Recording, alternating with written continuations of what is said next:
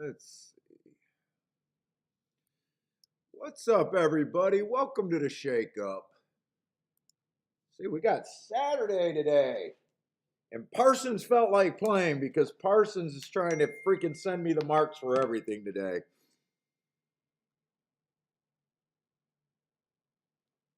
So Parsons is ready to play today, I guess. What's up, Blue Kim? Blue Ken? Tom Higgins? What's up, guys? Oh, boy. Let me get all set up and make sure I'm on right.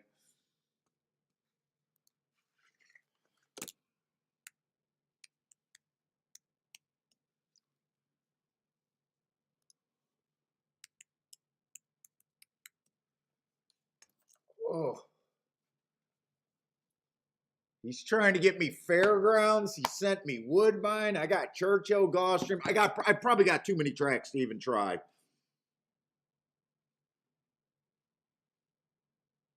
I probably got way too many tracks. Watched Fairgrounds yesterday. I mean, inside started really good on the inside. There was a couple of double-digit winners. And then the horses that won on the outside, the inside horses still connected the exactas in the try with some big prices underneath. So I think maybe that's why he's trying to get me up on Fairgrounds. What's up, Gregory? Charles is here. Saturday in Gulfstream. Does that mean you're there, dude? Does that mean you're there today? I haven't even looked at anything yet. I'm trying to just get set up. I decided to go get a cigar at the last minute, so.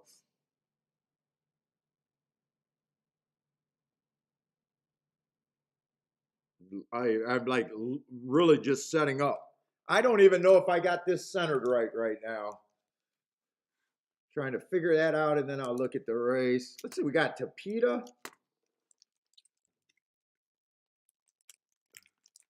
Kevin, what's up, Kevin? All right, does look like we're centered, so all right, I don't have to worry about that.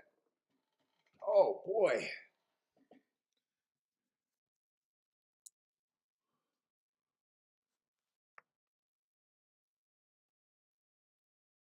Yes, Bluekin. Freaking I taunt everyone that lost at Fairgrounds the last 2 years. Shame on them. huge bias at Fairgrounds. I don't know if you were here yesterday, but before the races even started at Fairgrounds, I think I kept reading the bias reports. I think I looked up the bias reports for the last 3 years. Last year, dirt sprint races, 53% winners from post 1 through 3. 53% winners. And I am going to taunt people because, dude, if you were watching the show the last 2 years for Fairgrounds, if you had a losing season at Fairgrounds, a shame. You're not watching properly.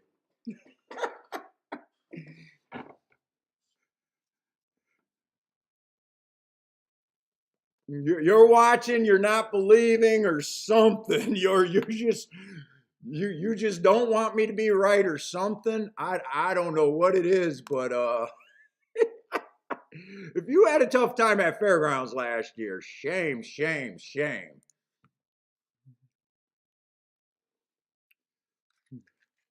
Jay, what's up, Jay? And then for the dirt routes, 51% on the inside. And in the last 3 years, it's never been worse than 45% on the inside, which is strong. 50-some percent is insane for a bias.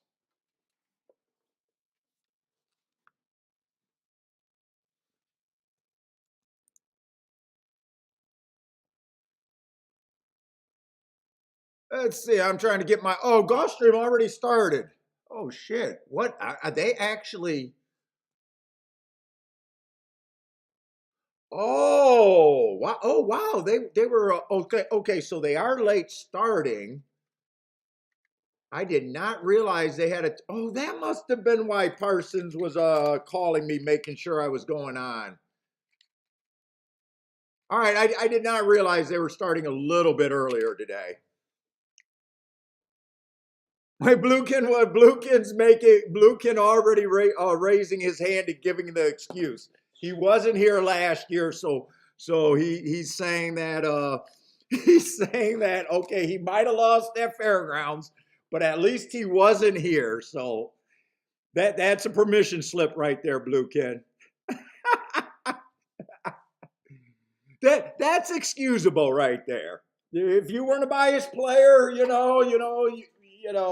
didn't have the influence of biases. Yeah, maybe then that was an excuse. So hopefully we'll get you straight on fairgrounds this year. Now that doesn't mean the bias won't. That doesn't mean the bias can't change, but it's definitely where you're going to want to start out this year at fairgrounds. Like, look, they could get a whole new track maintenance crew. Who knows what the fuck they did during the off season? They can do things to change that. Probably not, but shit can happen. But it's a great thing to know to start out, to look for. Yesterday the first 4 races on the dirt were all won by the inside. Yes, I know 2 or 3 of them were favorites, but the 4th race was a 10-1 winner. All right.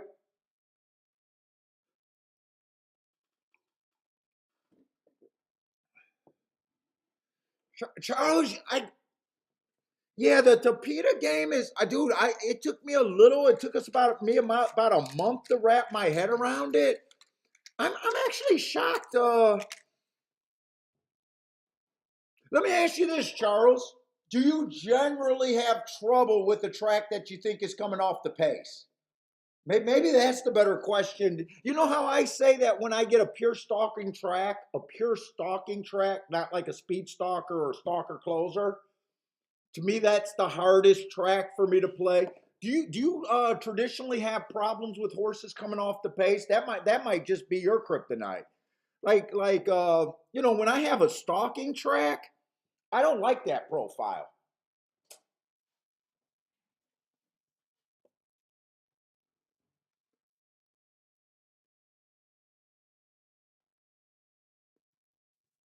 You're starting to believe it. Well, I do think it has to do. So they did come off the pace and they went fast there. I didn't see how far. What's tricky about the Tapeta is wondering if they're going to get the pace where we think they're coming off of, and wondering which horse may or may not go to the lead.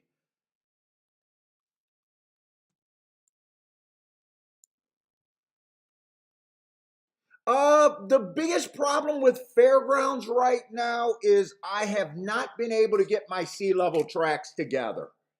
So right now, I looked at it last night. I got Delta Downs done a little bit. So I know a lot of horses are coming from Delta Downs. I think a lot of horses are coming from Evangeline and Louisiana, if I'm right. So basically, I don't have marks. Parsons trying to get them so we can look at them today, but I don't have them. So that's the biggest reason why I'm not just with that bias just all in. I still if I play a bias, I still want my marks. I'm still the biggest believer in my marks. So let me just look it up yesterday. Let's just look it up yesterday. So there was a horse, the winter fairgrounds, yeah, Louisiana, Delta Downs, and Evangelines in Louisiana. Those are all tracks that I don't have right now. Delta's the only one I got a little bit of a start on. So that's the real reason.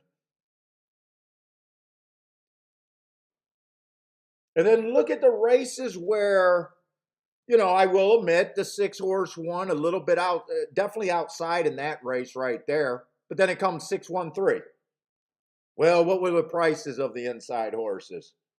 The 117-1 and the threes 2-1. That's how it was. It was either inside winners. Here's an inside winner right here coming from Delta Downs in the 2-hole, 9-1. Yeah, that doesn't suck.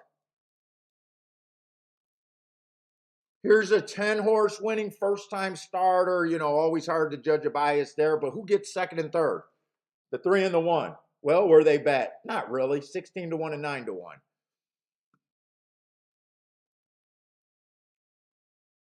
All right, the 6-1, big favorite right there, $1.40. Who got second? The 4-horse at 29-1, yeah, I guess.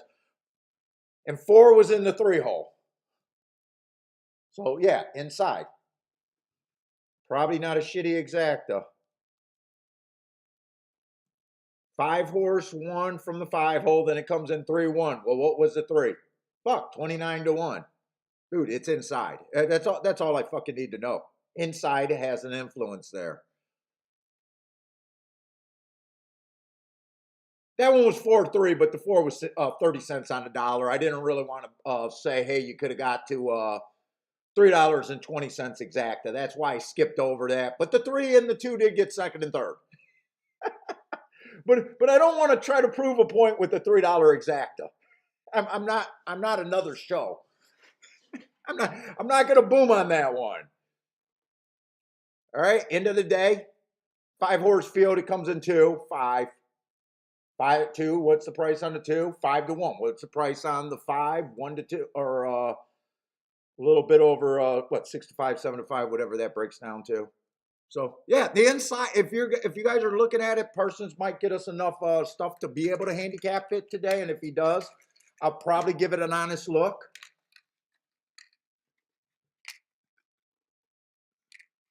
But he's gonna be slow. So it's you guys that marked the form before with my marks knows it's slow. He's doing it without that quick guide. So Parsons is actually trying. I have no faith in him because I know how brutal what. Not that I have no faith in Parsons. I said that wrong. I have no faith that he's going to get that much done because it's brutal. He has to look it up.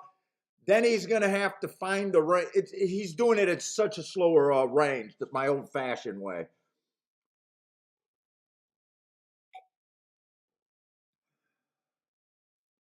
Ian is in the house. What's up, man? Boater's here.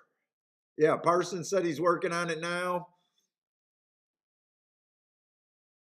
Oh, Tom Higgins been working on well, Tom, if you've been doing Delta, how did you do at Delta? Did you have a pretty good meet there?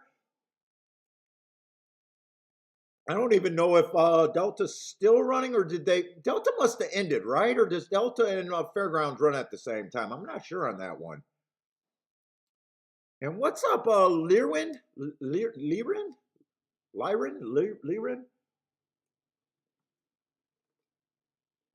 All right, I got my caffeine in me.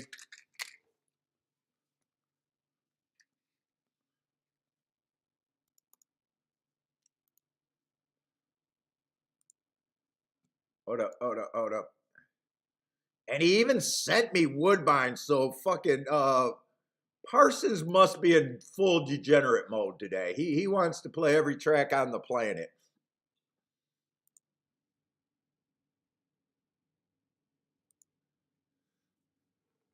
Lloyd, how's it going, Lloyd?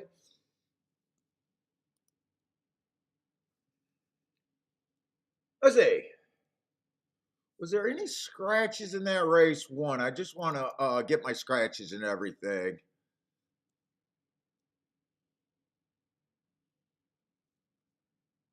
This horse is out of it.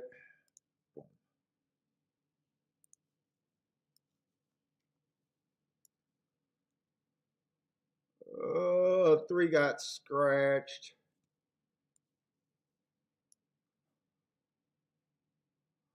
Let's see. Here's the replay. So 7 actually came off the pace there, huh? 2 and 5 had the lead and 7 stalked.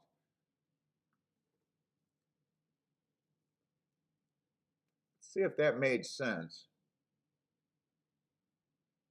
2 1/2 last race. He's been on the lead before, but I would have guessed that he would have rated there. I would have guessed that the 2 would have rated, but I see he was on the lead with the 5. 4 1/2. 5 actually does look like he's pretty dependable to go to lead. What does this 7 look like? A lot of horses earned a heart in that race. 7 got 2 races where he went to the lead, and he got 2 races where he was off the pace, and a race where he kind of stalked. 2 would have been confusing. 2 would have been, I would have had to guess the right running style. Or I'm sorry, the 7. The 7 is who I'm talking about. What's up, big guy? And at 2 to 1, I probably would have guessed wrong. Nice race last race. Earned hearts in multiple races. Not a problem. I would have just guessed wrong at that price.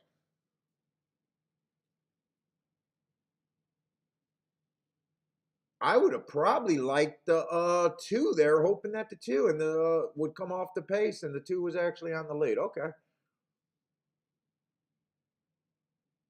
Delta is still running. It's been good for you as a guy trying to learn.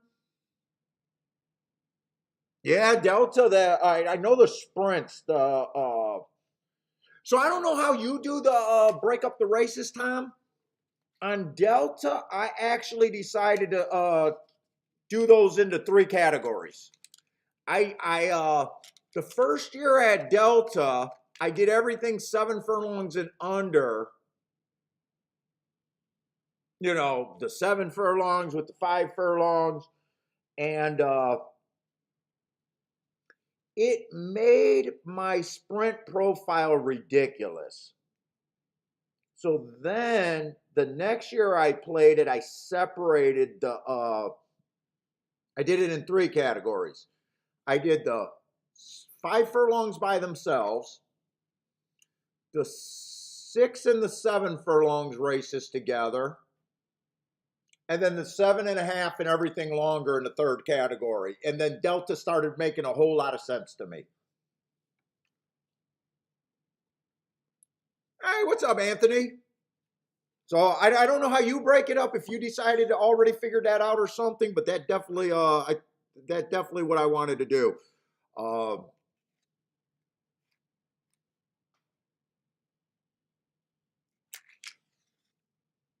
What's up, Attila?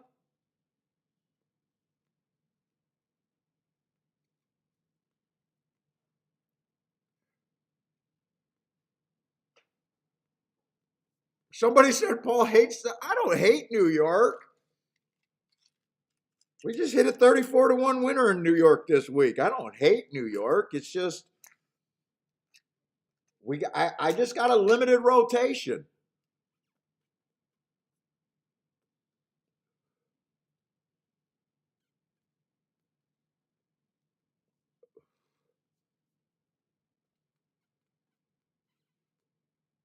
Fuck, I kicked Saratoga's ass on the air. I don't hate New York at all.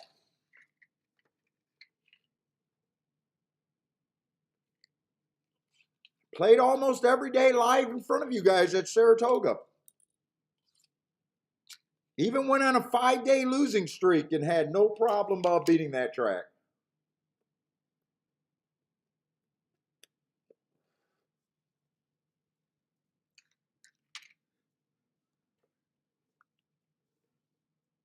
I hope it's just you losing sound. In fact, every time we do something on Skype or something with Parsons, he's always the problem with his headphones and everything. I'm betting that's just Parsons. All right, I got to get to handicapping and looking. You know what? Yesterday for the sprints on the dirt, I thought that the inside was very good. You know, hit that 13 to 1 winner. Should have had that exacta. Played it kind of wrong, that 2-3 exacta. that 25 to 1 winner in that dangerous first time starter race with the Todd Fletcher 1-5 went wire to wire on the rail. I didn't have that one, but that's when I started thinking, ooh, this rail looks pretty good. Now for the routes, I'm not so sure what I thought yesterday. I think they only ran 2 dirt routes. I know I played against the 2 favorites late in the day, that 8 and the other favorite. I thought I had a real opportunity with the inside horses, and it came 8-5, I think it was, outside middle of the track. I will say the 8 was never on the rail. I don't even think he was closer than 4 wide at any time. And I'm trying to think of what the other route race, it was inside, but that was kind of,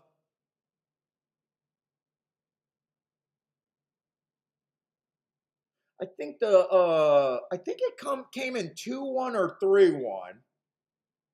I couldn't play that exacta because I wanted to play that exacta, but it was too chalky.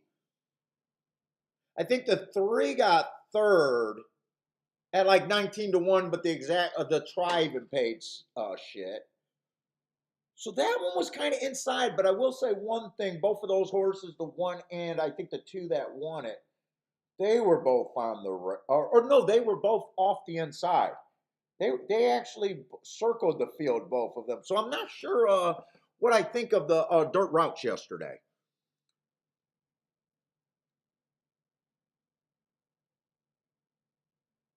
Let's see, what is Lloyd saying? I hear that. This second race I passed. Don't like counting on the outside post in the maiden special weight.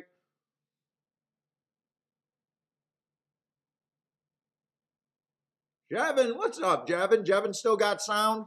Anthony still got sound? Oh, Anthony already started off with a boom over there at Aqueduct. Nice.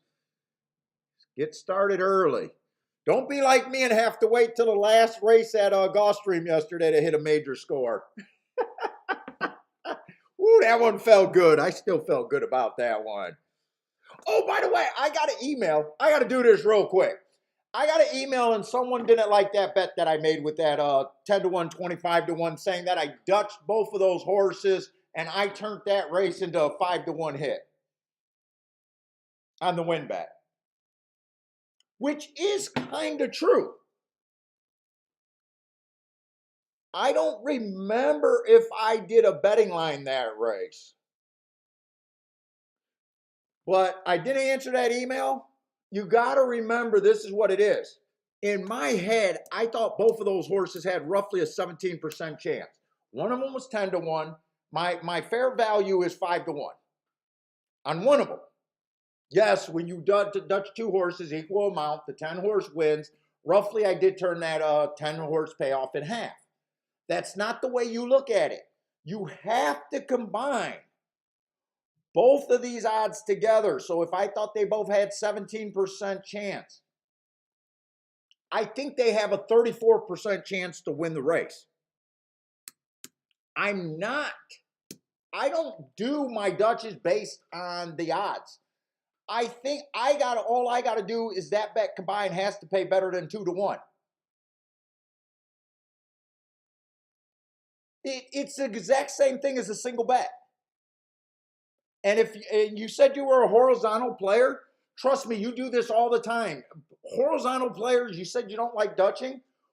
Horizontal bets, if you play pick 3, pick 4, pick 5, pick 6s, unless you have single, every time you play a horizontal bet, sir, you are dutching. You are dutching. So don't tell me my math is wrong. Don't tell me my logic's wrong. I'm trying to be 2 to 1. So basically, I was in a 34% in my head, a 34% chance to hit the win. 2 to 1 is an acceptable price, and I turned that into 5 to 1. I made a brilliant bet. I don't care if you like dutching, but there's no way you could tell me that you're a horizontal player and you don't like dutching. Because unless every horizontal you ever hit was single, you are absolutely a dutcher. You just don't know it because you're not that smart.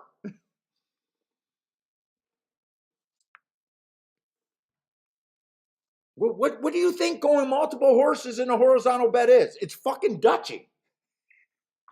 Oh, I'm trying to hit the pick six. I hit exactas that pay more than your dumbass pick six. What the fuck are you talking about? You're Dutching. Come up here with your bullshit.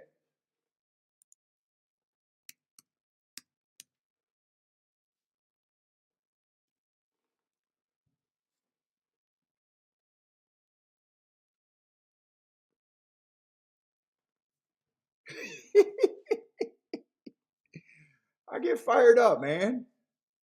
People, dude, worry about yourself. I say I'm profitable. You don't have to worry about me. Whether I'm a liar or profitable, it does not matter. Don't worry about my bets. If you hate my betting, fucking, you should be happy, motherfucker.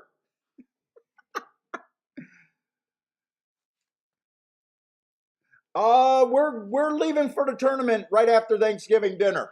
We're gonna be driving down to not Florida, driving down to Chicago after Thanksgiving dinner.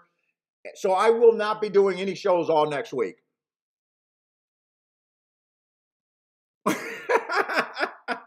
Tom Higgins knows that when you guys get me full of shit and I come on with a certain attitude, sometimes that leads to really big hits.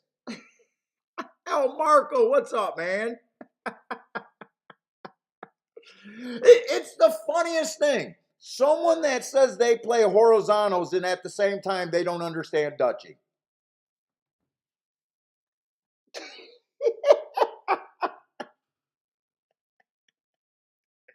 No, it's not Dutching. I hit the pick six. I hit the pick five. No, you Dutch to get, well, but it's okay in my case.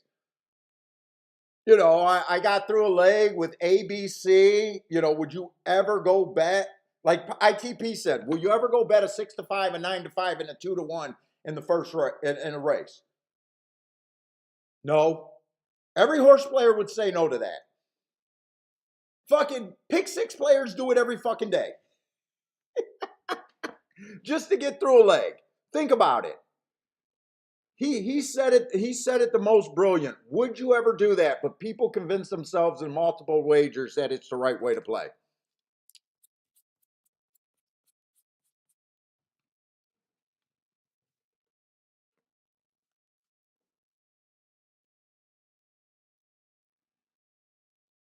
Let's see, just the three scratched here.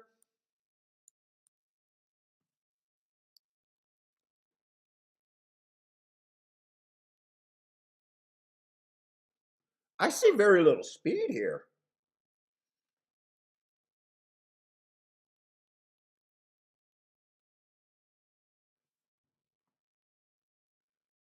I wouldn't be against aiming to bet towards the inside here. Let's see. Six is the favorite. Every route race I've seen, he never has any speed.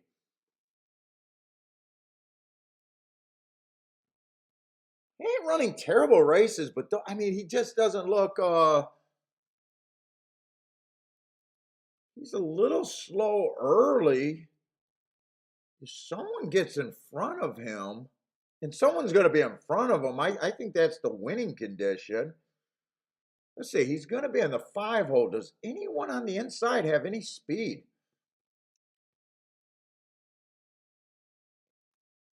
This is just a $6,000 race. Let's see, he is dropping a little bit, but he's also been at this class right here. 4 races back, he's been on at this class, and he still was a closer that day.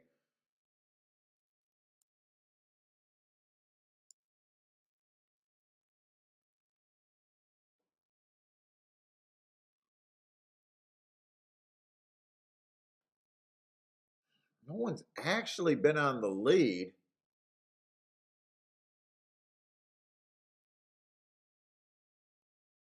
Who's been on the lead once, I guess. But it feels like there's an opportunity here.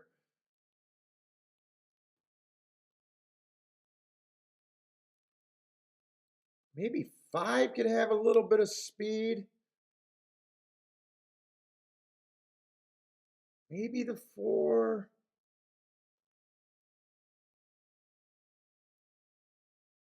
I don't love this race, but man, it does feel like this 6 horse can be beat.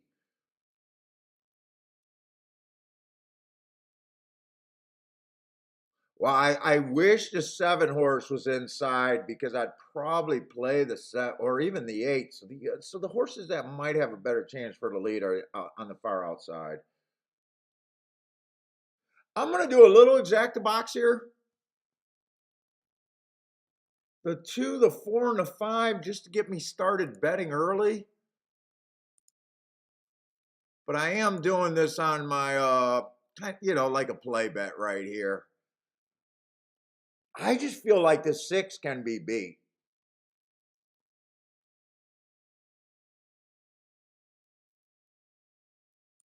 Where's my betting?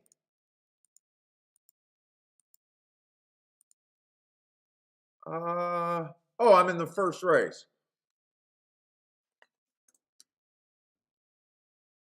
Let's see, they just scratched a 2.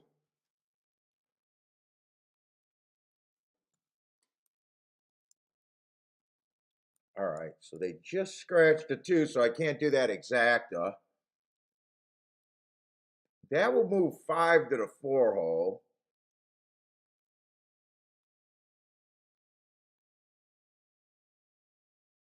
Or I'm sorry, 6 to the 4 hole. 6 is the horse I'm trying to beat.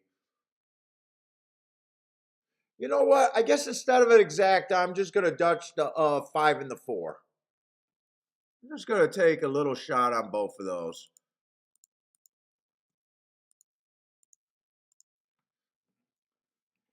Let's see, what's up, Rick? Jevin. Yeah, well, we got that late scratch. Lloyd is here. Charles B. already said. Who else slipped in here?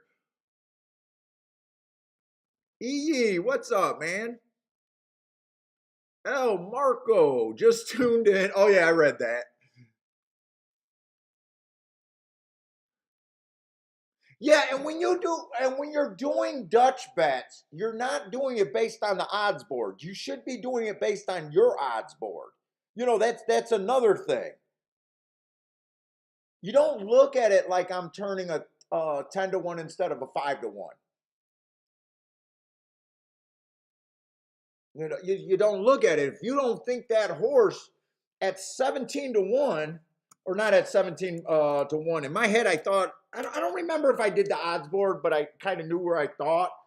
At 17%, I would have bet him probably if he was 6 or 7 to 1. I got him roughly at about 9 to 2, 5 to 1 is where he should have been. I might have bet him at 6 or 7 to 1.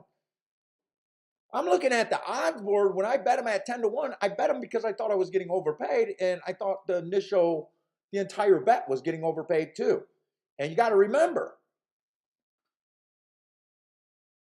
if the 8 horse gets his head down, plus I hit the exacta. Fuck off. Don't criticize my bets.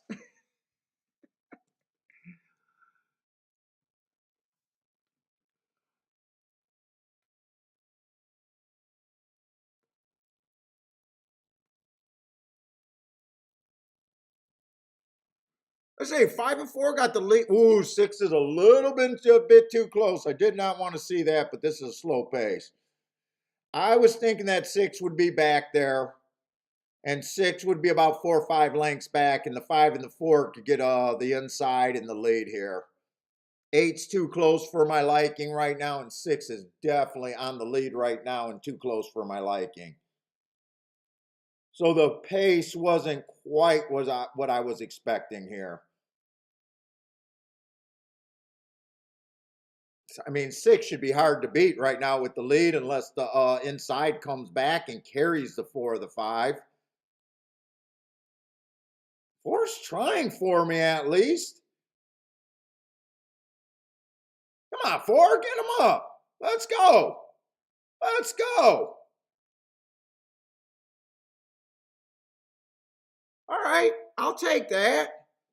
Did not do the exacta, but maybe that scratch helped me because I just did a 2 horse win bet.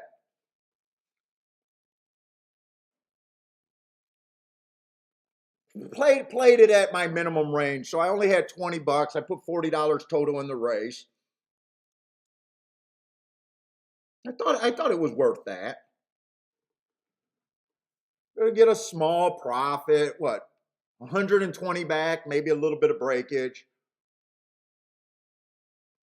Yeah, not a boom. Not probably unless you bet it a lot heavier than I did. If I would have went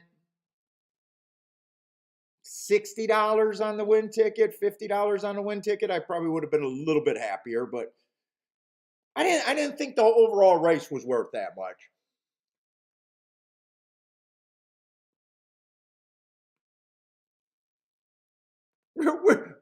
We're the only horse racing channel that where we hit we're like what is that? We take shots at it. Oh, you know what? That bet was just okay. You know what? We pick up a couple bucks, nothing to see here. Moving on. Yeah, we got a 5-1 winner home. That's fine.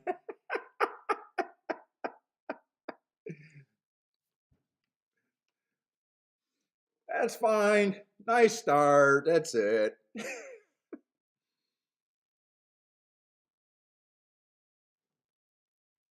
Hopefully, there was no bumping or anything, but I don't think there was.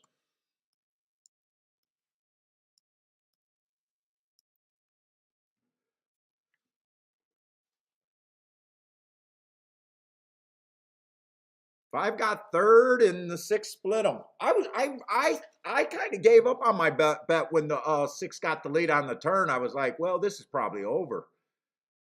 Maybe that rail carried the four home, or maybe the four was just able to re-break. Let's see. 24 and 4. That's a dirt race, so that is kind of slow for a mile race on the dirt. 24 and 4. 48 and 2 is not super slow, but that 24 and 4 is kind of slow. So four horse might have been able to re-break just because of the slow first call, maybe. What's up, Jerry?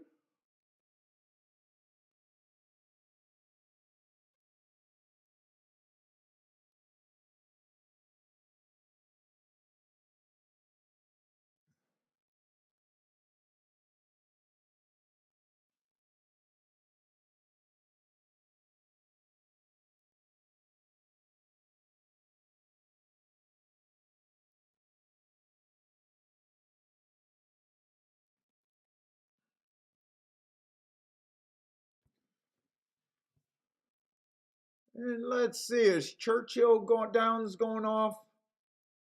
Let's see, we got Woodbine in 34 minutes. I'm not going to be able to cover all of these tracks. I got extra forms today, but I don't think I can cover everything.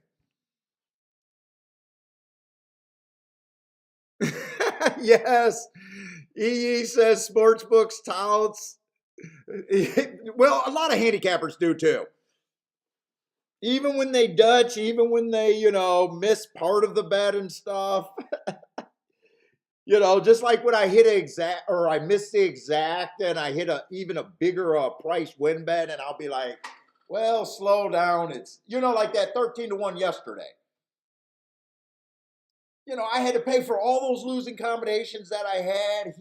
I Dutched three horses to win. Even though I hit a 13-1, which is usually a boom, I was just like, fuck, I'll take it. God, I should have hit that exacta, but you know what? I'm gonna make luckily I'm gonna make a bid in a race. That too, I threw in at the last minute. I realized what he was late. I was happy to hit it and was able to make some profit off the race, but it wasn't anything it wasn't anything great. Where really I could have been like, oh my God, I got a 13-1, but fuck, I had a million bets there. I got to pay for those losing bets. I got to pay for those losing fucking bets. Those losing bets are not free.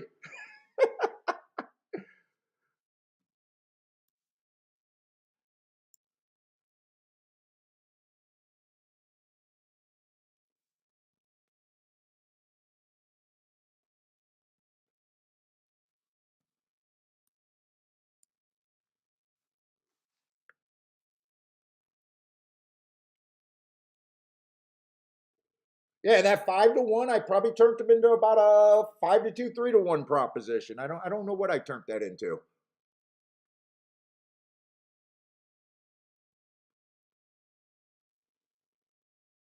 So even when I hit a 5 to 1, it's not always a 5 to 1. Thought it was a safe bet worth playing. Kathy, howdy, Kathy. I really wanted to get a. By the way, I did no prep work for tomorrow.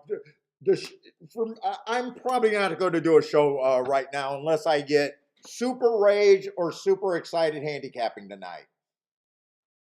So you probably either, if you want a show tomorrow, you probably either want to root for me to get my ass kicked today, but I don't know why you'd want me to do a show tomorrow if I'm terrible today. Or you want me to have such a big day that I'm excited and I can't go to sleep and I just want a handicap for tomorrow. So you got two options. Root for me to get crushed, to get a show tomorrow, or root for me to have a huge day where I'm so excited I just want to do another show. Because I did not get anything done this morning. And I led with I wanted to get this race charted yesterday because I have no idea what Churchill was doing yesterday. But I did not have time to get that. What's up, Omar? Thad is here.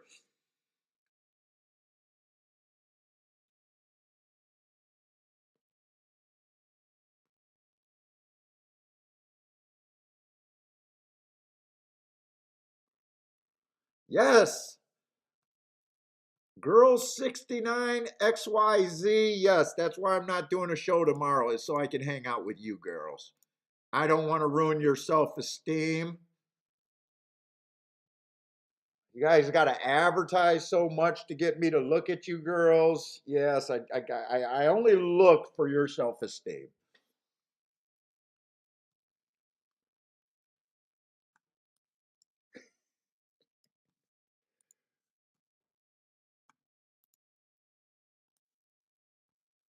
I don't want anyone to feel left out. Did I scratch the right horses in the right race? I must have. Let's see, we got 8 minutes for this race. 6 furlongs, maiden claiming 15,000.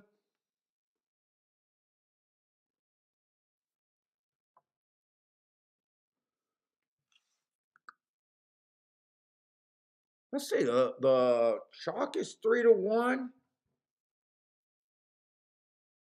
And he's the 6 horse here.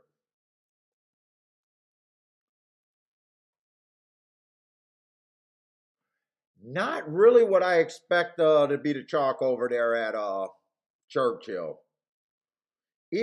Churchill generally on the dirt favors speed and stalkers.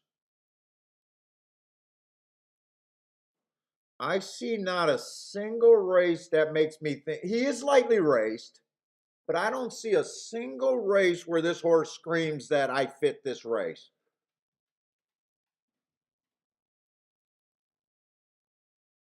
Ran 2 races in maiden special weight, so is making a drop, but ran so ugly. I mean, that's what bad horses are supposed to look like in a maiden special weight.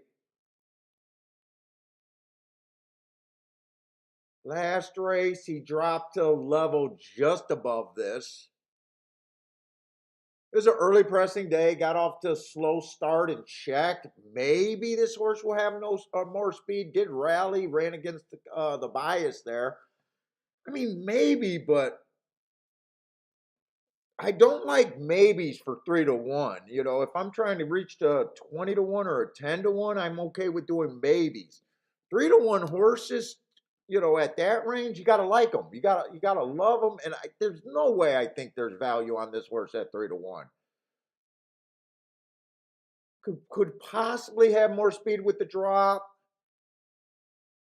but for me to say possibly and to take 3 to 1 is just, to me, that's wrong on so. Even if the horse wins, it's just wrong for me to think that way. So I do have a horse that I'm interested in trying to beat. I don't know if there's anyone here, but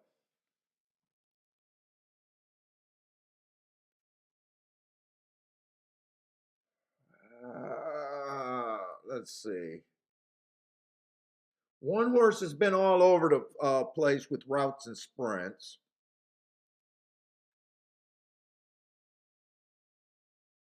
This is a horse that's able to get the lead routing and not able to get the lead sprinting so far in its career.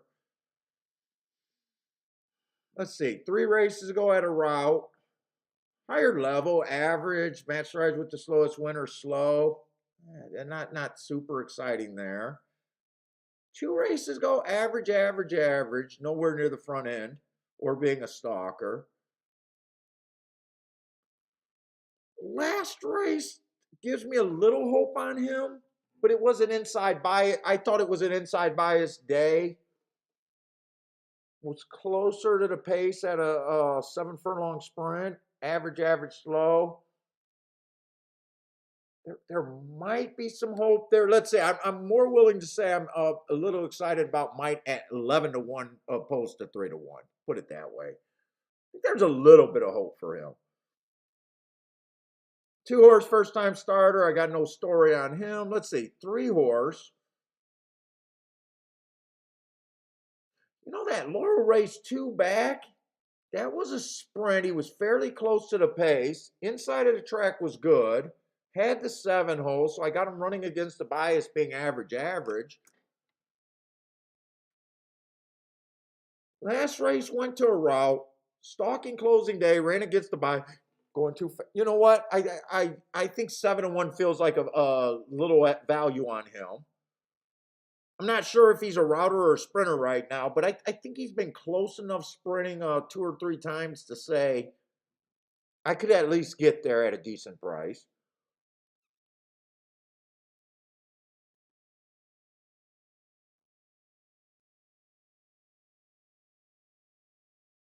Horse been running a few routes and sprints also.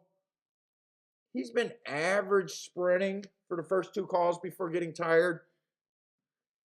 I can get there, but I'd rather take the 3 at 7-1 than the 4 at 4-1 kind of deal right there.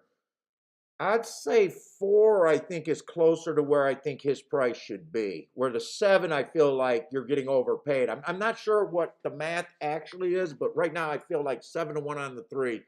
You're at least, if you're right, you're at least getting overpaid. That's how I feel on him. Let's see, 6. We already kind of looked at the 6, and I'm just worried about him not having speed, and I hate the 3-1 price.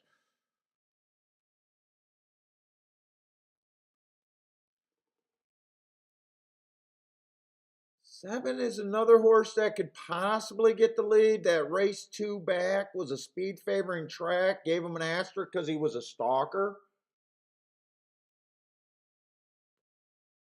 7 wouldn't shock me at a big. I kind of think whoever gets the lead here or be within 3 lengths of the lead is going to have a huge advantage, is the way I'm looking at this race in my head.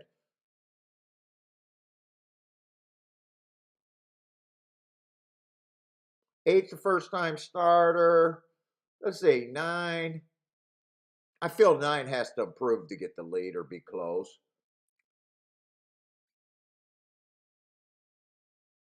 10, I don't know what the 10 is because first race out, I got the 10 running on a bad rail, speed favoring track, running against the bias. And last race, I thought the inside was good and had the 7 hole. I mean, I got 2 excuses that I believe in, but I still like to know what I think a horse is, and I can't answer that question, what I really think he is. And 11 doesn't have the right running style for the most part. 12's been off a year, which never sounds right to me.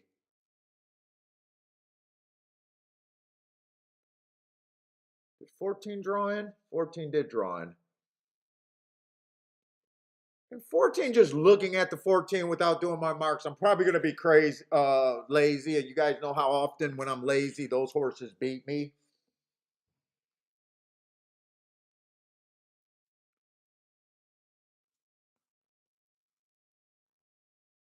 We got 12 horses in this race. I don't think I got really enough time to do a betting line here.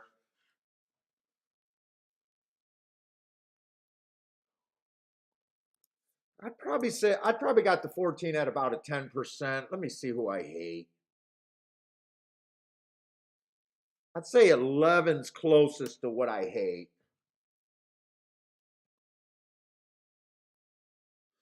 Let's see, the first time starters, I'm just going to put at 5%, but I'm just doing it because I don't bet first time starters, and there's no way I know what the math is. They could have a much better chance, and I'm willing to admit that.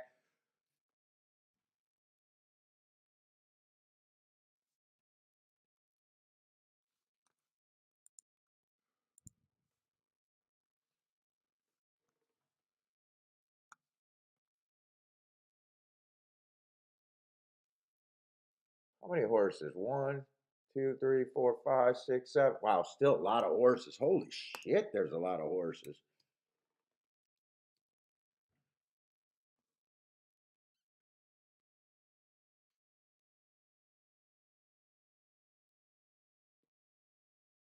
I gotta dislike some more horses.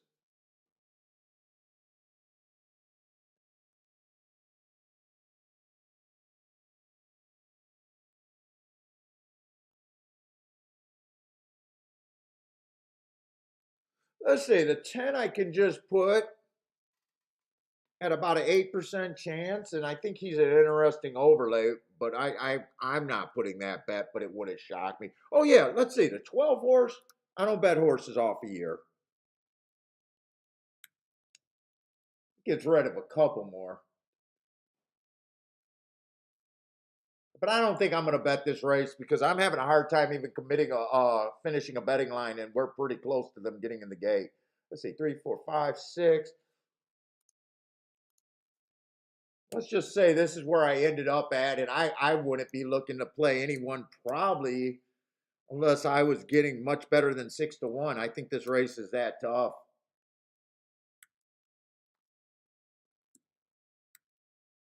And now once I get even this basic betting line, even though I liked the 3 and I thought that 3 felt like a lot of value, right now he's only getting 7-1 when I stopped at 6-1.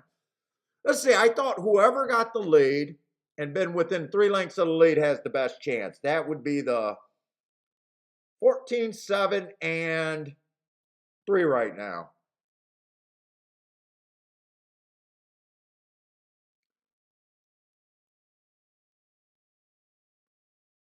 And 12's close enough too. Those are I think the winner's going to come out of that group of that 4.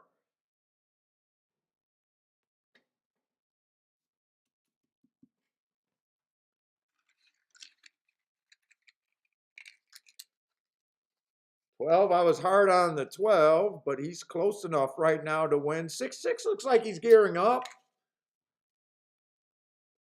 Maybe 6 can run him down.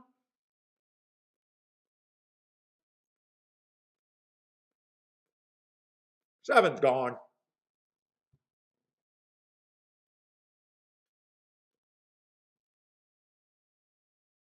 I like my opinion there. I thought the 6 was set up to be beat here. I just couldn't really narrow it down. Who was the 7? 7 I gave one of the 4. You know, I got a few horses that I gave 14%. 7 happened to be one of them. He was a 2-point overlay. Let's see, how many of the horses that I got overlays? Let's see, 1 would have been an overlay. 3 was barely an overlay. 4 was an underlay. 6 was an underlay. So really the only horses I could have realistically looked at was the 1, the 3, the 7, and the 9, even with that weak betting line.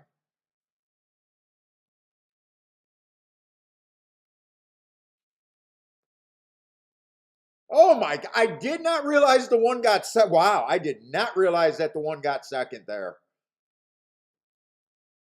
That actually could have been hit depending on how aggressive you wanted to be there. That could have been hit.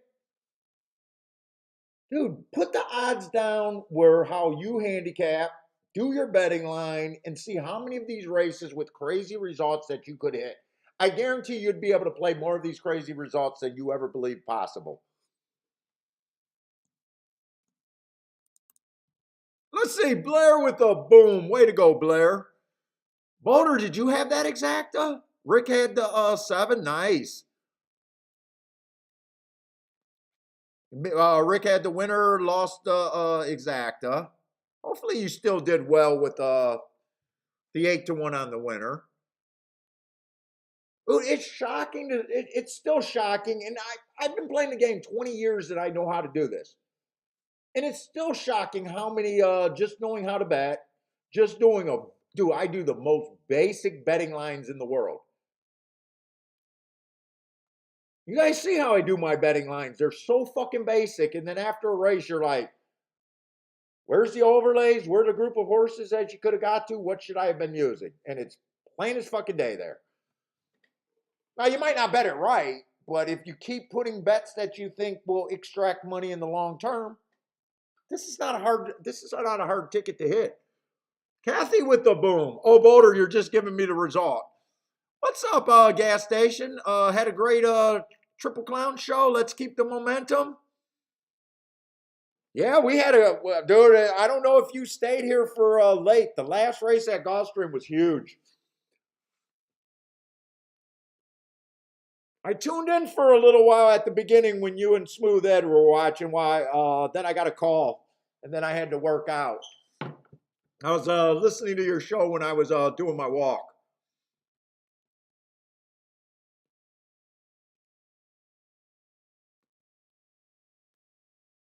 And I seen you had a lot of the regulars in the shakeup over there on your stream. So thank you for supporting us. And looks like they're coming in and supporting you, Gas.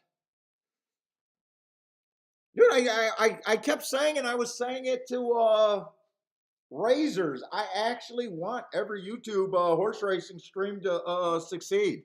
I think it helps us all if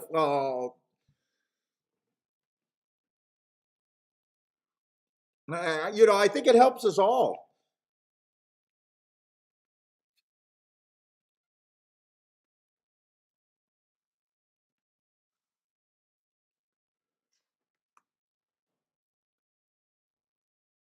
I think didn't you have that 2 in the 4th race? Was that 2 in the 4th race at Fairgrounds?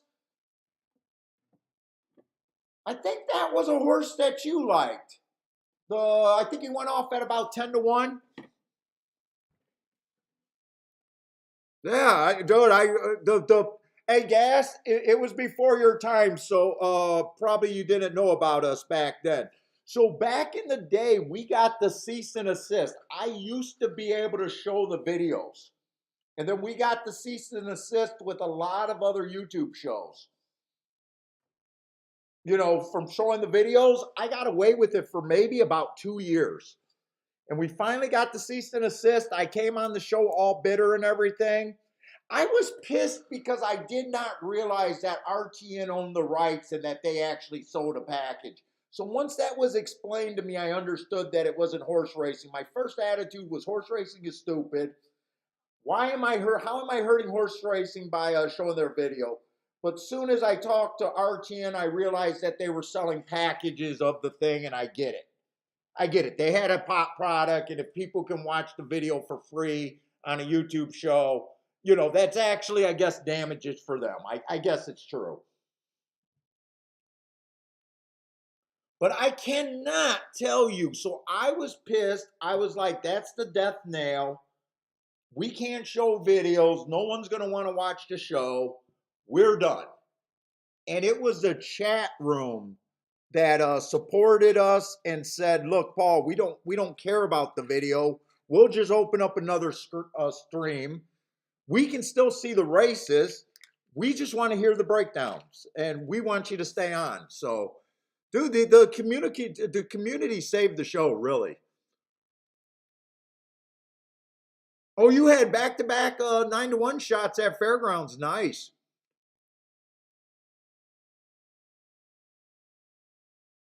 Nice. Yeah, so if you guys don't, I mean, if you guys haven't, and you guys want to play the late races, I'm going to keep saying it. I got no problem. Gas Station Sushi throws it up there. And when I see it or talk to Gas, I'll always remind people if they want to check out that show, check them out. I just don't play late races. I need my downtime. Gas. I do not know how you and Grandma and some of you handicappers can play all day and all night. I do not know how you guys can stay mentally sharp.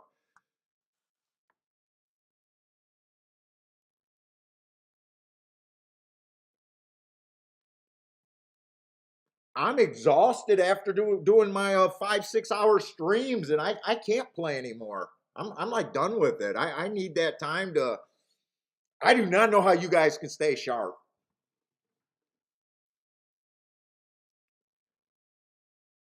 What's up, Elaine? I hope I'm saying your name right, but that does look like Elaine. And thank you for the hitting the like button, folks.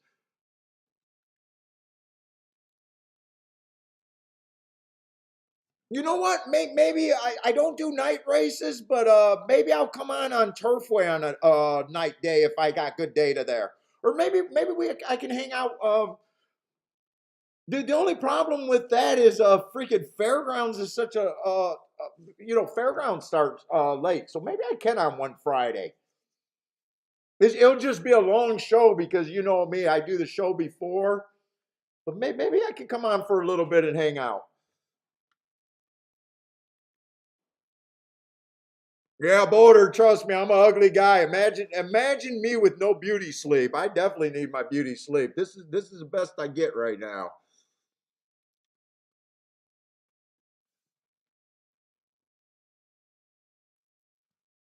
Let's say 7 won that race and pretty much went wire to wire over there at Gulfstream. All right, I'm sorry, at Churchill.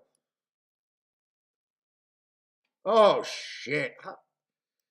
All right. I'm gonna have to step my commute broadcasting skills up.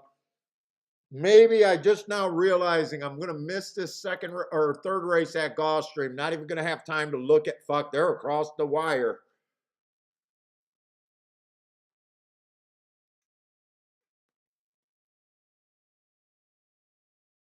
Looks like the 6 horse won. I'm just gonna go back, look at the marks, see if we could have got there. Now that was a Tapeta sprint races, so Tapeta sprint. I'm gonna act like right now I have no idea how the 6 won, what the 6 is, nothing. I'd be looking for speed and stalkers on the Tapeta sprint. I'll tell you right that now. So unless the 6 closed,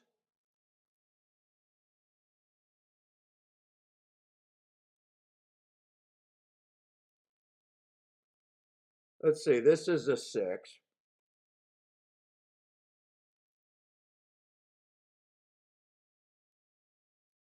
Just looking at the 6, I don't see much there that would have got me intrigued.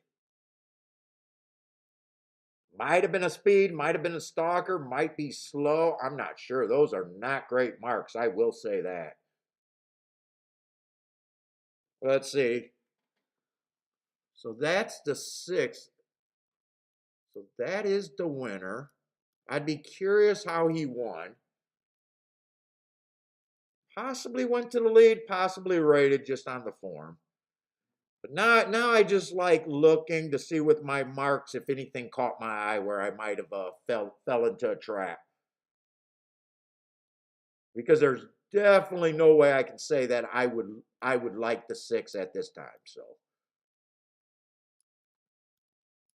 when I try to review races that I don't see and stuff, I try to be as honest as I can with myself. I don't like horse players lying to themselves. I try to get people out of that. Let's see. I can say I would have been. I would not have been interested in the 5. Just 3 races, slow in a row. Even though he looks like a stalker, probably would have been hard for me to take. Let's see. 7's off a year, so I don't think anywhere in my history I would have got fooled on the 7.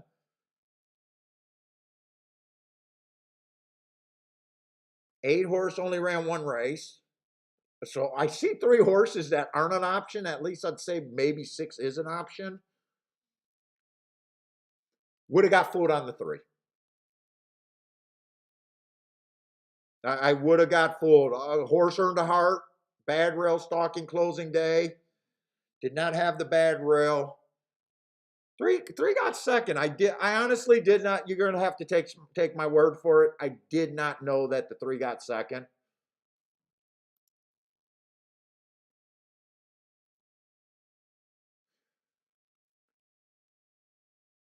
I would have mostly been interested in the three and the one.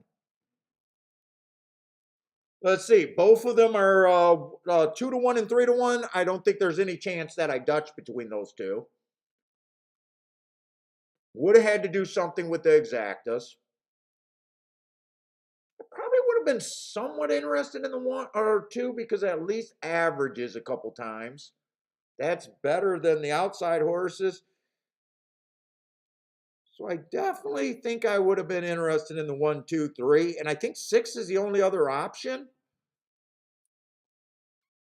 So possibly, but I can't say I would have loved that race. So at least I kind of know an idea of what they're, and I have no problem with that result, really.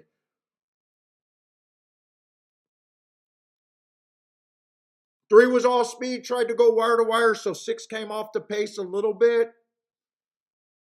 Yeah, and that's kind of what you want to review yourself, getting better, seeing how a race played out, see if it makes sense the way you look at handicap. Some of the people say it's red boarding. I don't think it does me no good. I'm using this to try to see if a track's playing a certain way and just seeing if I could have got to something.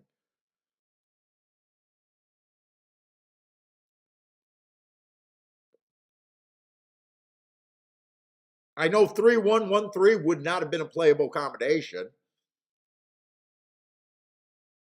Probably forcing the 2 and the 6 to get first or what was this? What was the what was the 2 bet down to there?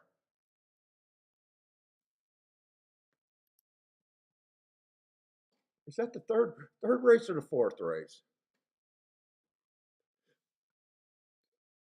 Yeah, 2's 5-1, 6 is 6-1. You would have had to look at the exactas and force the 2 to get first or second. Or I could see myself keying off the 1 or the 3. Or yeah, the 1 or the 3. I would have liked the 1 and the 3 best. Both of them earned hearts. It would have been picking the right one. All right. Do we want to do more tracks today, even though they'll make me more scattered brain, or do we want to just try to narrow it down? If Gulfstream and Churchill seems to be running at the same time, I might be pretty quick to ditch Churchill because Parsons marked up some extra tracks, so we got a little bit of Woodbine. The only problem about me being more scattered brain, the drawback with me trying to look at more tracks, it gets to be quicker. Quicker is more mistakes, possibly.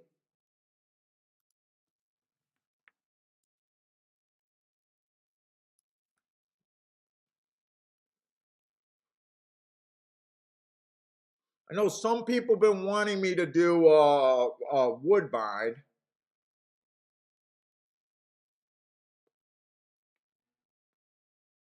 Woodbine doesn't look like a bad betting board. We got 7 horses in the race. Let's see. I haven't played Woodbine in so long. I gotta familiar my at least see what I think the running style's been doing.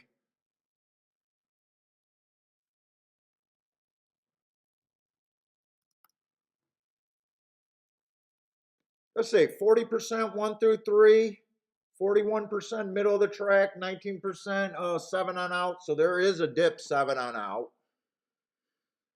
Speed's winning 35%, so speed's fairly decent. Stalkers 53% and closers. Horses coming out 5 lengths out or farther are the 11%. So I'd be against closers to start out the day.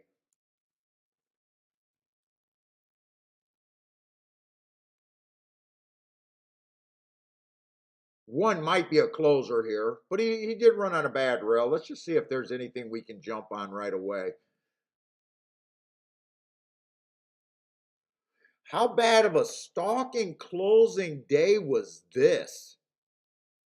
This horse came from 8 lengths behind. He was 6 lengths behind at the half, earning hearts. Wow. You don't see that very often, especially on a sprint. You see it on turf routes now and then.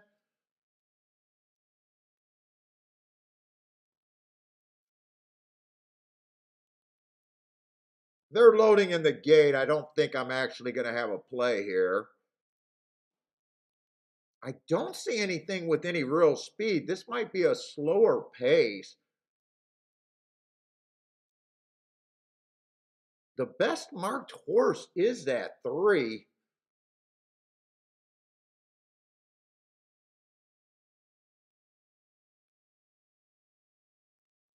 He's tricky because I'm going to guess that the 3 is probably a stalker here. 2 might be find himself on the lead. I don't think there's a single horse in this race that's been on the lead in their career. I guess 3 has in one race.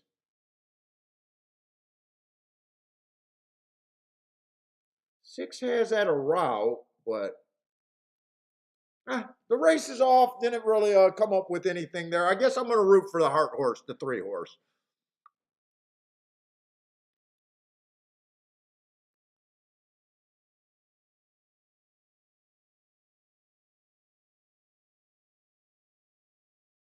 J Brum, what's up, J Brum?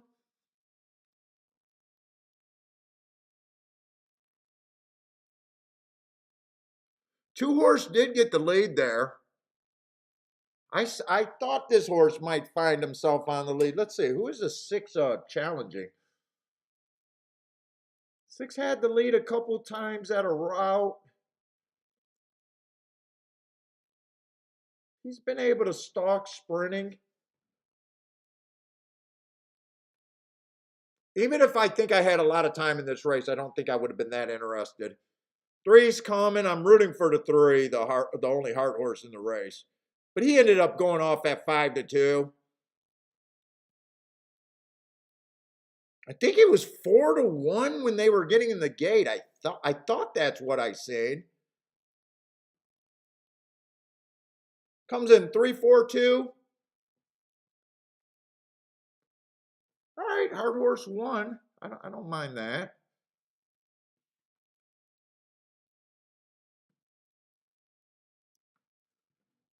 Blair with the boom. Way to go, Blair. Would you hit the exacta there?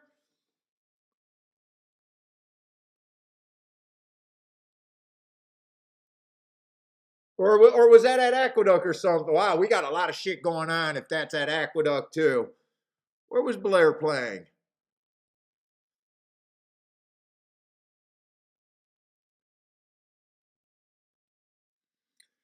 Yo, Rick, this is what he does. Gregory with the boom. Thanks, Blair. Gregory giving a pat on the back to Blair. Nice. I like it when you guys give credit to people that help you out. What's up, Nimit? Nimit with the boom. Way to go, guys. I just don't know if you guys are playing Aqueduct or Woodbine. Let's see what happened at Aqueduct. The 4. Oh, maybe. Let's see. Blair said the 4 horse. So maybe that was at Elaine liked the 4 at the Big A. So Elaine should have hit that.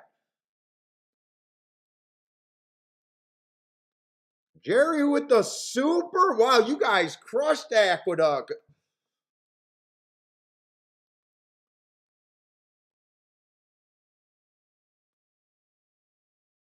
Joshua says stop killing his exactor payouts today.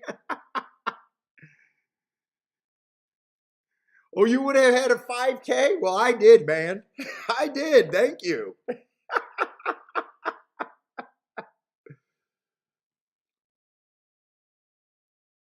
So it looks like you guys were playing Aqueduct. Nice.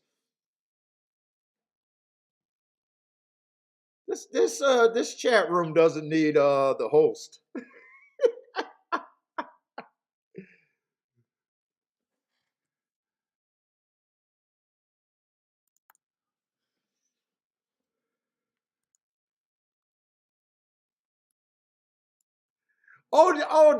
Joshua, did you have that same exacta?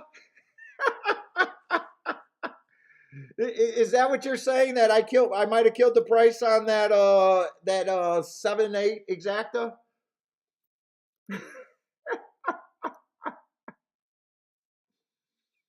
Dude, I'll never know if I hurt my own payouts when I'm right. I'll never know that.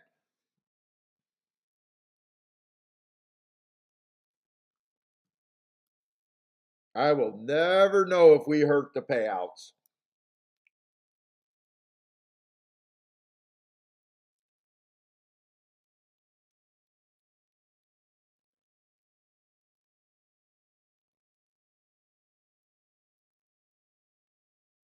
Let's see, this is a 6-horse race, so everyone starts at 20% just before handicapping. 4-1 is fair value. If you don't know how to handicap and you just want to be ahead of the math and you don't want to learn how to handicap, at least be ahead of the math.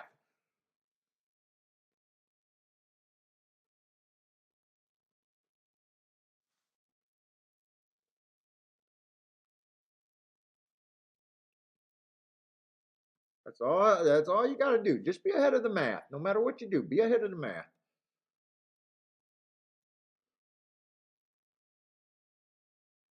Let's see, this is a 20,000 winners a 2 lifetime here.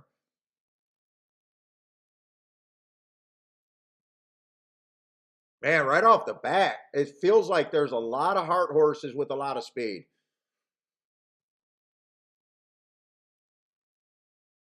Although I will say the one earned his heart's 4 races ago at a route.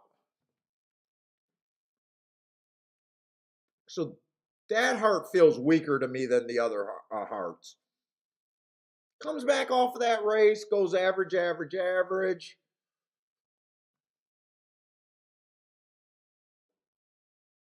Two races ago, average, average, slow on an early pressing day. And then last race, early pressing day was probably a little far back, so I gave him an asterisk.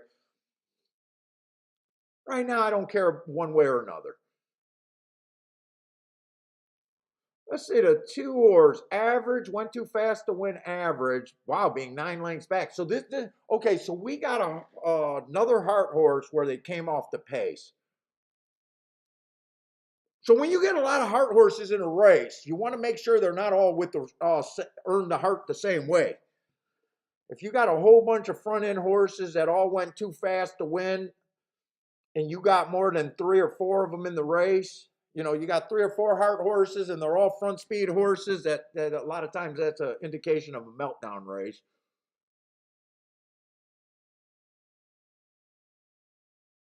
Three's a front runner, and that's how he earned his heart. Let's see, 4 races ago, I like that heart.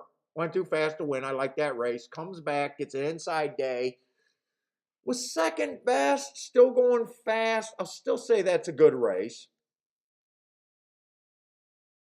A lot of times I'll say that's unexcusable when you had the good rail, but he was second best, and he still went fast. I know it was a 5-horse field, but he matched strides with the fastest winner, 1 tick slower than the fastest winner, so the pace was still hot. I think that's still a good race.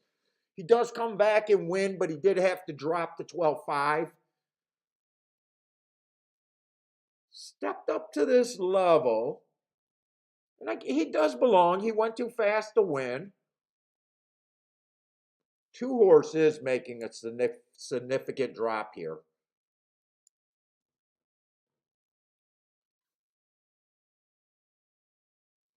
4's making a significant drop.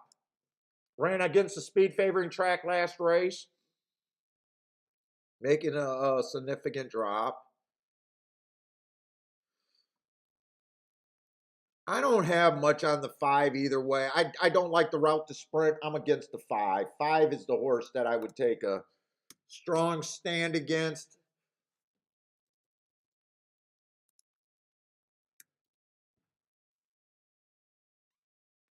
And 6 earned his heart while dropping a little bit with front speed. I'm not sure if I think this 3 should be 4 to 5. Kind of broke his maiden at the basement.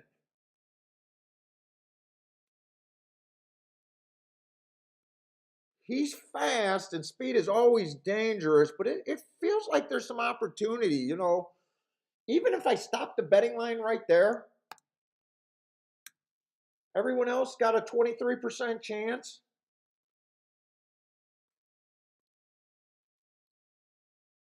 23% is like between two to what is 23%? What would 23% correlate to?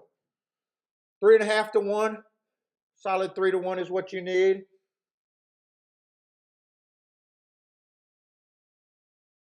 So that would say that I could be interested in the 6, the 2, and the 1 with barely any handicapping. I don't think I'm betting this race. In fact, I think I gotta go. I should go to the bathroom and give Bentley his treat right after this race.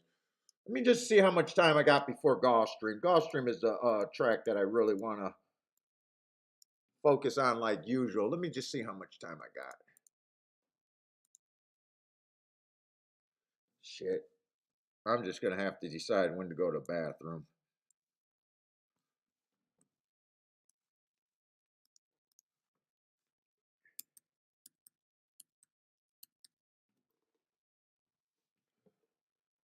So I would be against the 3 and the 4 here.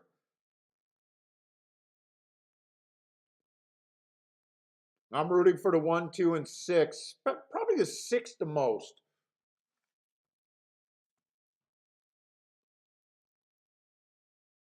Three did not get the lead, and I thought that was kind of possible with him breaking his maiden at the lower level. Maybe he can rate, but right now that 6 got the lead.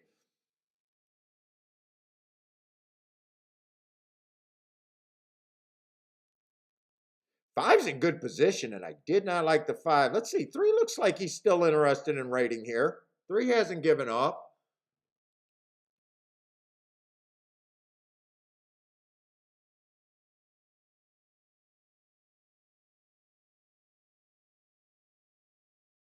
One's super interested. Oh, one's making a threatening looking move right now. Oh, except he flattened out. 6 is fighting on. Three's lack of class is not holding him back. He's still trying. But 1 got him. I gotta go to the restroom. I am gonna have to go. Oh. Billy, let's get you some where's my cookie monster?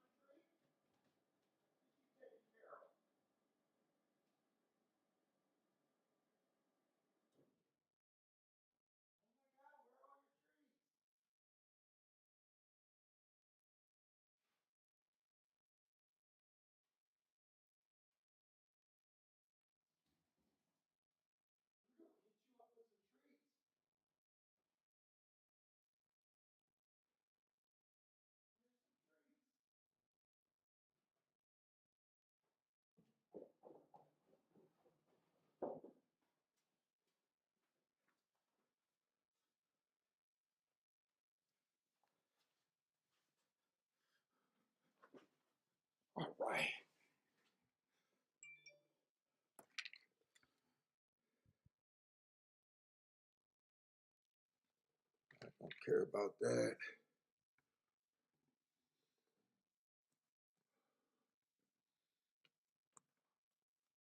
One won that race coming off the pace. Whoop, wrong one.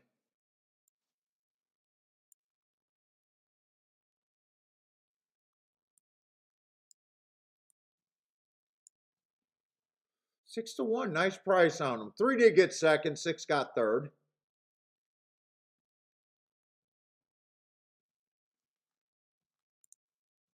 I feel like I could have been doing something at Churchill so far today. I feel like I could have been doing a lot.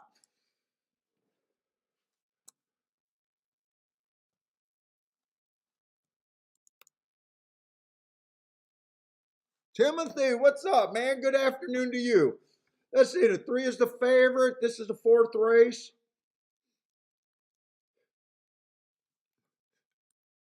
To Peter Route race. Let's start with the favorite. 4 races ago, early pressing day average, stalking. Nice win. Comes back, another stalking day. Ran with that bias that day. 1 tick slower than the fastest winner, 1 tick slower than the fastest winner. Match strides with the slowest winner, which she was. Not a bad race. Comes back, 1 race sample, still stalking. And last race, stalking closing day, went too fast to win. Got in position at the top of the stretch. Everything looks good. My biggest problem with the 3 is the price.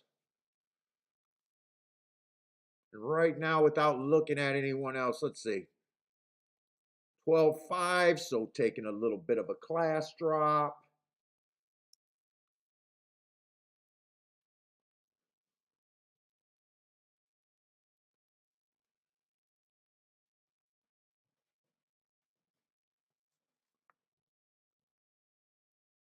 Let's say 1 horse got the right running style, but was off a year, came back 2 races ago, ran against a bad rail. I like that excuse, plus the year off. Probably always need one, in my opinion.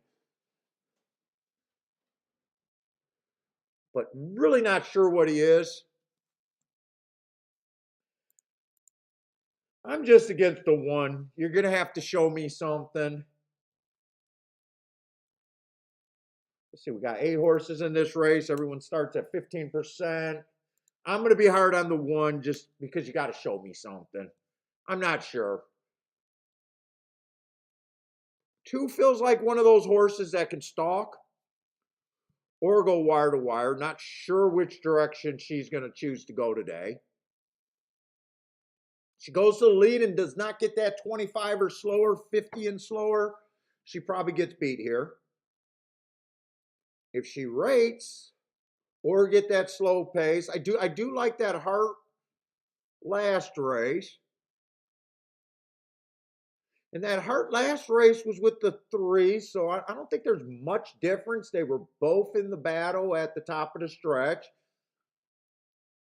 3 got the better of the 2 last time, but the horses reverse and beat each other all the time. If they're close at the top of the stretch, they can. I don't worry about beating Lakes at the top of the stretch. In fact, 2 probably ran the harder race that race because she made her move first, got into the pace, dueled for a couple. So there's upside on that too. It's just tricky to know if we're going to get that pace. Let's see. I think 4 goes to the lead here. Is capable of stalking.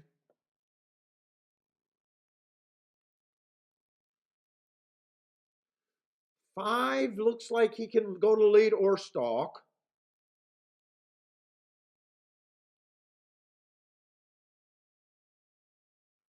I think 6 just looks bad. Unless the pace is crazy fast, and in case all of these horses go to lead, I think that's the only scenario that she can win, and I don't even know if that's a scenario. Let's see, she's scratched anyways. So there's no scenario where the 6 could win.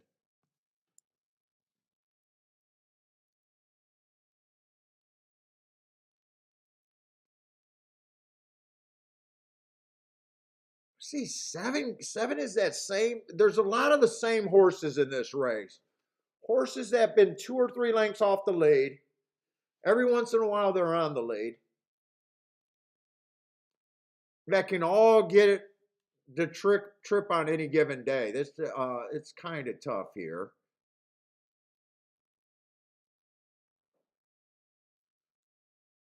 I see almost no reason to be in this race unless I can make a case for the 8.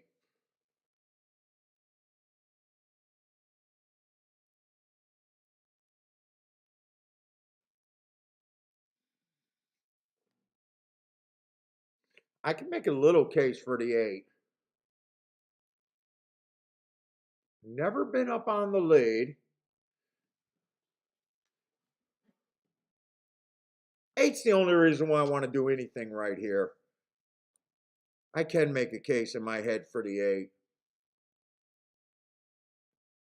Even if I think the 8 has a 10% shot, 25 to 1, I am interested. Let's see. 1, 2, 3, 4, 5. 5 horses.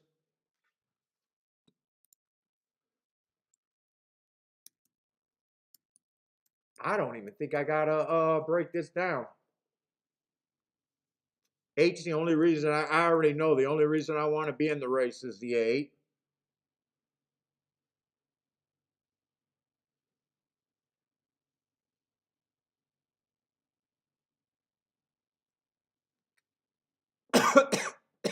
Oh.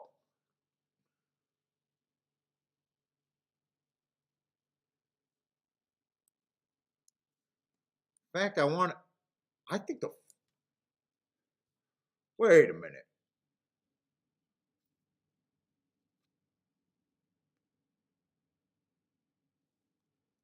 Dude, I could even bet the 8, 5, and 4. All of them combined to about 50% chance to win.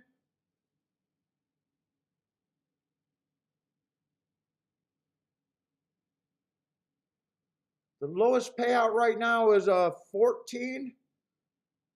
All I got to do is get better than even money.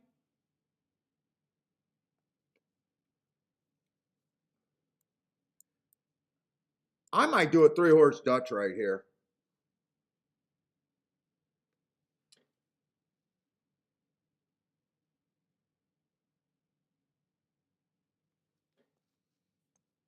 And I want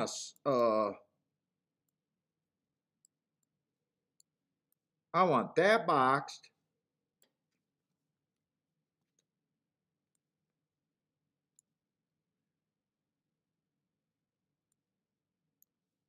That key boxed.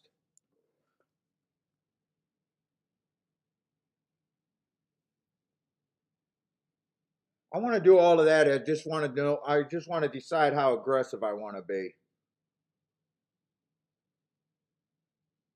The amounts.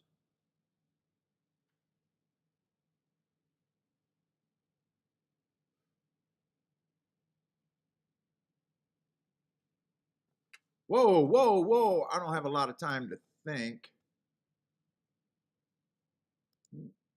You know what? I'm not doing the 3-horse win bet. I just realized that the odds all of a sudden went crazy down, but I want to do the exacta. So the only win bet I'm doing is with the 8, actually.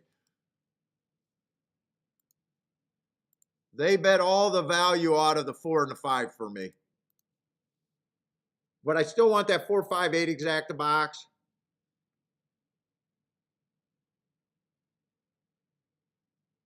Really, I should have just did a key box because 4, 5, 5, 4 probably isn't good enough. Can I cancel that ticket? Ah, fuck it. I'm going to leave that ticket.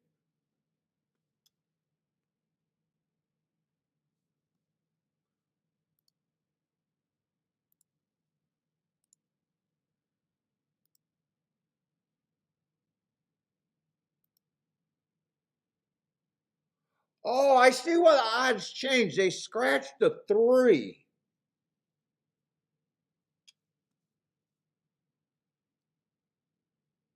That's why the odds changed so drastically.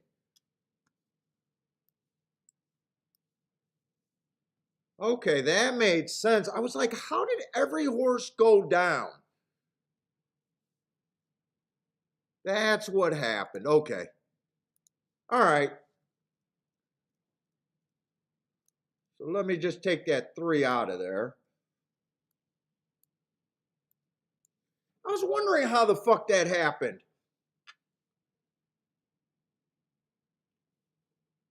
Well, I always had the 6 scratched. I always had the 6 scratch. It was just the 3 being scratched late.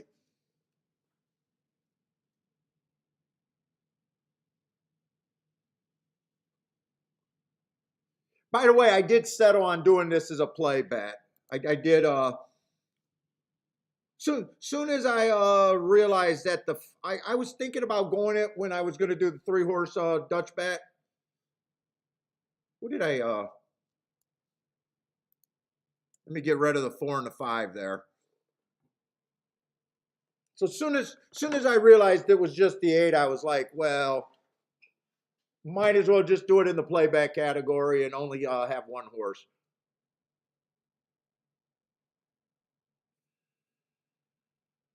Yeah, I did. Dude, it shocked me, and it took me a minute to realize that why those odds changed. Yeah, it was a scratch. Although I'm getting the odds that I want on the 8 horse. Anything over freaking 10 to 1, I'm decent. Probably over anything over 15 to 1, I'm betting him. So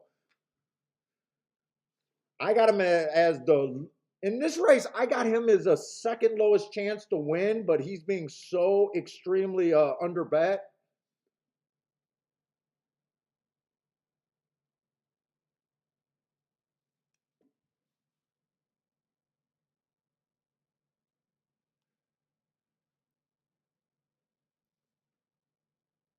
I wish they didn't scratch the 3 because probably the 3 wouldn't have ran, and that would have already helped. That would have helped my ticket. That would have helped me with him running. Let's see. Blair likes the 125 over there at Churchill, or I'm sorry, at Gulfstream. Frankie 888, what's up, man? Likes the 5 over there in race 5 though. Are they already? They're not in race 5 already. They can't be that late.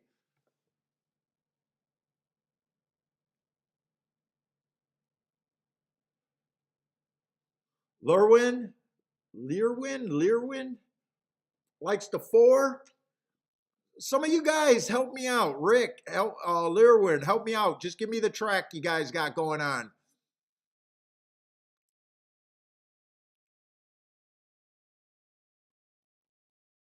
We want to see. We don't mind people putting up picks, but we got a lot of tracks going. Just help us out with the track.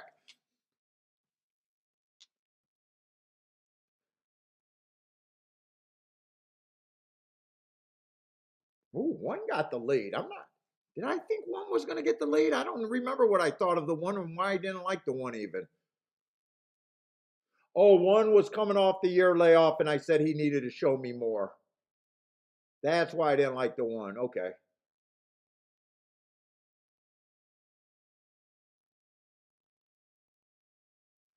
25 and 2.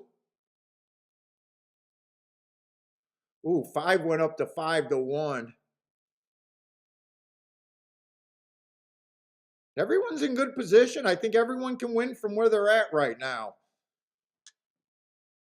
49 and 1. They are getting they sped it up at the half, but the first call was slow. Let's see, that was 25 and 2, 49. Basically, we'll just call that 49 flat. Come on, gear up on this 8. I can't tell if the 8's just bouncing up and down or if 8 actually has some run here. Looks like he's just bouncing up and down. He's running, but he's staying in place. 1 horse is re-rallying and going to try to win this race again.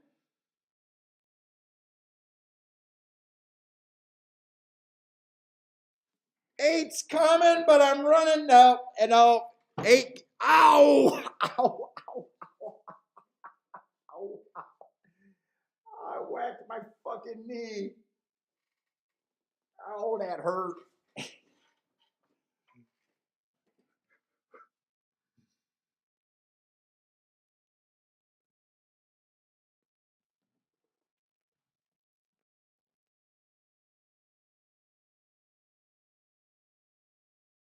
One ran better than expected. One ran really good. Had the lead, dueled with the lead, and then re-rallied back. Probably just rounding back into form, I guess. I said he needed to show me more. I guess he did. Let's see. I think Charles liked that one, right? I know someone liked that one here. Rick liked the 4-7-1. Might have hit that exacta. Because I think it came in 7-1. Charles just hates Gulfstream Park.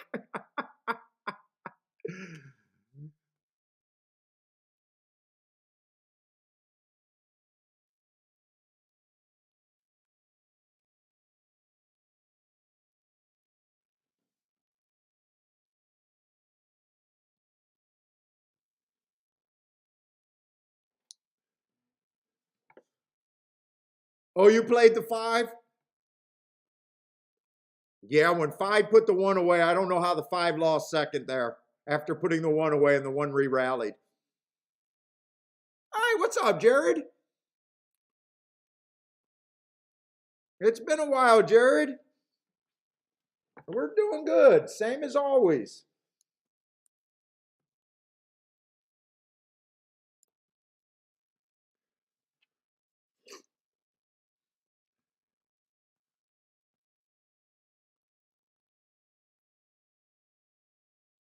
Rick can't boom, but he hit the exacta. You would have been happy if that 1 would have won, I think, right? You won 7, you would have helped you out quite a bit, I bet. Let's see, what do we want to look at?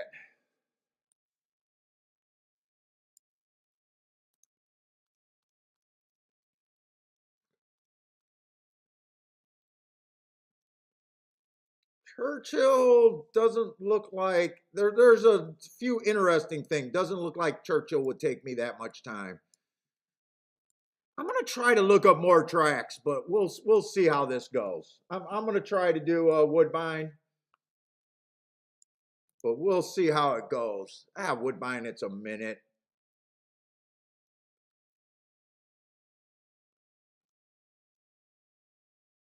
Woodbine actually looks like a hard race with all of those hard horses in the race. Let me see how they're betting it, if there's any scratches there. No scratches.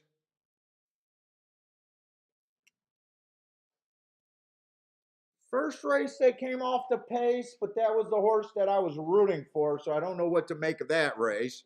There was no real speed in that race. Probably just watch Woodbine to see if I want to play it later. 5 got good marks, but 5-2, I'm not willing.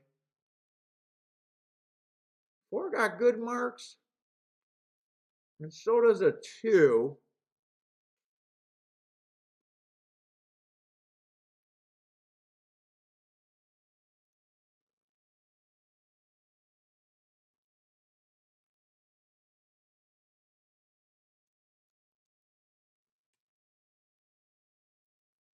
I don't have time in this race. Probably just interested in watching it and seeing if I think I see anything. Probably don't want to waste Oh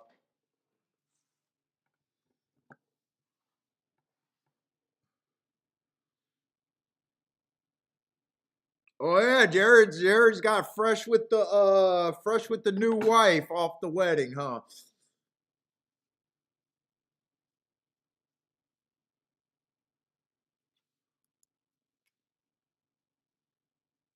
Let's look at Churchill. Churchill is going into the 3rd race.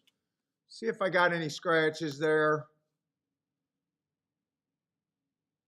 10 horse field, everyone's going to start at 12%.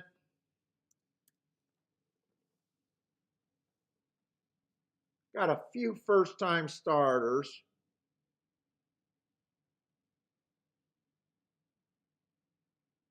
Five horse earned that hard at a route.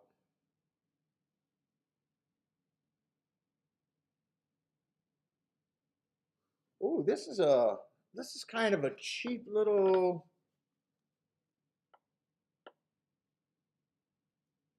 Is this a route or a sprint? This is a sprint over there at Churchill. $30,000. We're gonna have a lot of horses dropping. Maybe all of them dropping.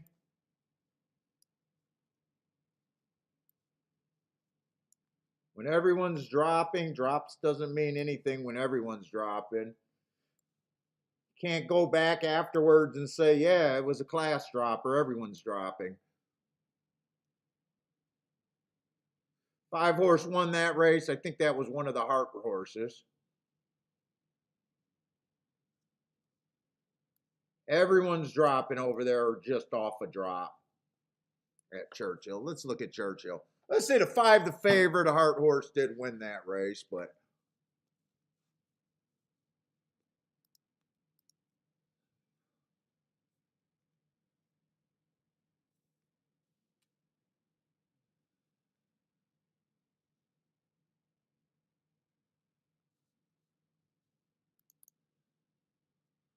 let's see. Blair likes the 2-6-10.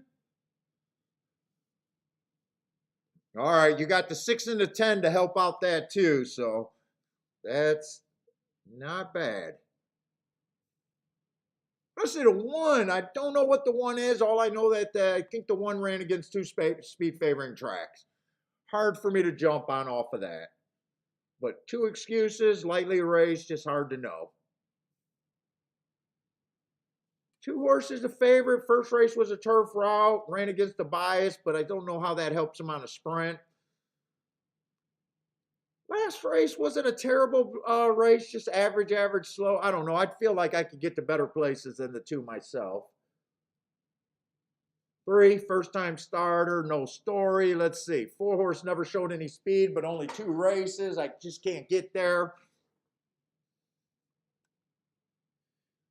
Let's see. 5 horse earned a heart at a route, but been on the pace. He was second average slow 3 races ago at a sprint. 1 tick slower than the fastest winner is not bad. Looks like he could be on the pace for a second. Last race, match strides with the fastest winner. I'm a little interested in the 5 at 22-1. 6 doesn't look like he has any speed. 7 doesn't look like he has any real speed, being a route to sprint. 8 horses route to sprint. Earned a heart routing. 7-2. I'd probably just willing to go something long. I think 5's the only one that's really piquing my interest here. 9 horse I can get to. Ran against the speed favoring track last race. Probably a decent race, but at 7-2, I don't think it's worth the risk for me.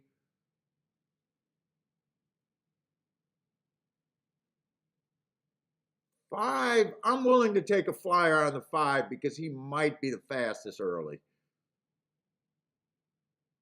I don't think I can make a main bet out of this long shot, but I think that's the only horse that I'm really interested in.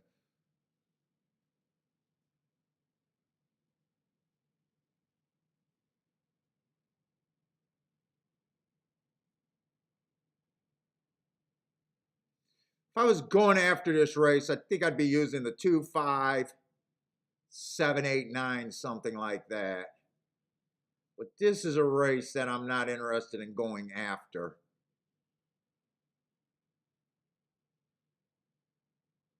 As long as I get 16-1, 15-1 or higher on this 5 horse, I think I'm interested in betting a bit.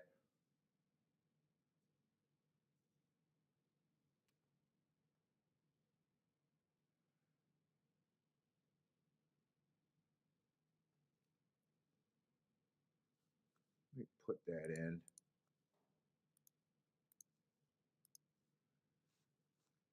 Write it down.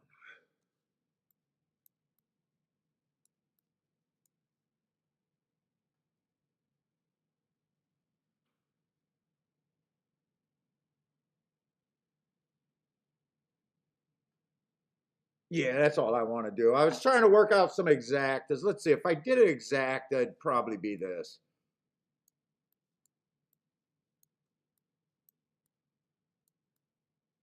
That would probably be the only exact I would be willing to do.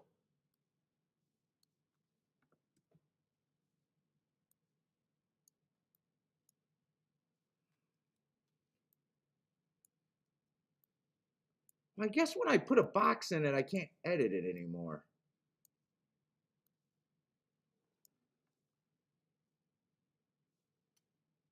But I did not play this. I'll erase it when it's over. I just want to leave that up because that's what I'm rooting for. All I did was the 5 to win.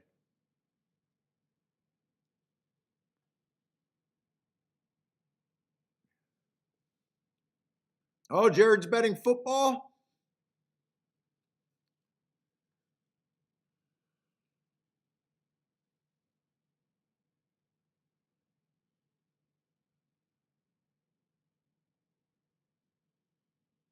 Thought 5 could get the lead unless something really surprised here. Let's see, does 5 even get the lead? One horse got the lead, huh? Oh, 5 is back to about 5th place, close to the pace, but he's a stalker now. I'm not sure if he can stalk.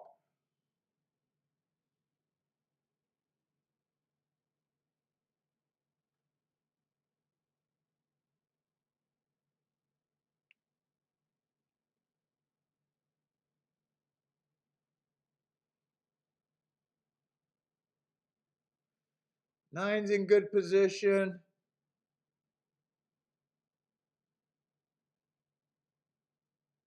Five's there if he's good enough. Right now, it's just if 5's good enough.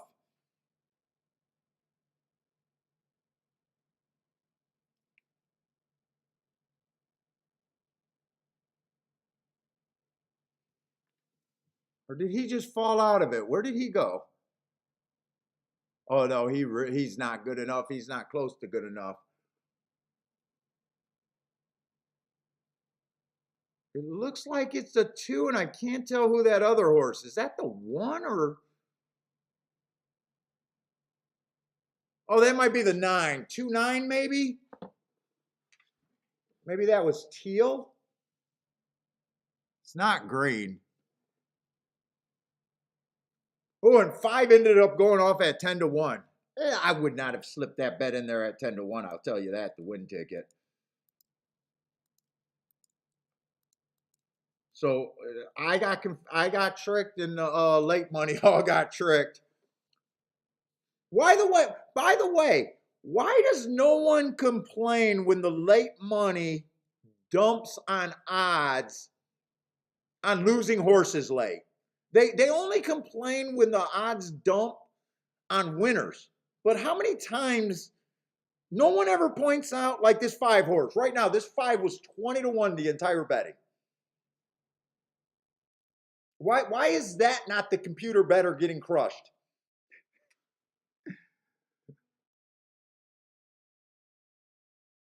No one ever points that out. Hey, they bet down a horse. He didn't run. The late money came in. They cut a horse's odds in half.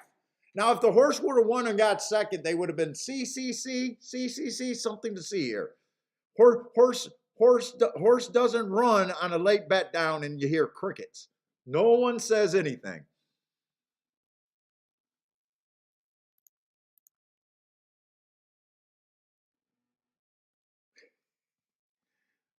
I'll say it.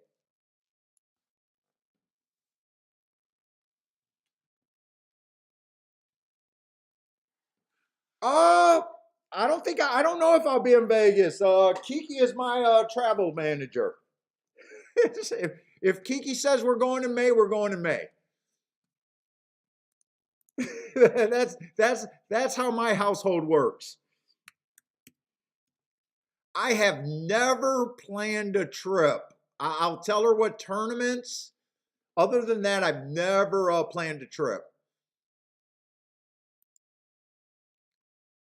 Parsons, you got the fairgrounds over there or what? You going to hold out on the fairgrounds?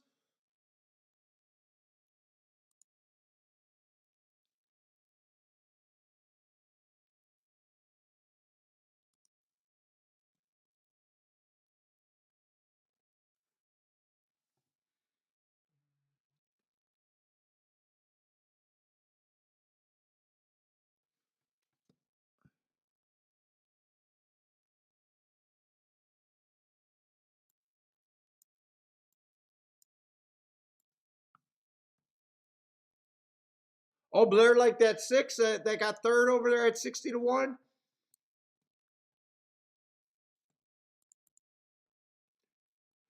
Kathy's portfolio is going down so far today. It's early, Kathy. We don't got to worry for another couple hours.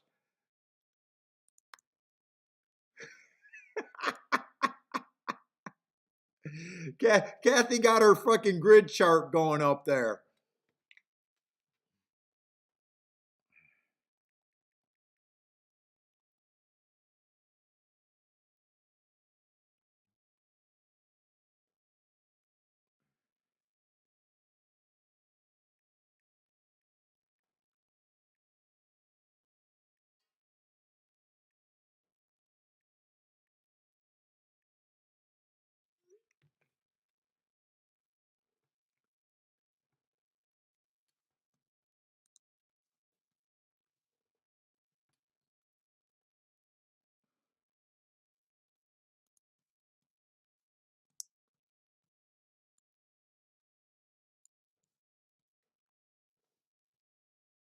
Holy, how are we going in the fifth race already? Wow.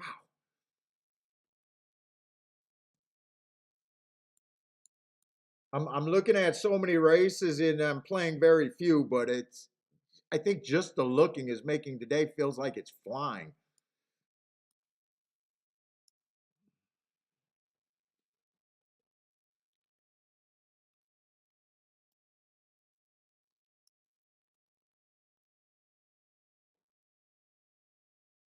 I want to test out. Is this a dirt sprint? This is a dirt sprint. I really want to test out the inside, but we got an inside favorite.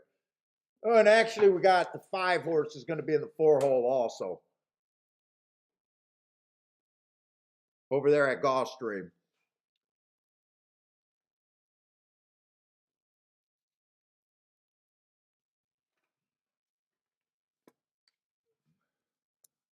I don't know if this is that great of a race right here.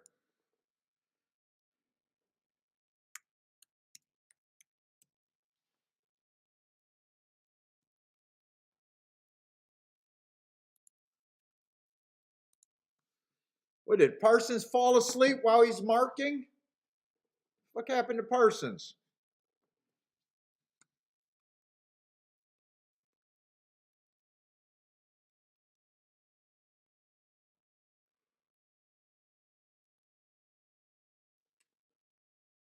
Let's see, we got optional claiming 25 over there. I thought the inside was very good on the sprints yesterday.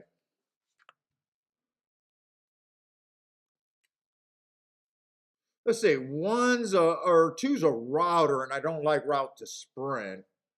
Does have the rail. Let's see, one, first race out I can forgive. Second race he won on a bad rail day, early pressing day. It's kind of his average slowest winner of the day. Tried a stakes race at the Topeka and ran on a bad rail. This horse might, if the rail's good, this horse might have a okay shot. 3 does look like the horse to beat so far.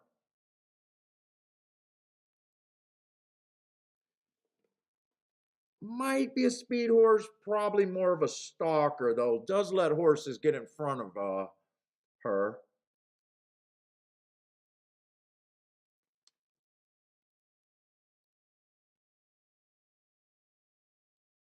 Five horses, another one. Might come off the pace, might be close to the lead.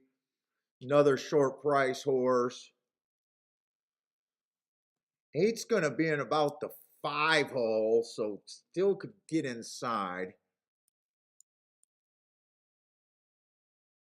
I don't think I mess with this race. I'm worried about the 3 favorites here. I don't see any upside. 8-1's the only horse, and I feel like I'm reaching for the 1. 1's the only horse on the rail that I think I can make a case for.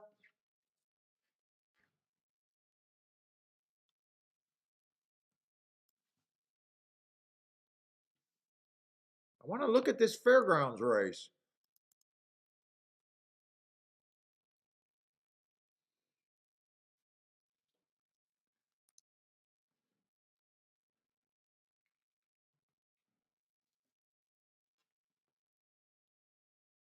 What's up, Matt Gray?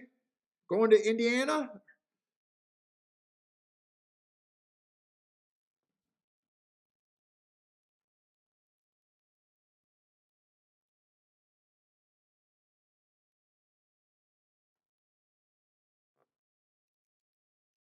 Send me what you got at the fairgrounds. Oh, okay, cool, cool.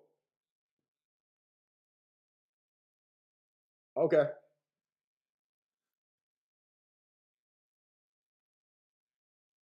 Yeah, I know it's going to have tons of gaps. I just want to glance at it and see if the rail's good enough, maybe. Okay.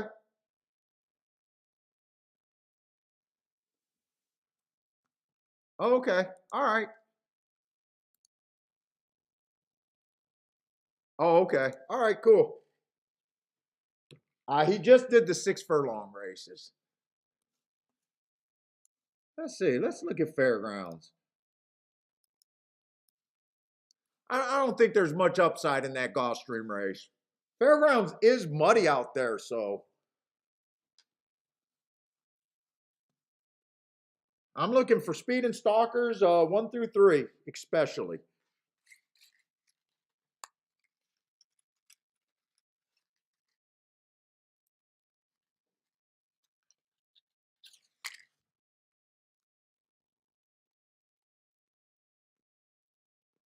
One's a favorite, huh?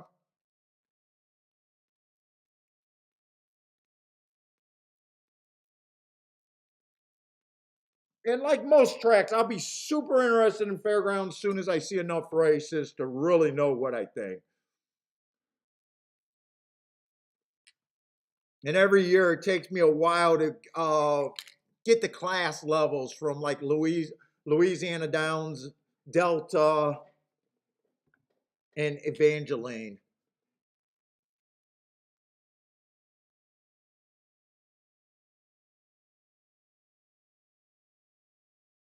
I like that race. 3 back on the 3.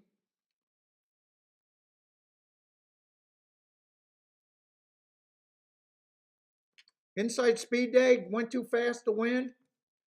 Comes back 1 race sample, and then he runs on a well, he was on the outside that a day was favoring speed, so he ran with the bias that day. But I do think he fits at fairgrounds. 1 probably fits here too.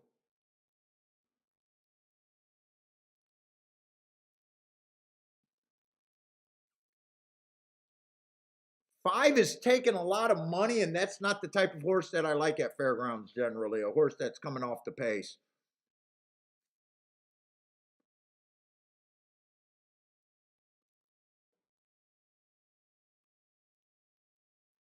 Seven looks good on the outside, but I'm mostly interested in the rail.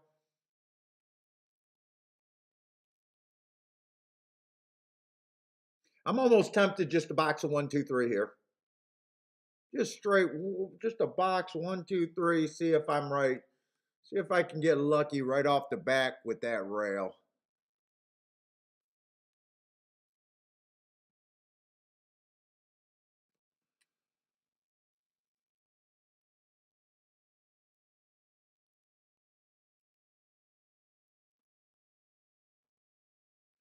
I'm gonna fuck around and find out here, I think.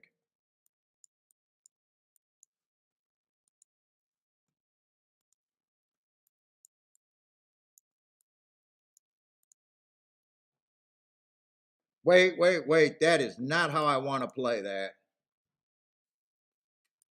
If the 1 and 3 comes in, I don't want that exacta. I got to force the 2 to get first or second there.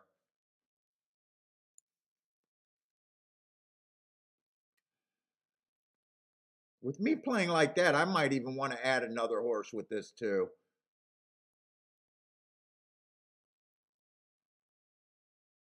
Wouldn't it be the 4?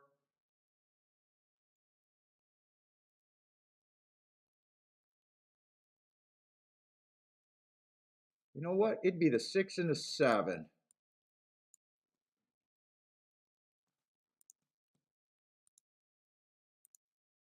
Should be able to get that in. 2 with the 1, 3, 6 and 7, fading the 2 and the 4. I want to do a win bet here.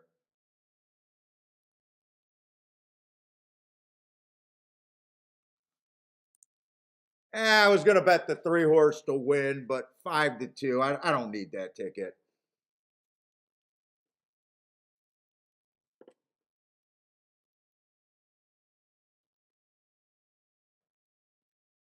First bet of the year for me at Fairgrounds. It's a play bet too, by the way. I got to protect myself early right now as I'm trying to figure out this track. I was gonna bet the 3 at 3 to 1. I for some reason at 5 to 2, 2 to 1, I just wasn't willing to do that. Keep this 2 running on the inside for me. 2 is a horse I need to do hit the board first or second.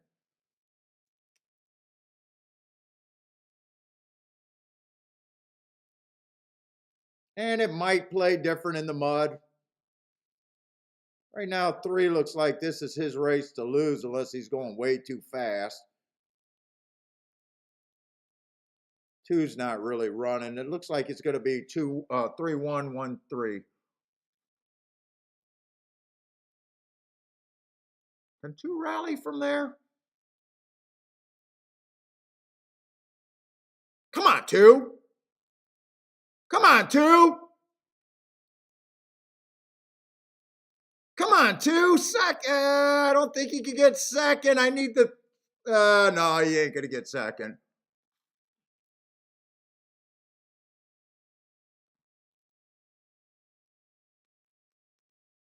Although it came in 3-1-4-2. 3-1-4-2. And 3 did go down to 2 to 1. So I was going to bet the 3 at 3 to 1. But when he went down to 5 to 2, I was like, nah.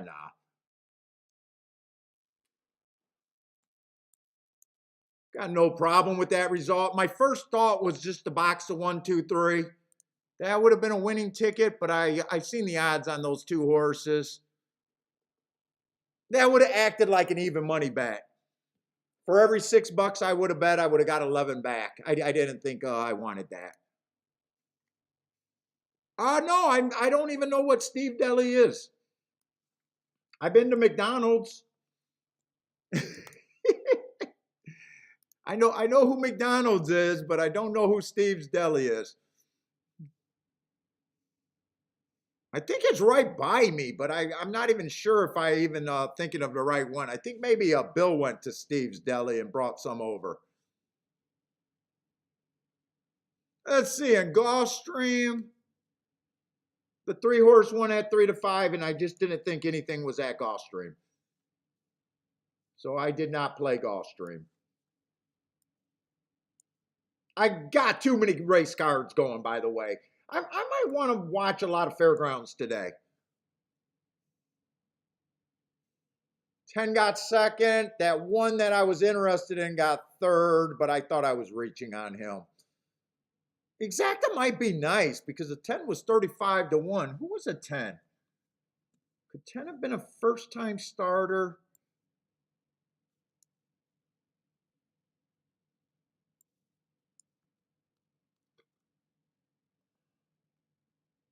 Just a lightly raced horse on the outside.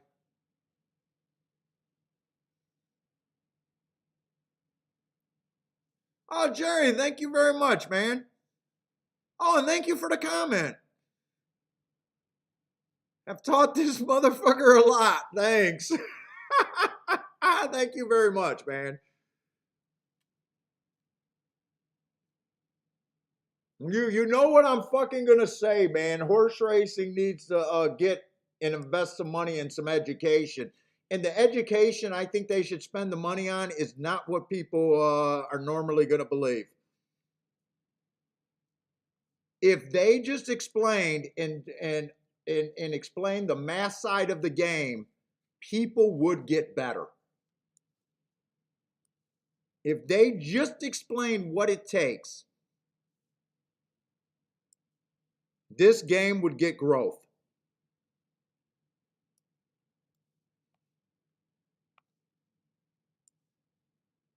You can teach people how to be better by not even affecting their handicapping.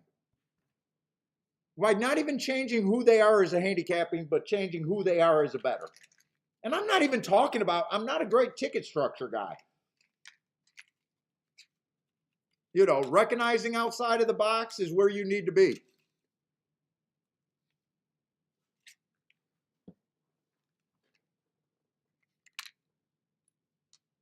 Oh, it's on Telegraph?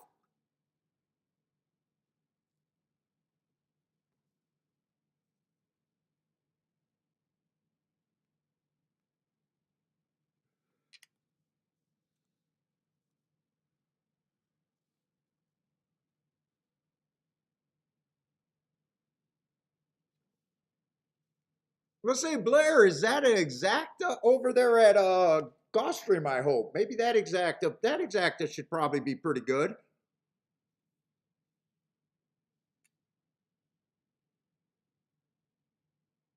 Let's see, Parsons with a boom had to try. That might have been over there at Fairgrounds, maybe?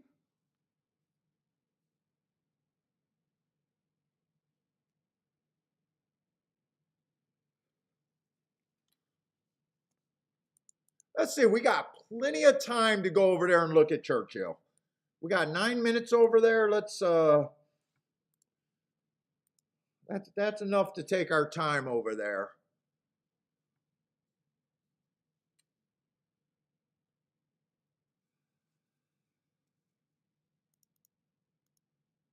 Jerry, thank you very much. Jerry said he got in better. No shit.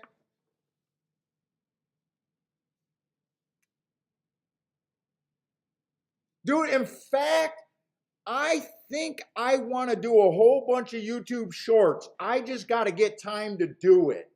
And I don't think they're going to be handicapping videos.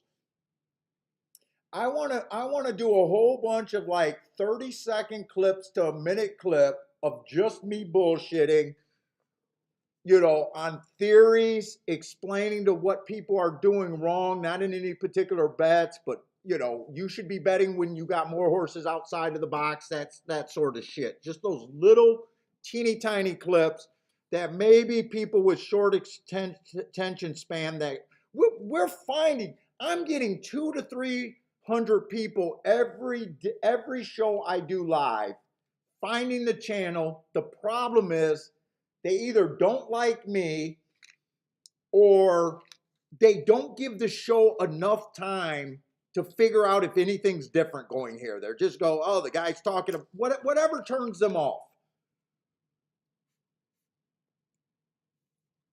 And I think if I made a whole bunch of those videos and they got the views where people could get an idea where we're coming from, that the show could do better.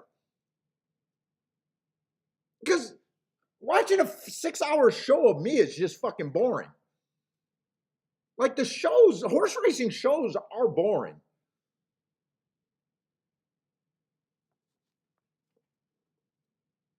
I get it why people can't give you enough time, but I got to do something on that. Well, see, Joshua, if I'm gonna be doing 25 or I was watching Gas Station Sushi last night, and him and Ed were going, wow, Paul spends a lot of time doing a live stream and he does prep work. And I was like, Jesus fucking Christ, they are right. I'm like, dude, I'm giving 20 to 25 hours a week lately doing live streams. Now, I am playing at the time, so people are actually watching me work. But dude, I might be killing my odds more than I'm helping myself. So I want to get extra. I want to get paid. I don't really want it to come from you guys. I want it, dude, I'm happy if I could get a big enough following, with YouTube clicks, where that's viable and that's worth my 20 hours and I can give free content to people that it would help. I think that's a great plan. It just hasn't worked out. But dude, when I sat down and I was like, dude, if I was spending 25 hours a week on my fitness, if I wouldn't be fat. If I was spending an extra 25 hours, doing work around the house, my house would be immaculate. I'm doing this with very little upside. I might even be crushing my odds on some bets. So I mean, I would like to get more for my time, and I really don't want it to come from tips. I appreciate the tips, but dude, everyone, every product, every tip sheet, it's all bullshit, and all they're trying to do is live off of you guys. I don't want to live off of you guys other than the clicks. I really don't.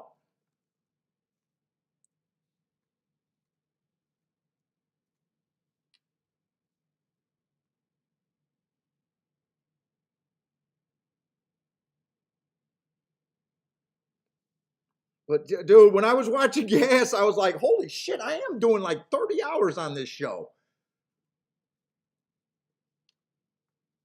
That's a lot of time.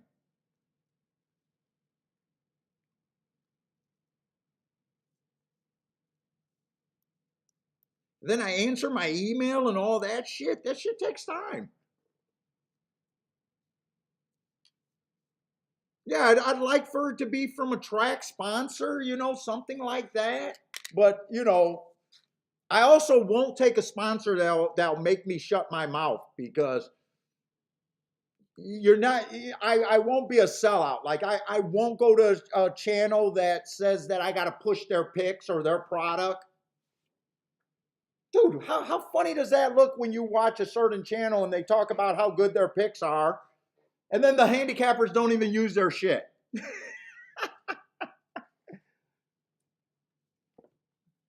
Could you imagine me saying, hey, there's a product over here, I don't use it, watch my show, but I'm vouching for that product? I won't do that. Maybe a hot co-host would help. Dude, and then I've been watching Barstool Sports, and I love that Sports Advisor show. I wish I would have came out and did a campy show. Acted like Stu. I love that show. I can watch that show, and I don't bet football. And they got a hot-ass weather girl.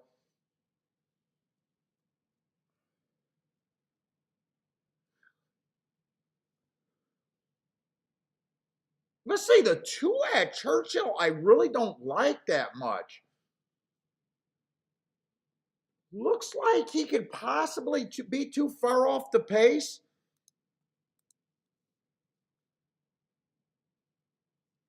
One ran a nice race last race, winning against the bias, stepping up in class on a stalking day, dueling on a stalking day. But he doesn't have upside at 2-1.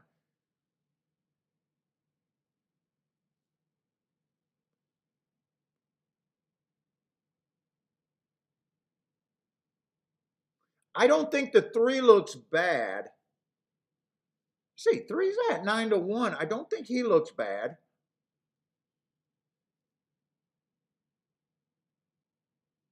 There's a lot of speed in here, but a lot of the speed I don't got great marks on in any one.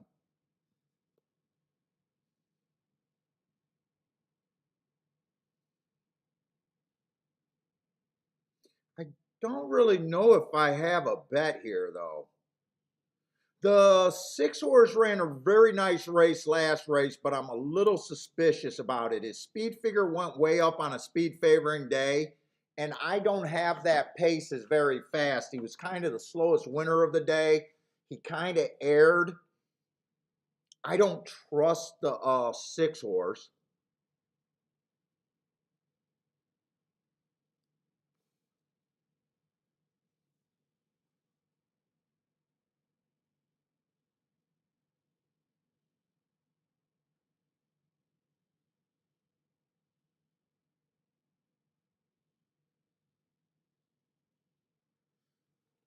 Do I want to bet this 3? Let's see, 10-1. I don't think I can do any more than another play bet here, though, really. I'm going to bet the 3 here and only the 3, but that's the only spot. I don't completely trust him either. That's the other reason why it's a play bet. He might not be fast at a sprint. I got him a couple sprintings when he's stalking. I like his last sprint, but that was a maiden claiming 30 that he beat. You know, the one everybody else broke their maiden at a higher level. I wouldn't be shocked if 4 horse is the fastest horse early either. But I didn't think there was any extra value in the 4. I thought 4 was probably priced right. I'm against the 6.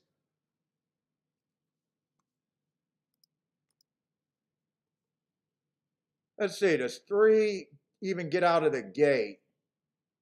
No, 3's actually rating here. And 3's behind the 2 right now. I don't like this. I thought if the 3 was going to run, he was going to be fast early. My instincts were just right about not going crazy on the 3. I think right now. I mean, if he wins, this was not the trip that I was envisioning for him. Come on. He looks like he's loaded, though. As long as he doesn't lose momentum on that turn. 3 looks like he has a fair shot here. I can't tell if he's getting tired. There's 5 horses across the track. Everyone has a shot. He's kind of idling right now.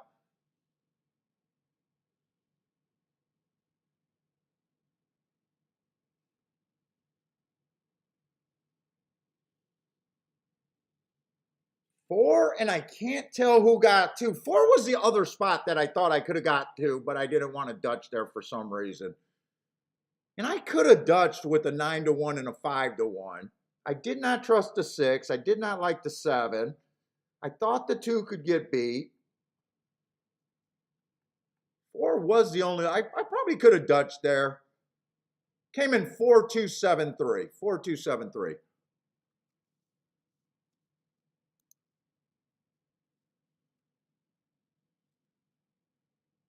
Yeah, Case, that's the goal next year. I'm not going to keep this schedule up once I get back from the tournament in next year. I am going to have to sit down with my wife and pin some letters to some tracks and stuff.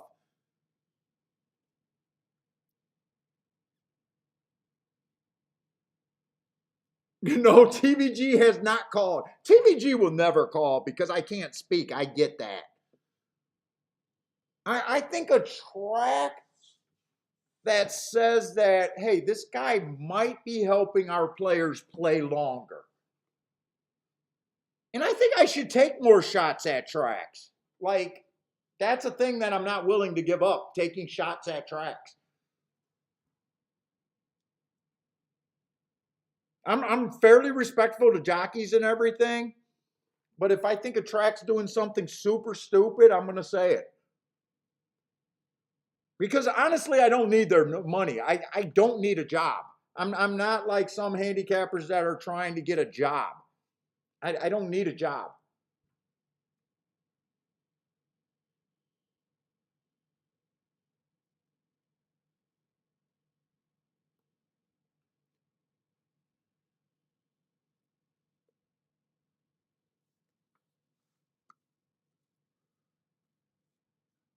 I just love what I'm doing, and I want this sport to grow. But I want this sport to grow because it'd be better for me long term.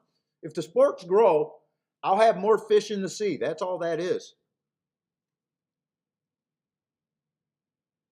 Now I heard that Scotty had to make a deal. I heard Scotty made a deal with RTN, and deals sound like money. Like I can't pay. My YouTube channel's not big enough and not supportive anything enough for me to pay for that.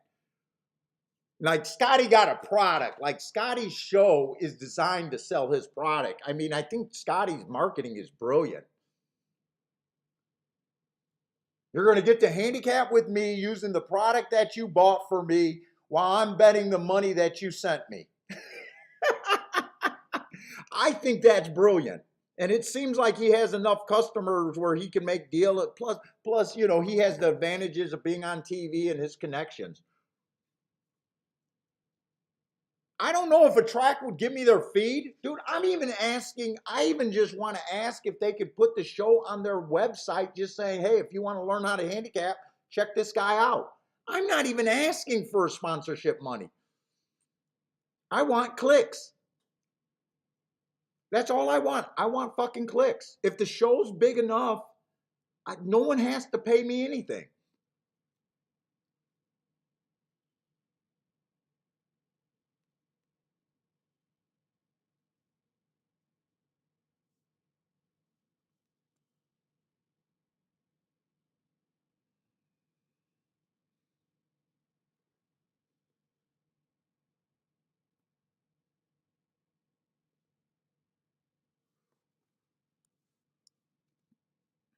Let's see, we got Gulfstream and Fairgrounds coming up. Let's see, I got too many forms here. I think I want to lose the Woodbine form right now.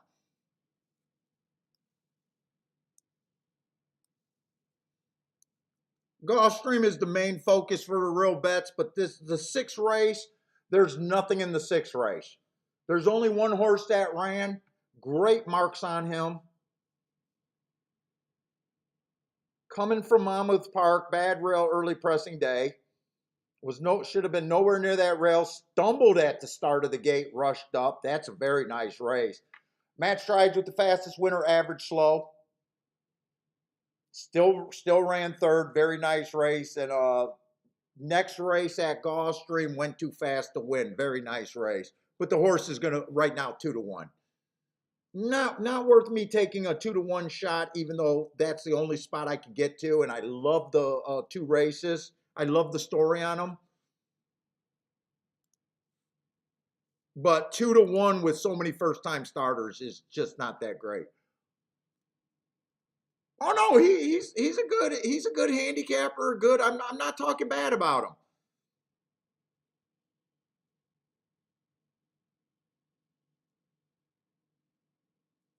In fact, I said what he's doing is brilliant, Jared.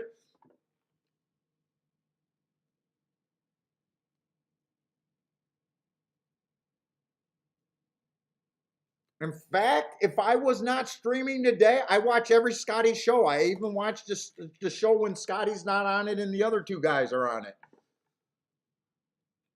Trust me, there's no jealousy or no shots taken at Scotty and his product. It's not for me, but I love watching his show. I got no problem with that. He's bringing more people into the game.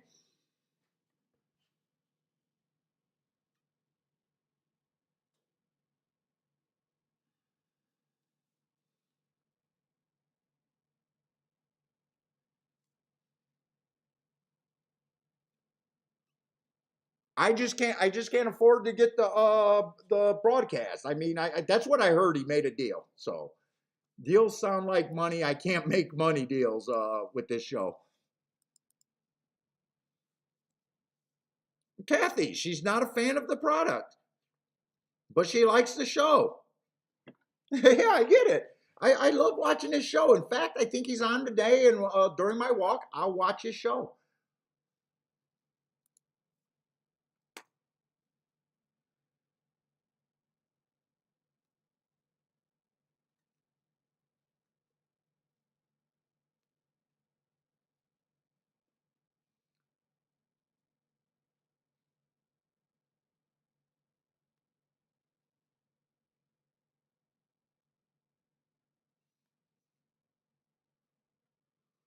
Let's see. Matt only did the marks for the 6 furlong races, so he already warned me. But I'm so interested in that inside over there at Fairgrounds.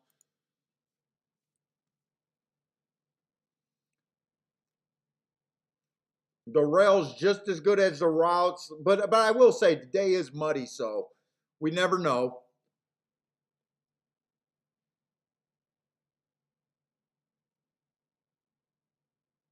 In says a cigar company.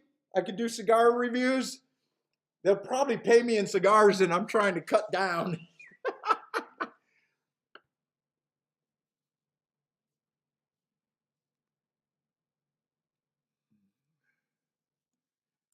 Kathy graduated this show. Yeah, dude. And dude, I got a product there. I don't even push my product. It's not even a product. It's there if people want it. I'm not offended by people that used it and it's not for them.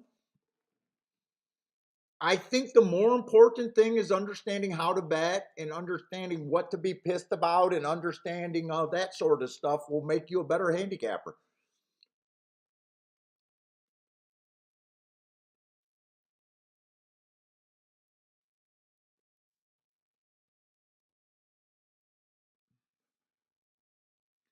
Kathy, I'm trying to do too much. Gulfstream and Churchill is probably the main focus, but I'm so interested in fairgrounds. Parson. So when I planned on doing the show, it was just going to be Gulfstream and Churchill, and then Parsons was full of handicapping ideas, and he sent me extra stuff today.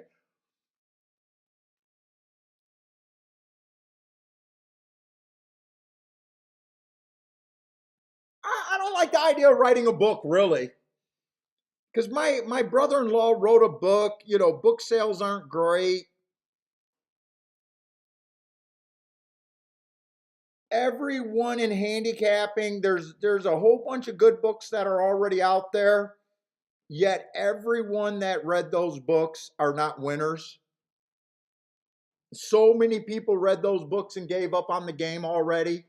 It's so much easier for people to watch how a good person plays.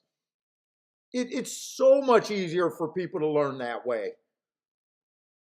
I just keep repeating the same shit, hoping that it clicks into a few people's heads. That's all I'm doing. I'm just trying to beat your guys' head, over value. However you get there, that's better for you as a handicapper.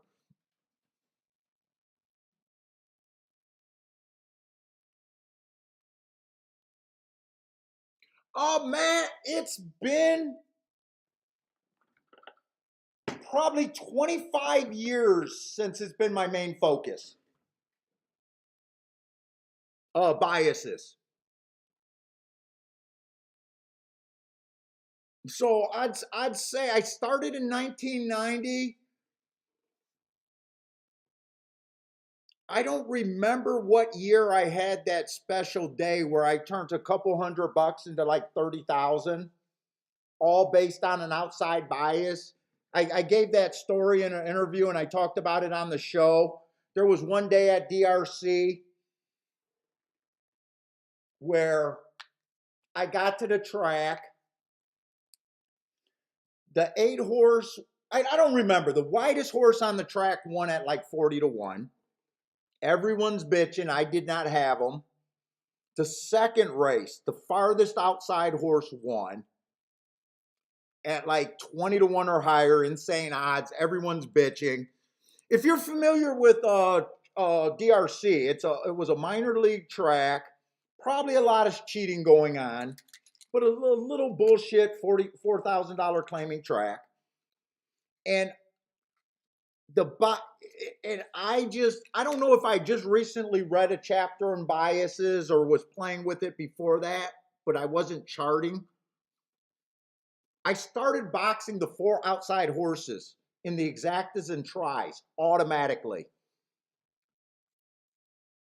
And I ended up calling a girlfriend after a couple races, telling her that I had like 5 grand in my pocket and she had to come and get some money from me.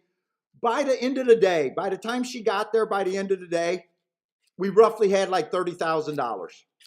Just blindly boxing outside horses and betting exactas on the outside horses with some win tickets. And ever since then, it was a little bit of a journey on how to track it, but that's when I went down the route. That's when I went down the route of this is what my focus is going to be. You know, fuck, let's see, I turned 18 in 1990, so I was in my early 20s. So, you know, fucking 30 grand in 1993 was a ton of money back then.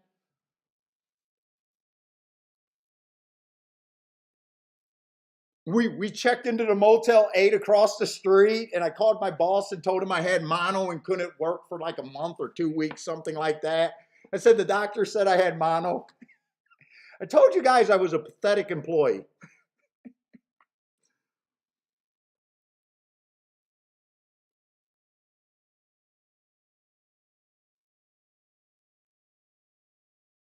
Let's see. I didn't see anything really here at Fairgrounds or Gulfstream. I'm rooting for the inside of the track just to be gold today at Fairgrounds.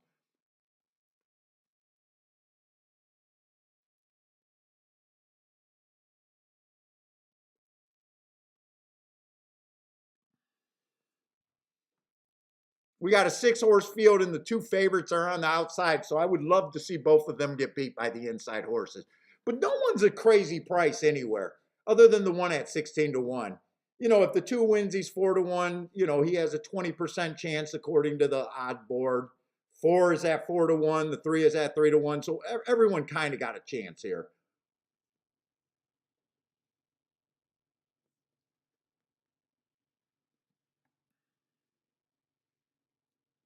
3 completely missed the break over there. 2 gets the lead on the rail.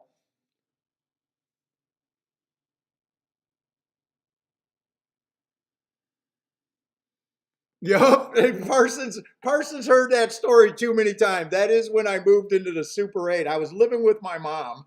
I was living with my mom's in the parent house, and I wanted to bang.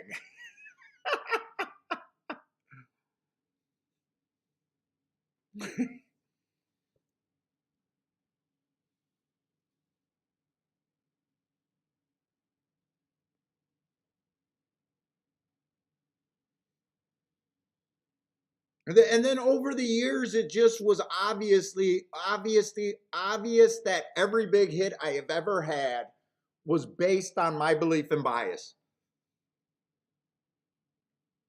Gulfstream is just a 100% first time starter. 7, the favorite, was the only horse that I could have got to there, but at 2-1, he's probably not even 2-1 anymore. I just could not pull the trigger there. He's 8-5 right now. So Gulfstream for me is just a no bet here.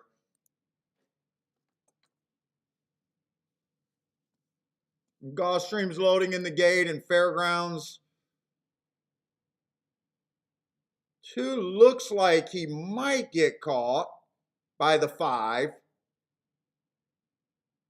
2's battling back. 5 still battling. This is still between the 2 and the 5.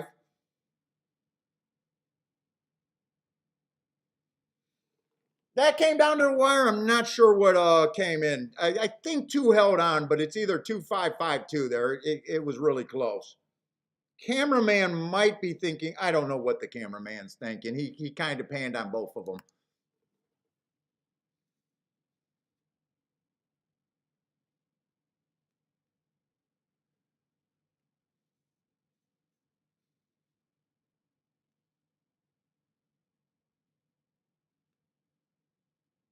Let's see, Parsons needs a 2 to hold on there at Fairgrounds.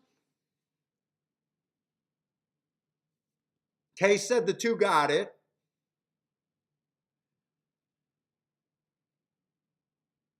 Now that's the only thing that I noticed last year. You know, you had to at Fairgrounds, you had to wade through a lot of chalk, but that bias was strong.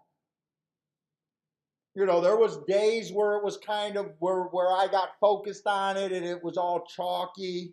It was all inside, but it was, you know, kind of unplayable. I didn't play a lot of races there. But that's the same story at a lot of tracks. You got to, all tracks run through cycles where they're chalky and chaos. That's not out of the ordinary, really. Let's say Gulfstream 7 got the lead, but he's dueling pretty hard. 8 kind of has him hooked. 8 would have been a first-time starter. That's why I don't take short prices no matter how much I like a horse in a dangerous first-time starter race.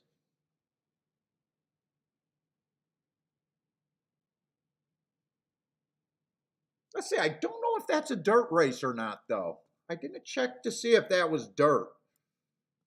Because dirt, I'd be interested more inside than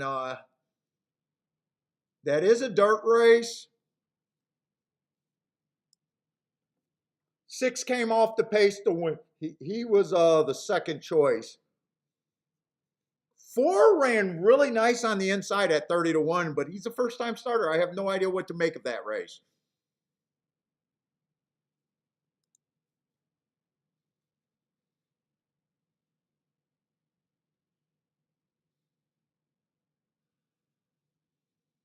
That came in 6-4 something. 6-4, it looks like this horse is late closing.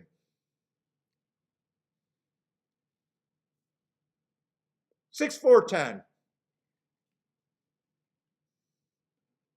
Don't really know what to make of that race with everyone being a first-time starter.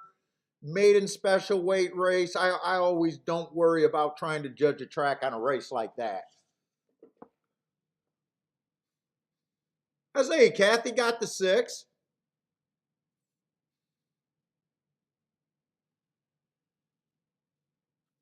Let's see, what happened over there at Fairgrounds? Did the 2 squeak out that 5 or what?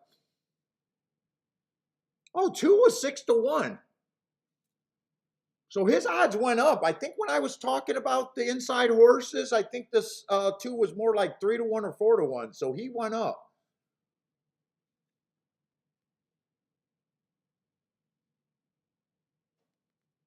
Parsons hitting the 2 on a race that he wrote pass on. I gotta love Parsons over there. He wrote pass on that Fairgrounds race and then he hits the 2. Nice hit, Parsons.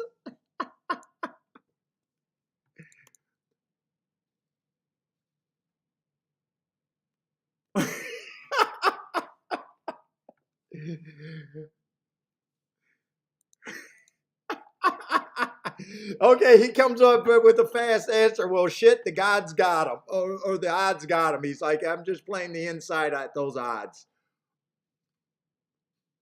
Dude, it's a bias that I believe in.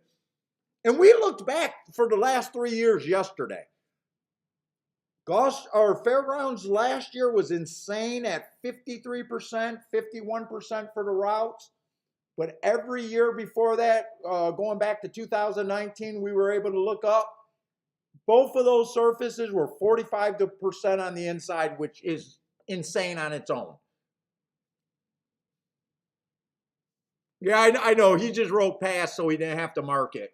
He wanted to concentrate on 6 furlong races. And I do appreciate you trying to mark it up. And I said I didn't have much faith because he was doing it the slow way, and he still got a lot of marks done. But if he's going to mark it up like that, he definitely had to give up something.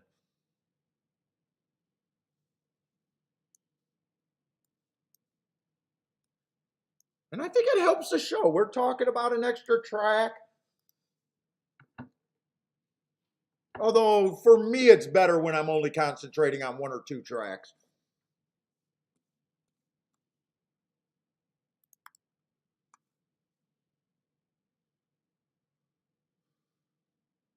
Let's see. This is a 5th race at Churchill, and we got a lot of time here. So, no excuse not to look at this Churchill. We got 9 horses in the race.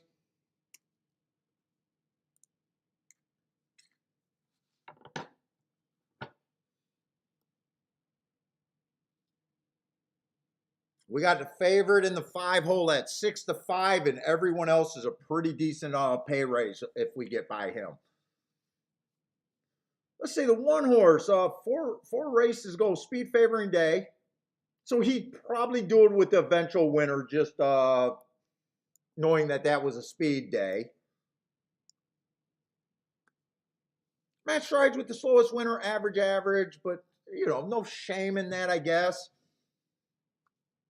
He dueled. He just wasn't good enough. Comes back 1 race sample. He then tried a route race at Churchill, bad rail stalking closing day. Tried to go wire to wire, going way too fast to win. Nice race.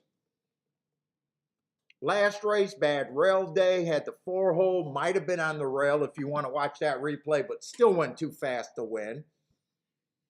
Nice races, but I just don't know if he's a sprinter or a router. And sometimes when I think you run multiple route races in a row, sometimes I think it can dull your speed going back to sprint. 9-1, not a terrible race. Since I've been doing so much, I have not made a tic-tac-toe board, so I have no idea what the track's kind of doing today.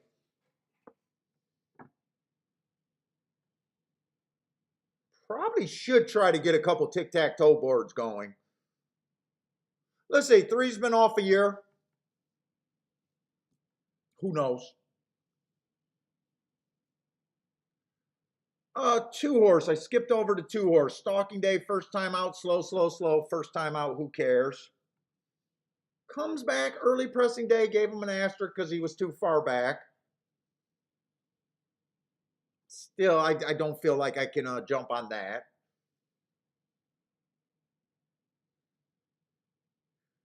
5-horse looks like a solid contender at the very least, and should be probably taking money in my view. That route race, 2 races back, was quick. 1 length slower than the fastest winner, 1 length slower than the fastest winner. Match strides with the fastest winner at the 6 furlong mark, so been consistently running the same kind of high speed figures if you like speed figures. And last race, bad rail, but was not on the rail. Was average. I do feel like he's the horse to beat right now from what I see at the very least. 6-horse, first time starter, got no story on him.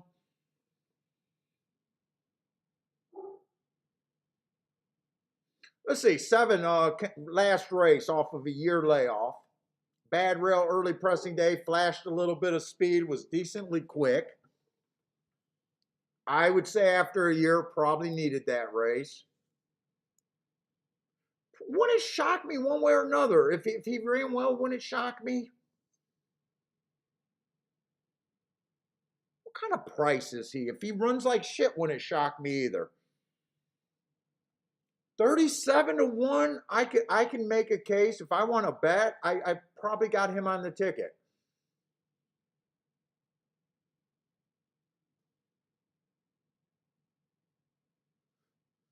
Let's see, 8, 3 races ago. That's a very nice race at Indiana Downs. Bad rail, early pressing day, going too fast to win on the inside. Very nice race. Got his bump in speed figures. Ran against the inside bias last race.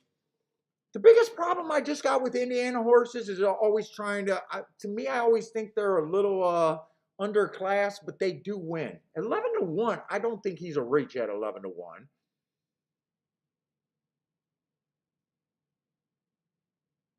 9-horse fits this race too. Let's see. I think I just got too many spots where I could go to here.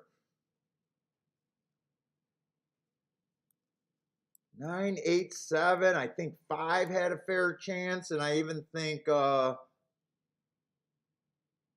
is interesting.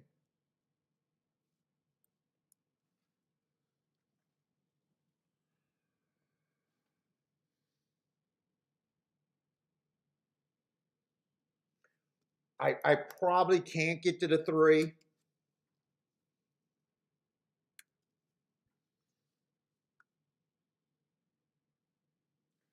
2 I can't get to. I even want to be harder on them. 5 I think is the horse to beat. That's where I'd be. Fuck. I still got 7 horse. Even if I look at them equally, I'm just trying to force the highest horses. Let's see, 17. I need 5 to 1 or higher to even jump in the race.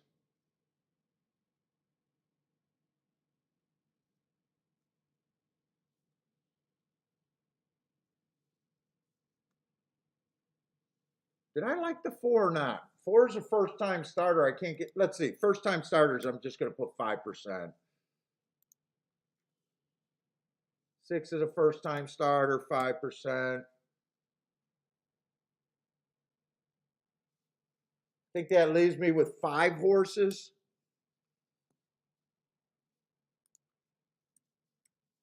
I think that's where I'd stick my what I need.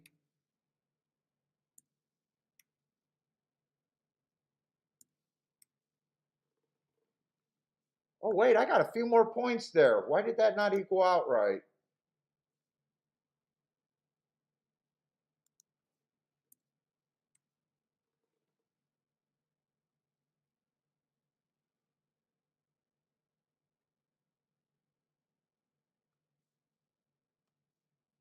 Everyone should be 21%.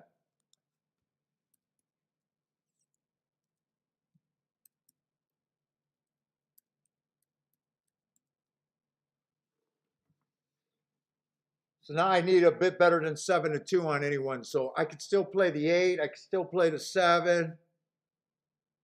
And I could still play the 1.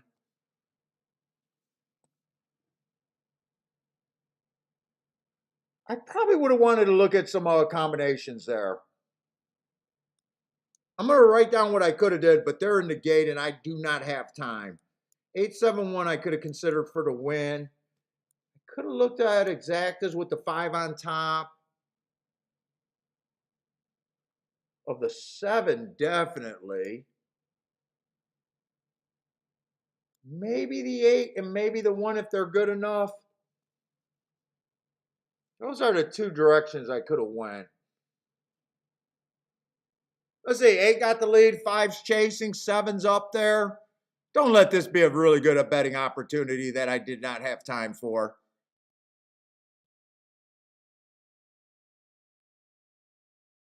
7 getting second would make this a very big betting opportunity. 5 getting first with the 8 in second, probably not that big of a betting opportunity. 5 with the 9 is a terrible betting opportunity, I would think.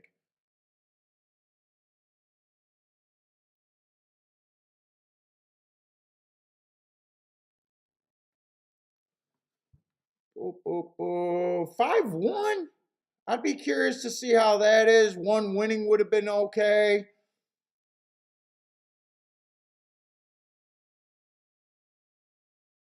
I think that was 165.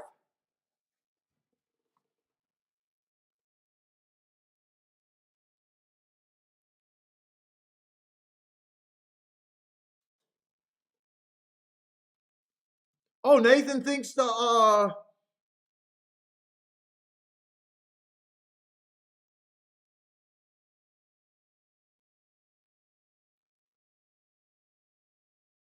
what gas are you saying we do better analysts than the Gulfstream and Church? Oh, the on-track handicappers. If if I was an on-track handicapper, I would demand that they would change the show. Though, to me, I believe that every on-track handicapper is just a guy getting a paycheck.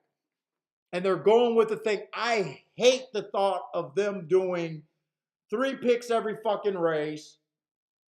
I would have to change the show and be like, no, if I don't like a play, you're going to have to bring someone else in.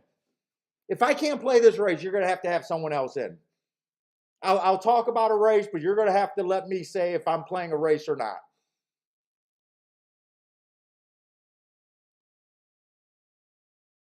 Oh, 6 horse might have won that race. I don't understand why they just stuck in and giving out 3 horses every fucking race. I think it's the stupidest format for educating fans. And I think it's the dumbest thing to keep doing. And if you're a track handicapper, it would be in your benefit to be able to show off your skill. I don't know if those guys are good, but I know one thing: with them having being forced to pick every race, that no one believes that they're good. I don't think there's a person on the planet that thinks an on-track handicapper is that good unless they're brand new to the game. But they're set up to fail just the way that they do the show.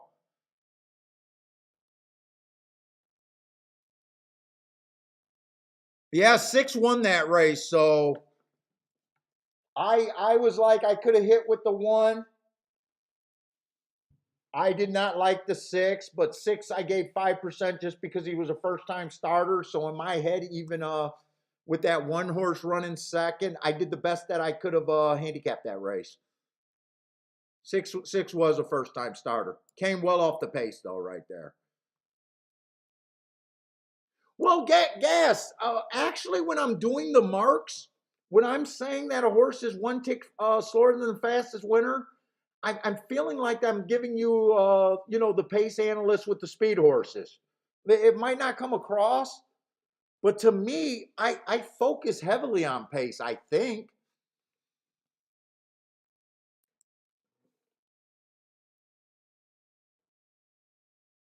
Yeah, they shouldn't even give picks. In fact, I think that they should do a betting board like this. I think this horse has a 20, even if it's crappy like I do it. Even if it's like this. Because when you just say I like 3 horses, I don't even know what that means. That's just telling me you like 3 horses. But when I actually do this, even when I'm wrong, people can say, "Well, he did that horse was tied with the most points," or yeah, I could see where Paul could not have played that horse at all. I don't think they should give picks at all. I'm with you on that. That they should not give picks. And if they just broke it down to how they seen the race, however they see the race, I don't care if they see the race completely different. We're supposed to.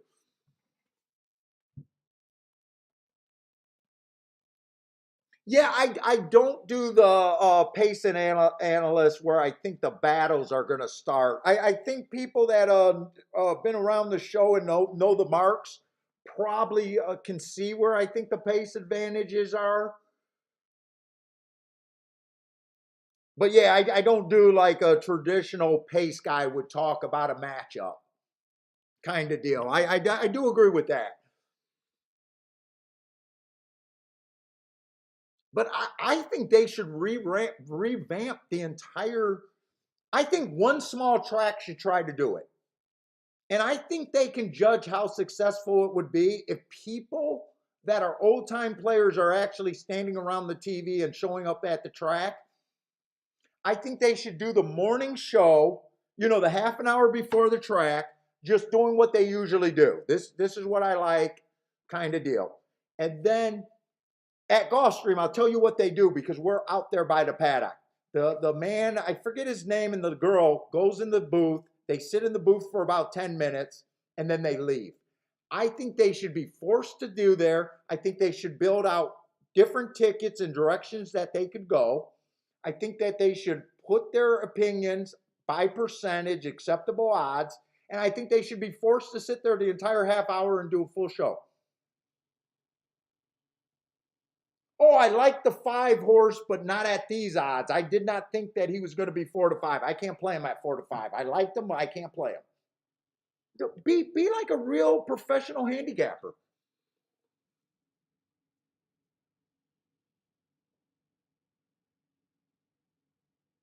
Hey, this race I'm playing. Hey, this race I'm sitting out. I think the tracks would go crazy if they say this race is not for me. But tracks got to think about it. If I sit out 3 races, I can bet triple. I can bet triple in that 4th race. I don't think handle will go down if you tell people to sit out. I don't think your guy, I don't think people that changed their way of play since watching this show, I don't think their handle went down because I'm telling them to sit out. I think they're able to bet more on the races that they think they got a edge in. I don't think people's handles go down based on that.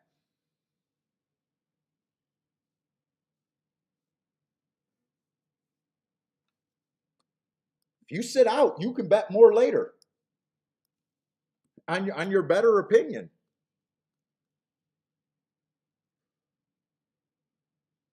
Let's see. I got to go to the restroom though.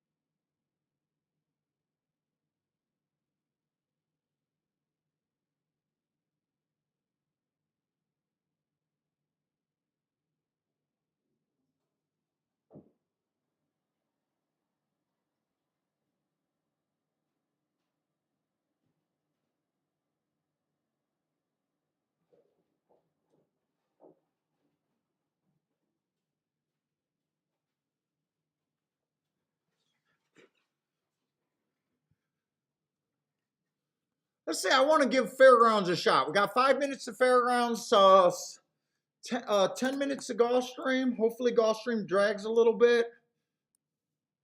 Let me just make sure that they're both. Gulfstream is going to be a Tapeta race. Let me just make sure with the scratches and everything. Let's say Gulfstream is going to be a 7-horse field with 2 horses taking quite a bit of action.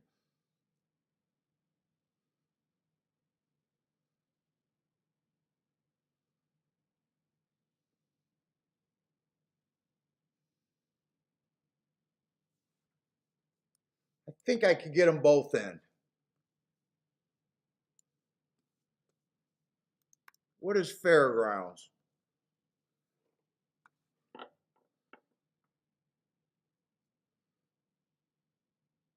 Let's see, the 1 horse is coming off a bit of a layoff from June.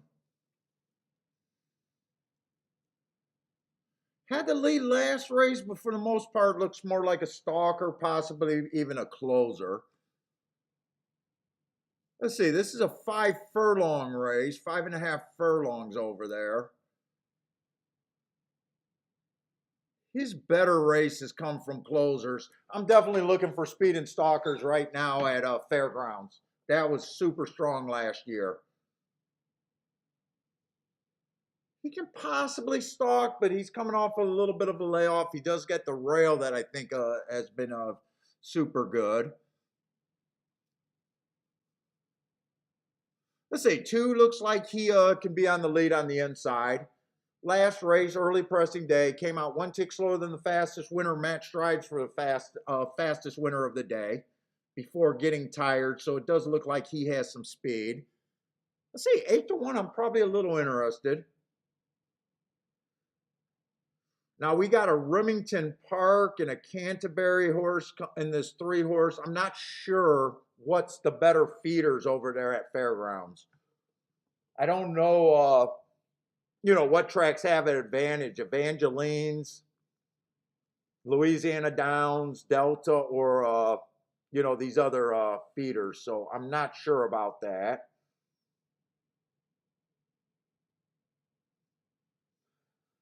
Let's see, 3 went fast on a speed, 3 was average pace. Went wire to wire on a speed favoring day. Got his biggest speed figure. I got to use some things that I normally don't use when I got less information. I don't know if he's as good as that 92. Might not have to be here, but he earned that on a speed favoring day. I'd be a little suspicious of that. He's on the inside. I think I want to do something with the 2 and the 3 right off the bat.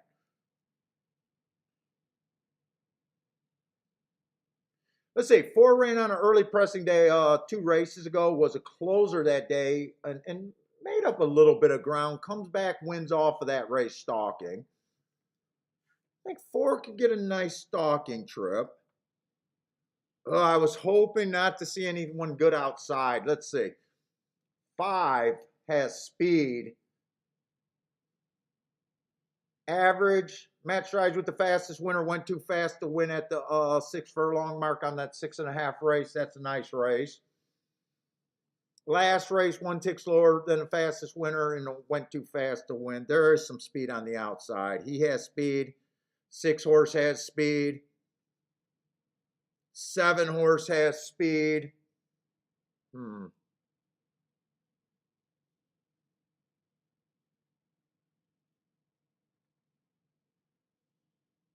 So I don't want to waste too much time here. I'm going to bet the 2. I'm betting less over there at Fairgrounds until I get my wits about me there. In fact, I'm going to box a 1, 2, 3 if I can get that in.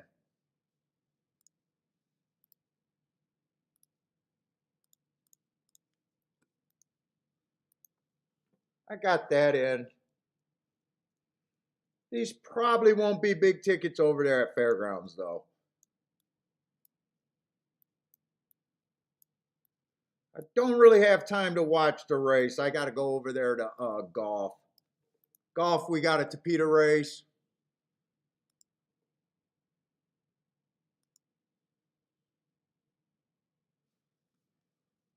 Let's see, Kathy with a boom over there. Elaine got the 2 also. Good luck to you, Elaine. I'm with you.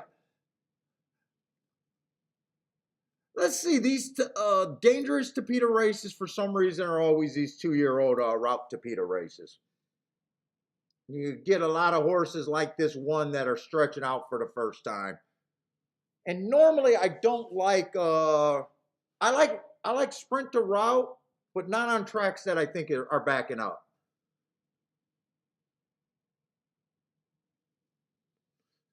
Slow last race. But remember, when I'm talking about 2-year-olds, I judge up against older horses. So just knowing that he got second, he's not as bad as that slow. Comes back, average day. Wins going stalking, but was pretty close to the pace.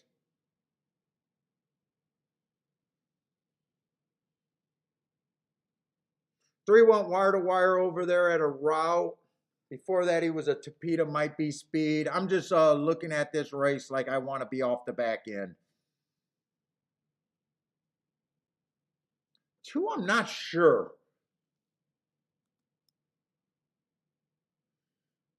2's ran 3 races. One of them was a route. At 16 to 1, I think 2 might be able to be used here, I think. It's just a gut kind of feeling there. Not fast enough for sprints. Actually closed in a sprint. That only Topeka route was a starter stakes race.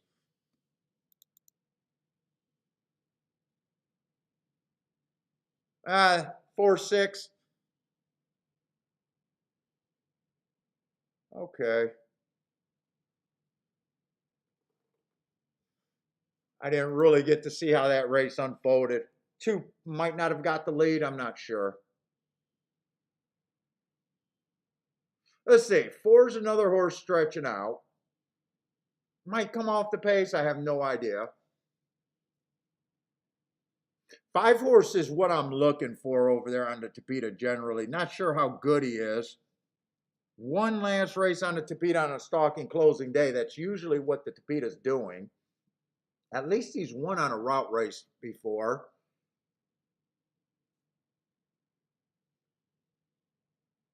8 to 1, I don't hate it. I don't hate 8 to 1 on him. Let's see, 6-1 route race over there at Kentucky Downs. Tough racing over there at Kentucky Downs. I can see why he's taking a lot of action here.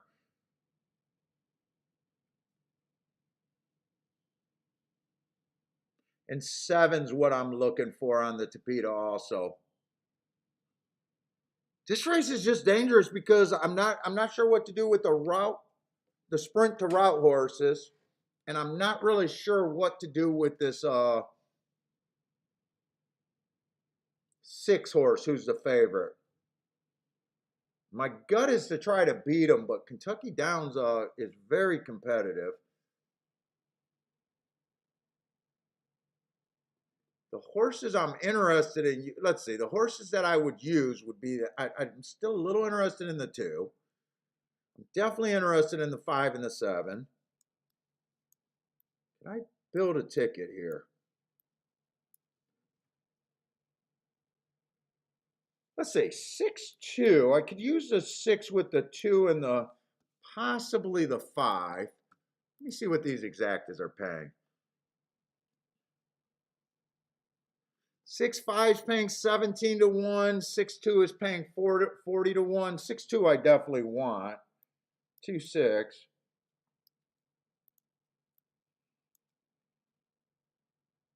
17 to 1. Do I want it in this field? I think I do, and I think I would box that. Key box that.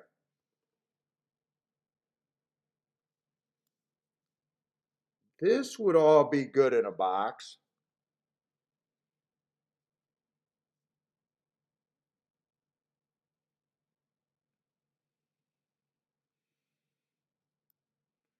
Five feels like value on the win, and so does the 2. 7 feels like value, but let's see if I can make sure I feel that way. 7 horses. I think the 1's going to lead sprinting. I would be against him. I'm hoping the 3 is on the lead, and I need that pace.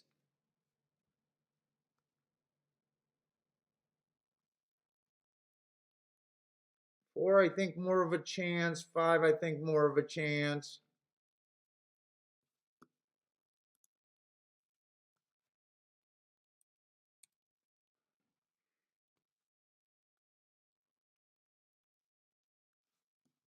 I'm running out of time.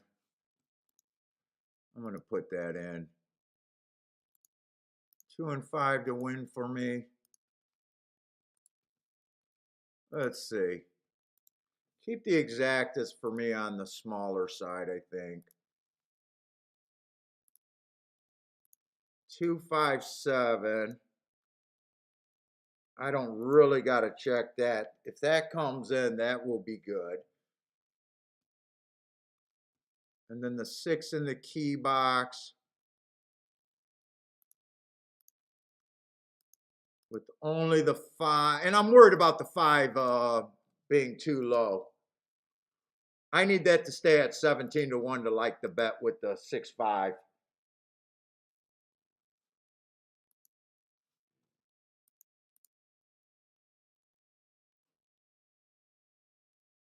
Let's see, 4-6, so 4-1 that I like the 4 a little bit there. 4 might have came off the pace. A Louisiana Downs winner. So the Remington horse might not have ran. I'd like to see that replay. I came in 4. What did that come in? 4-5-6 or 4-6-5? 4-6-5. So Louisiana won out. Evangeline on the outside.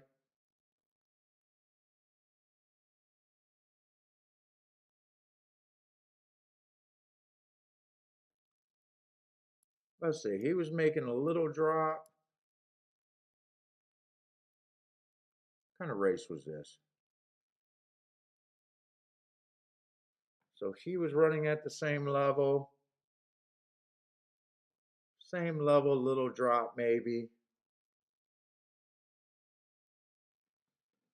Let's see, 1 did get the lead. I was hoping that 1 and 3 would get the lead and go fast. Fast enough to come off the pace. I like where the 2 is if the 2 is good enough. Oh, 26 and 2. They are crawling. Although 2 and 7 are in good spot, but I'm worried about how slow this pace is. They are walking the dog here. No one's that far out, but I'm still worried about horses coming off the pace at 26. 53 at the half. Oh my God. These are 2-year-olds. They can get caught. They can get caught. These are 2-year-olds, even though the pace is slow. Come on with this 5.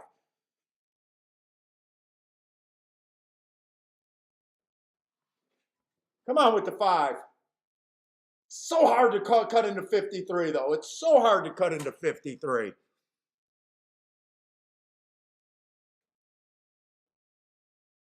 So hard to cut into 53. Come on, 5. I can see if I get the 17 to 1 on the exacta. Yeah.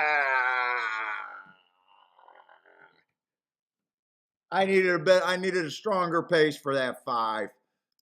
1 was able to hold on for second, barely. 6-5 went down to 13 to 1, so I probably should have even did that bet, really. Should have just played the 6-2 and forgot about the 5.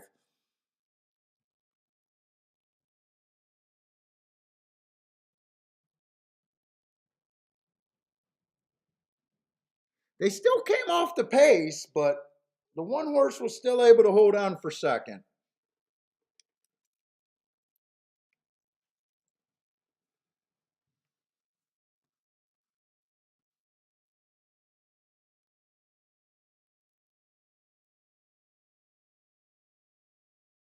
Chucky Downs horse won that. Not really a surprise there.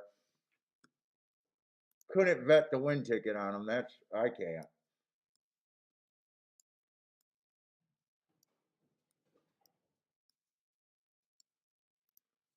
Oh, what's up, big guy? You need to go to potty, I bet, huh? I should have took you, huh?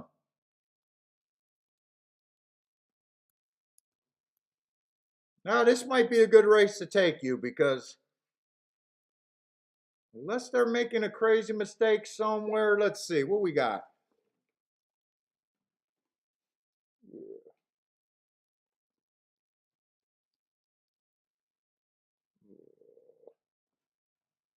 Let's say the 1 horse ran a nice race on a stalking closing day, dueling on the lead, running against the bias, being average. 3 to 1.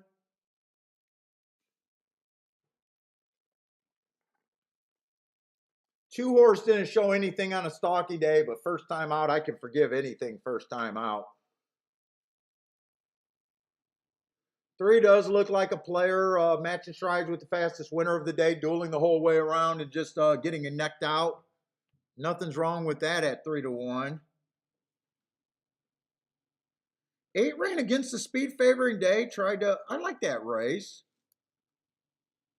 But I'd be ignoring every first time starter. Let's see, it'd be 1, 3, and 8 where I think I could get to.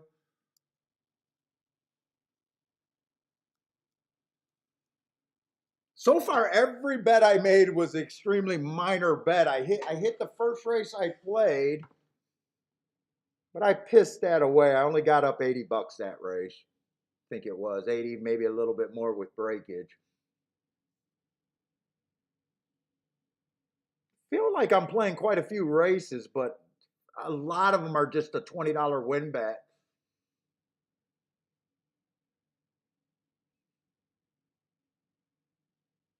Even this race, I don't know how aggressive I could be here.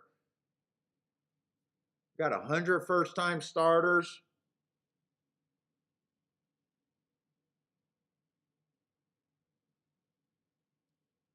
Let's see. If I want to play that opinion, the only thing I can do is force the 8 to get first and second with the 1 and the 3, and 8 to win. That's all I can do there.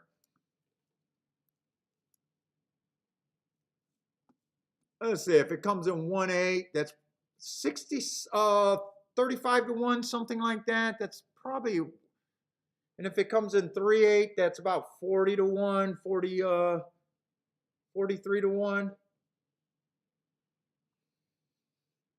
Not bad. Don't think I can box a 1-3. No, those are paying $7.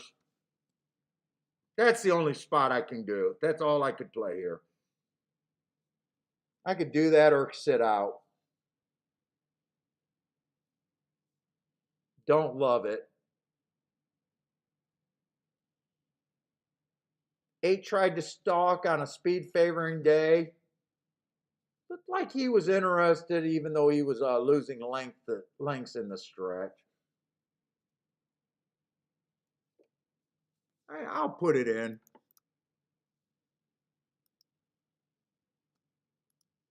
Hey, big guy, you want to go potty?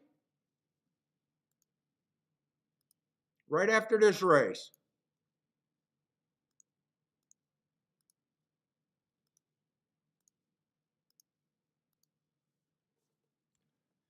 What's up, Grandma?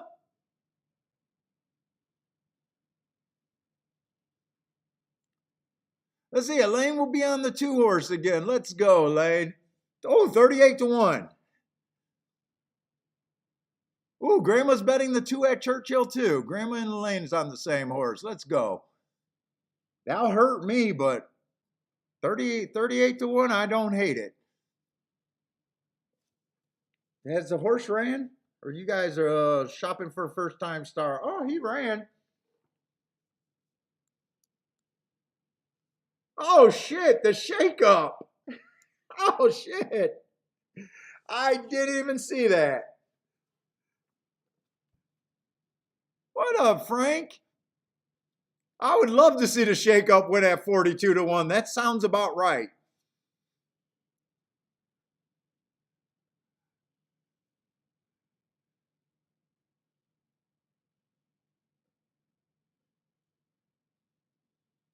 Although if it's a real shakeup horse, he should have been a front runner. Maybe he will be after a race or two. Let's see. This 11 horse looked like he got a 2-length lead head start. Oh my God, did the 11 come out running.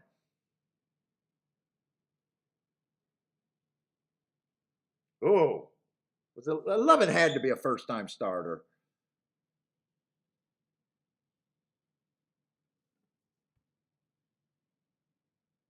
Seven's trying to push some pressure. Let's see. I got a little bit of hope with this 8. Little bit of hope. 12 to 1, I don't hate it. Come on, 8. Can we stalk into this or what? 22 and 1. That sounds slower than what they've been doing sprints the last couple days, though.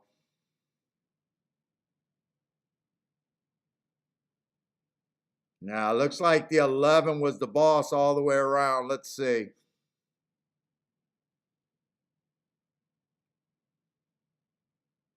And Shakeup is dead last. That's where I'm at in the ratings on YouTube, too. Dead last.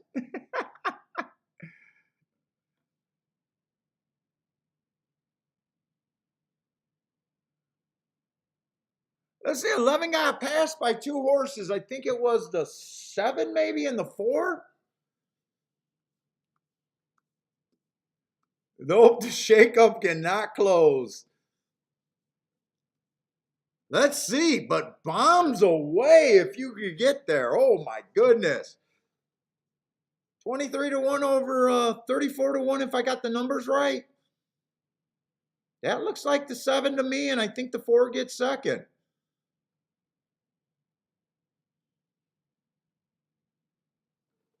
Woo! I think that race was all first timers.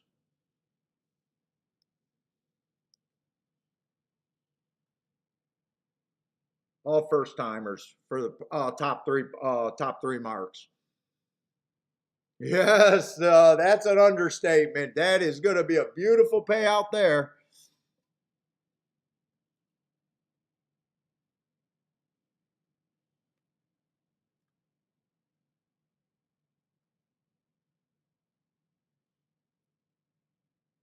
I can't get upset on losing a race like that. The stronger argument is why am I betting a dangerous race is a stronger argument. First time starter's not my thing. So I guess the one getting fourth, getting beat by nothing but first time starters, I guess one of the horses, I want to see who ran fourth, fifth, and sixth. If that if my horses ran one, fourth, and fifth, I'll say that's the best I could have did there.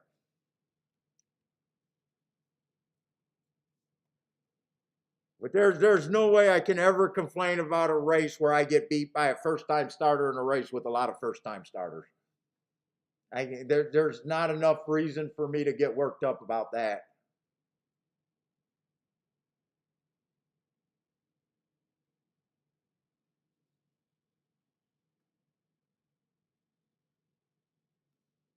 Bentley, let's go to the bathroom. Let me take him out.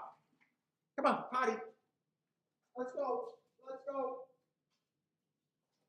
Come on, come on, come on. I know you come downstairs to go potty.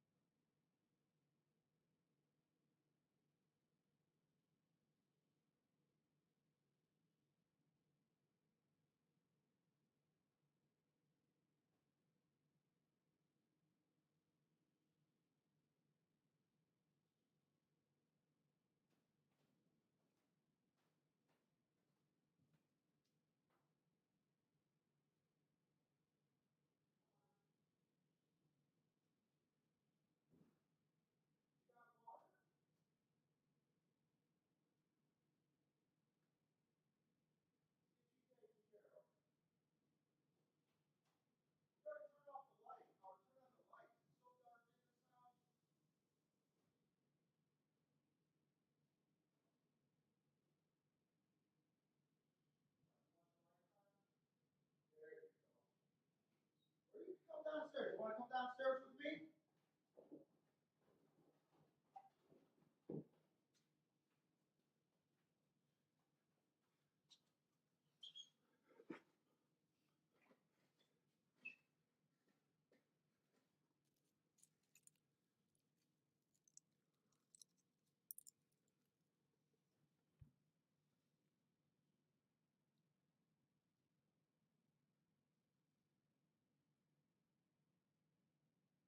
All right, Jay Run with the little boom of $30 to place ticket on the 4-horse.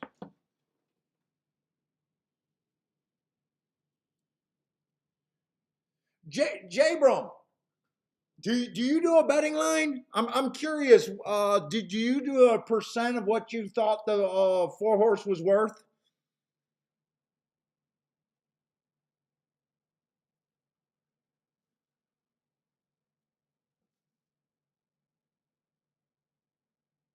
I'm curious if you had a percent or a price point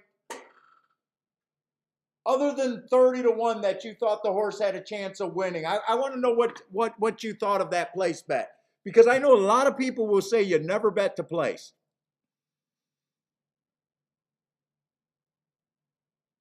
You know, like if I gave that horse a 10% chance where I would have bet him and been happy to get a, 12 to 1 on him, and I'm getting it in the place thing, I think that's a good bet. I think there's times that you could bet a horse to place.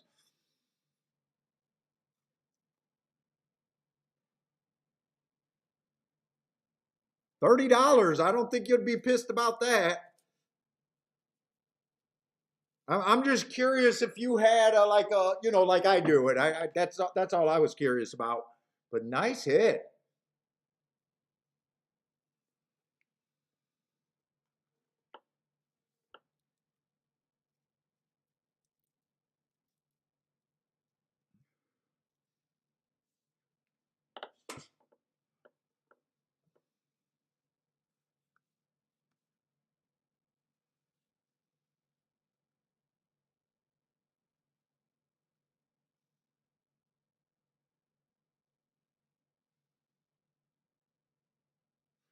I think I should at least get the tic-tac-toe board ready for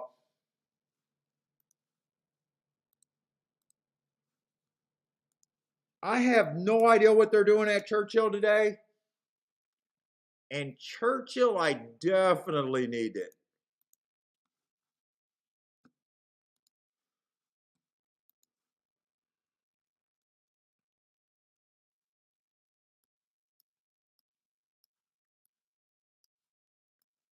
I don't know if they're running on the turf, but if they are, it's probably only one race. I'll just do the dirt races.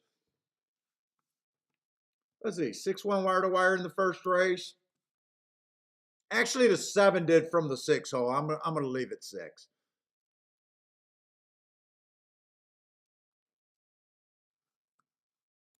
Two stalked in the second race from the one hole. It's fine. Actually, why did I say 2? One stalked. Was he 2 lengths off? Is that why I said 2? Yup.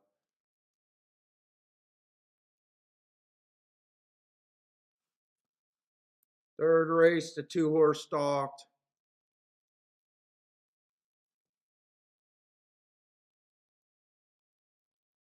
So they've been stalking. Speed and stalkers so far today. A little bit of everything today, it looks like, actually.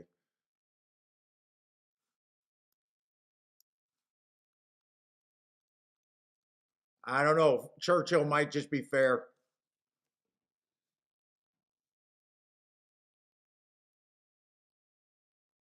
7, I think, stalked here.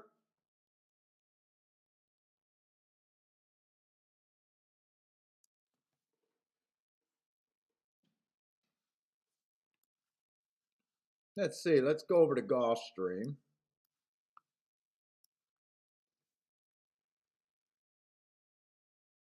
Got a mile on the dirt. Wow, Gulfstream is going by fast today.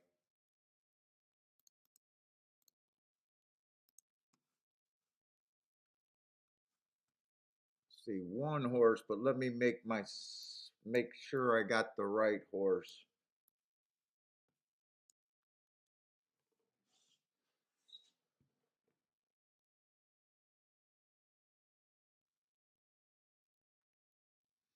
We got a mile on the dirt. Mile on the dirt over there.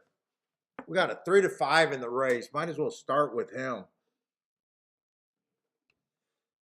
Yeah, front speed.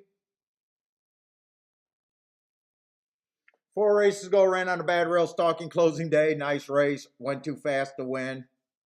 Comes back. Bad rail stalking closing day.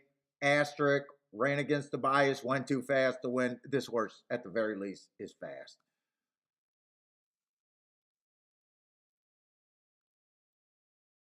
Two races ago, inside of the track was good.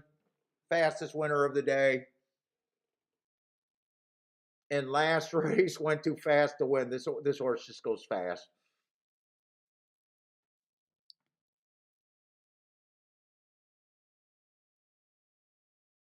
Gonna be in the 6 hole. Does get harder to win from 7 on out.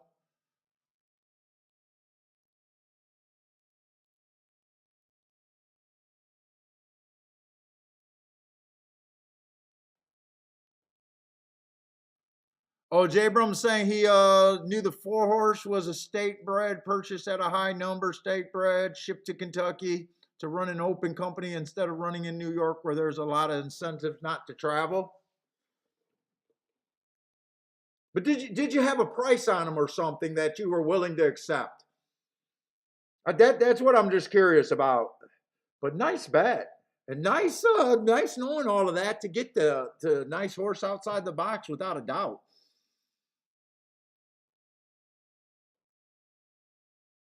Let's see, is there other speed in the race? So it does look like the 7 horses winning condition is to go wire to wire, and he's definitely fast.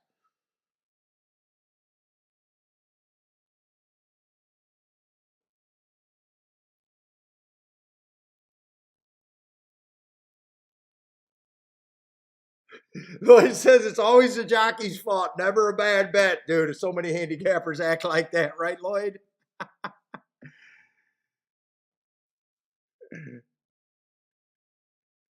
It's never the handicapper's fault.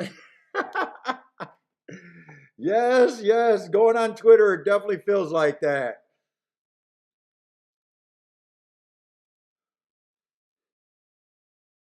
Two horse doesn't look that bad, but I don't know where the real pace pressure is going to be forced on this 7. Two's going to have the inside. Traditionally, I love being in the 1 through 3 hole over there at Gulfstream. Ran with the favorite 2 races ago. He had a bad rail on the stalking closing day. He had the right running style, but he was in the 2 hole.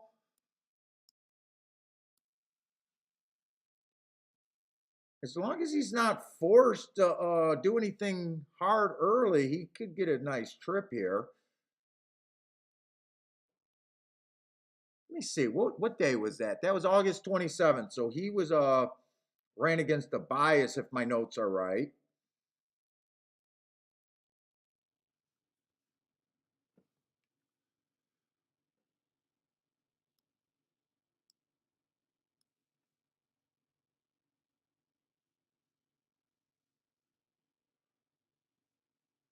Let's see. The 2 horse, or I'm sorry, the favorite was off the inside, but he also ran against the bias because it was a stalking closing day.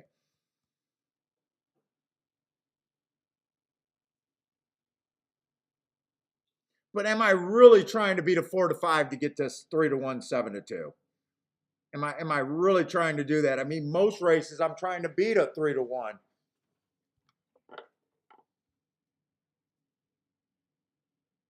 Two's kind of the spot I could get to here, but it's not that big of a pay raise.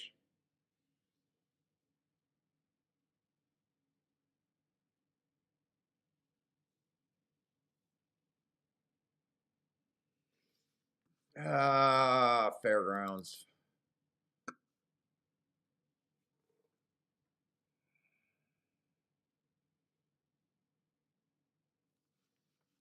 What was this fairgrounds race? I don't know how interested I am in that Gulfstream race.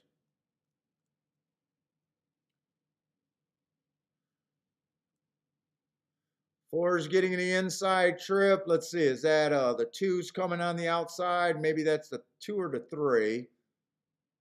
9 horse, I would think, would get beat here. And here comes the 1.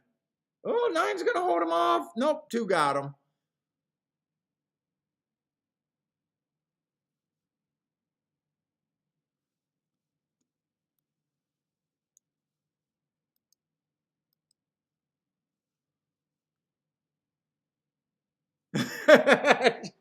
Jerry hit a dog shit exacta over there at Aqueduct. Oh my God, what did you hit? Why are you putting in dog shit tickets?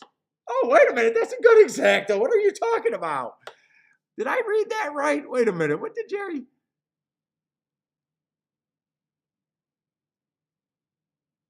Jerry gotta be joking. Kathy friends have that super?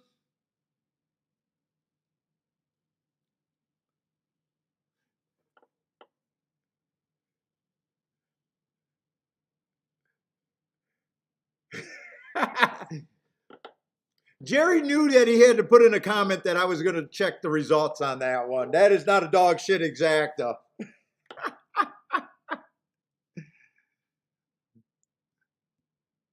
Nice hit if that's this race. Nice hits. 5-1 over 18-1.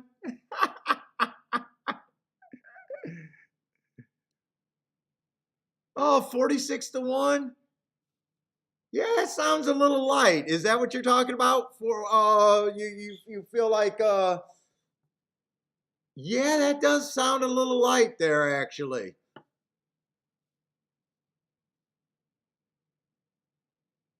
How did they bet that race?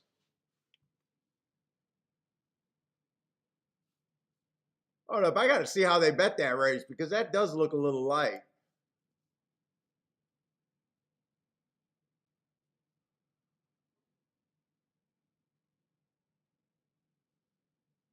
Oh, I thought it was maybe where they didn't have a favorite, but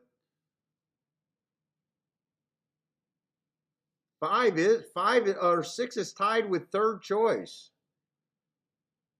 It was a 3-1 favorite. Yeah, that sounds light. I'm with you. That does sound light. That does sound light.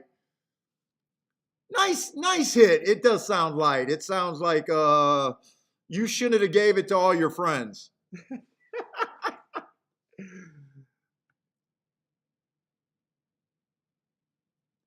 Oh, feck if I know. You've been doing well at fairgrounds so far? Playing the inside horses?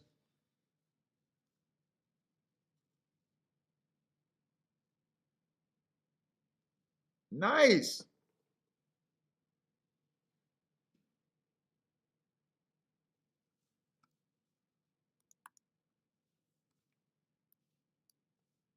Yeah, Gulfstream. So I knew I was going to come back and check those odds. If I was playing horizontal bets, it'd probably just be the 2 and the 7 for me here. I'm not interested in trying to beat this 7 with a 5-2. It's barely a pay raise. 90% of the times I get to a 5-2 horse, I'm sitting out or trying to beat them. So why am I trying to get cute trying to beat the 7 with a 5-2? I guess if I was a horizontal player and had to play this race, trying to get through, I'd probably just use the 7 and the 2, and that's it. And I don't even know if that's great. I would have to have something special in other legs. Hey, what's up, Elliot?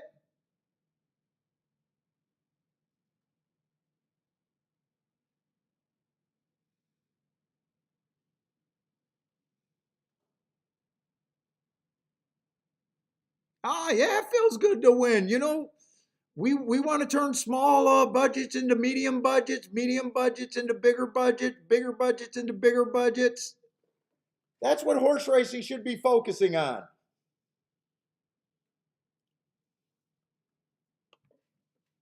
You don't got to stay a small budget player. You build it up, build it up. There's nothing wrong with that. Enjoyable game. It's nice when you win.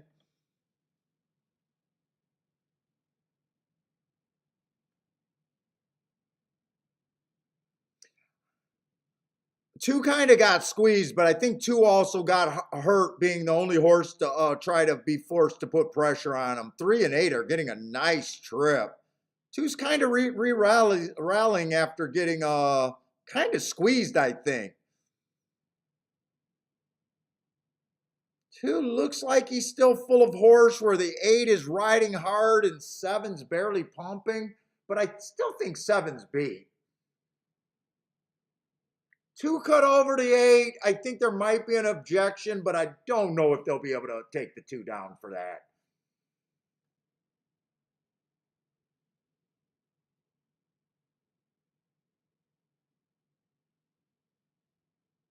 5, now I don't even know if it matters. 5 got second, so that's going to be a nice betting race there, actually.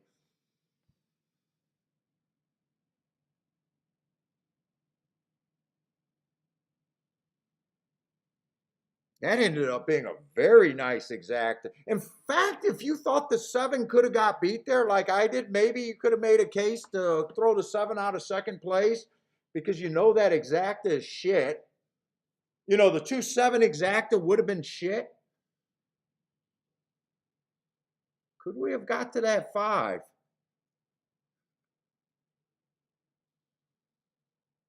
I didn't care for the 3.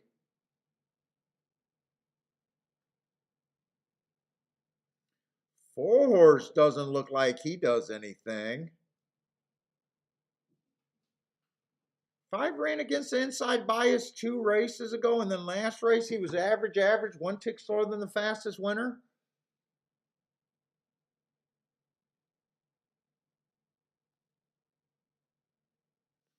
I think you could make a case for that if you wanted to. I think you could have won with the 5. 8 had some decent marks.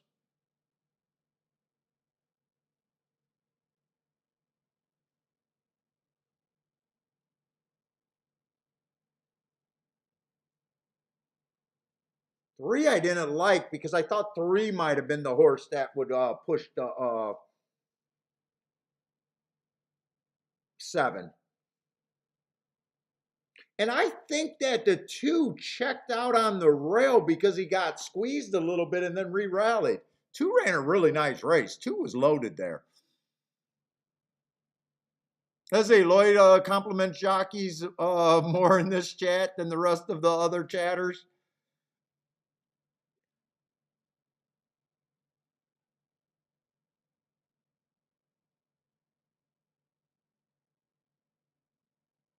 Yeah, Jerry, I agree with you. You just got underpaid there, but still nice hit.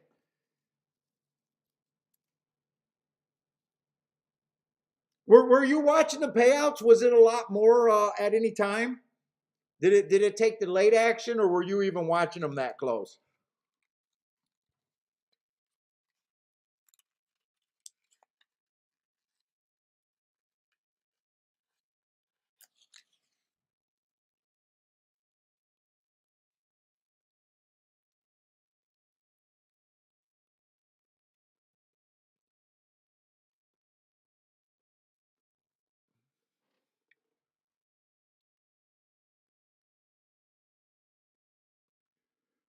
Charles says, Jerry, the fix was in. So Charles is saying, be grateful, Jerry. You benefited from a fixed race.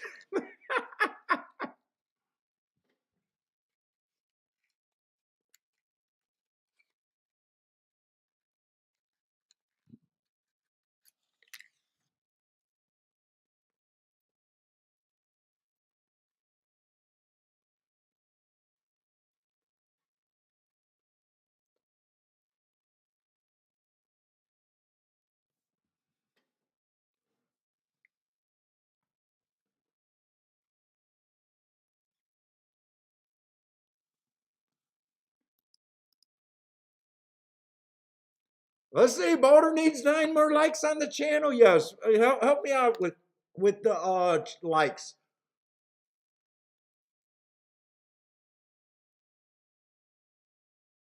Yeah, you want to get overpaid. Sometimes you can't help it though. You know, that's what you like. If they bet it late, nice handicapping job done by you to 6-1 over 18-1. Too bad exacta just underpaid there. I mean, what would you think that exacta should pay? I'd say probably, I would say on the low side, you said it was a 12 horse field. I would think on the low side it'd be at least $60.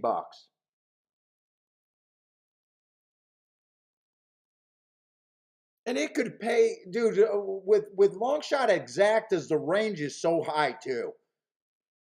I would say I would have been expecting at least, let's see, for $1. I'd say at the low side 60-1, and the high side maybe the very high side would be about 100-1, I would think.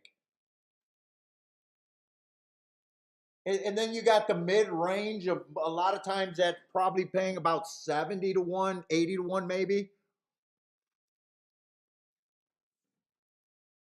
45-1 is, I mean, we've seen 7. What was that exacta that I hit not too long ago?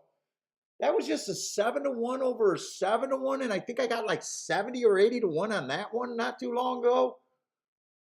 I think that was at Churchill. That 3 horse that I thought was going to win for fun, and then he got stopped after he ran second, but I backdoored it, lost the win bet. That paid like insane for what I thought that was worth.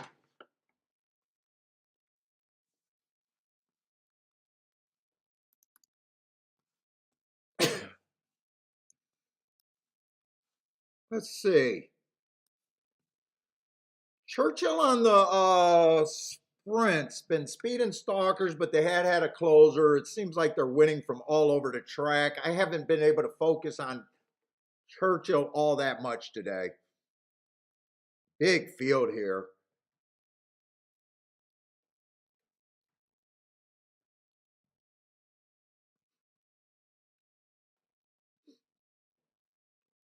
Let's see, the hearts on the 4 2 races ago kind of stand out. I'm just looking because I'm on short time what catches my eye.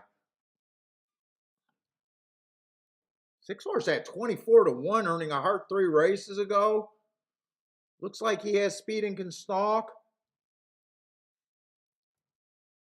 Catches my eye. 9 horse earned his hearts at a route. And oh, this is a route. The routes at Churchill, I've been coming off the pace, so I just don't have time. They're already in the gate here.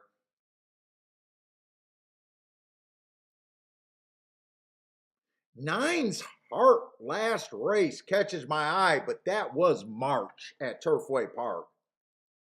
That was a long time ago. Sometimes hearts off a layoff doesn't matter if the price is right, but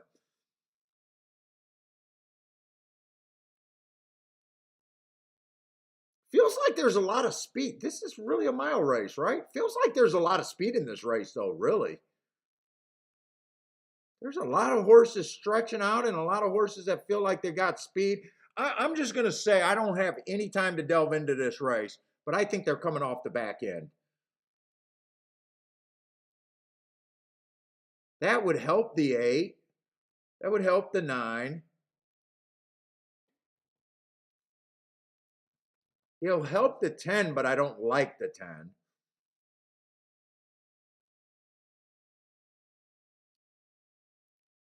11, I'm not sure because 11's more of a sprinter. Let's see, does 11's not going to lead, so it should help the 11. Let's see how this race just plays. Does it help anyone on the inside?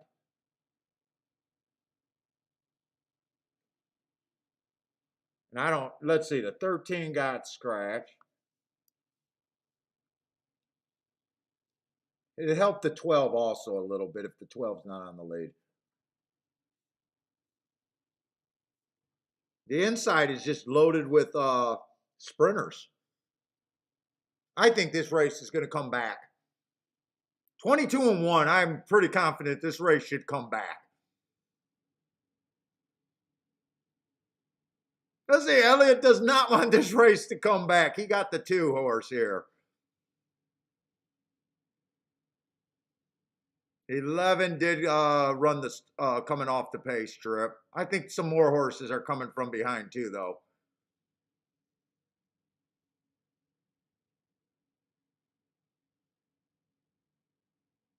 No one's really coming too fast, though. Here comes the 4. 4's gearing up. 4 should get second, right? That ended up being on the chalky side. Favorite over 9-2.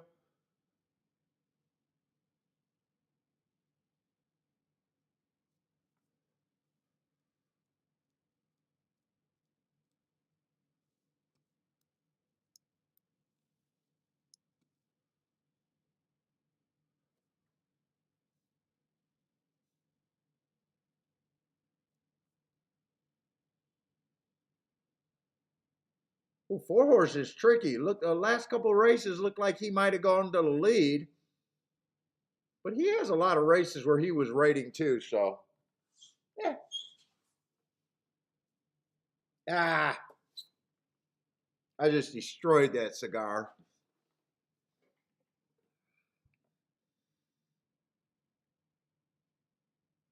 Nathan says, goodbye, Churchill Downs. You're done with Churchill? We haven't got to focus on Churchill, really.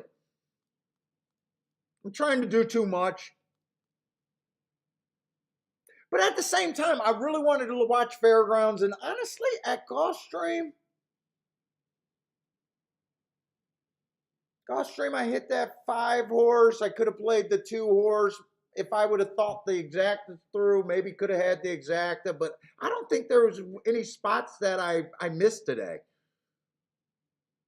Fairgrounds, I made a couple I played a couple $20 win bets over there at Churchill, maybe two of them, and I made some very small bets over there at Fairgrounds.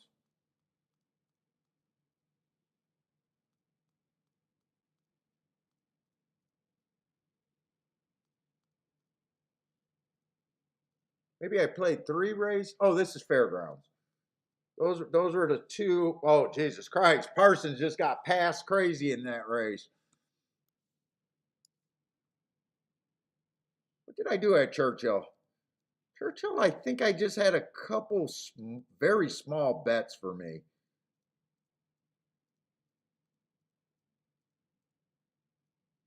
I don't think I'm still profitable being out up $80 because I've been making I probably made 4 or 5 bets in the 20 to $50 range.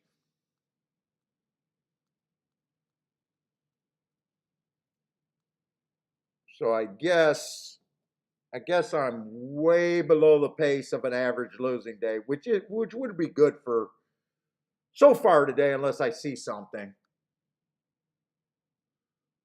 Let's see. We got the 8th race at Churchill. That race is probably not great. We got a turf route race. Might be interesting, except I don't know what to expect from the turf routes. You got a grade 3 race late. Maybe I play, maybe I don't. I don't know. We do got a few route races over there. If I do continue to think that track's backing up at the route, maybe late in the day, Churchill might get a little bit where I need to focus. Let's see what we got left at Gulfstream. Woodbine, I kind of threw to the side. But if there's not too many plays, maybe I look a little bit back at Woodbine again. I don't know. I don't know what Parsons have marked up over there.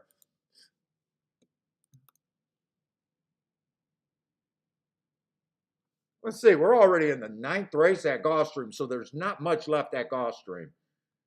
We got the 9th race. The 10th race is a Topeka route.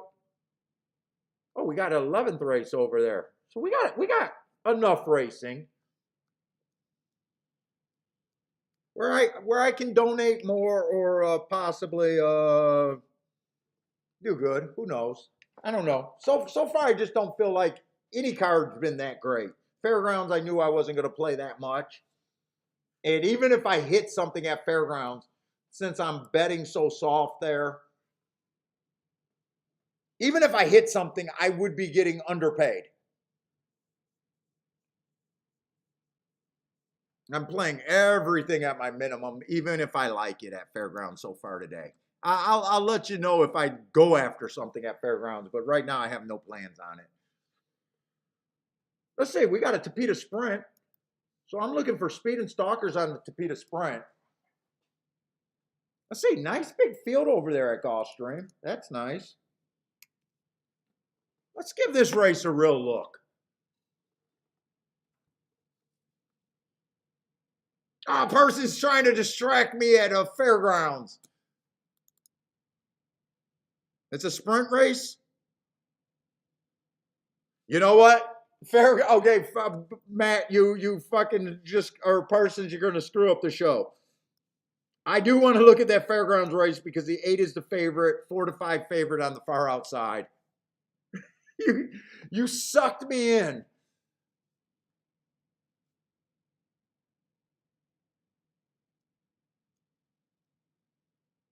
You sucked me in, Parsons.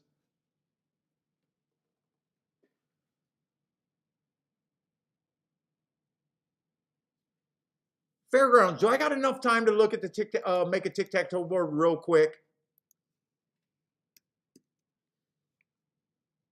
I just want to see if I think that rail's been strong today. It is in the mud. They only got 3 races done. Might not tell me anything.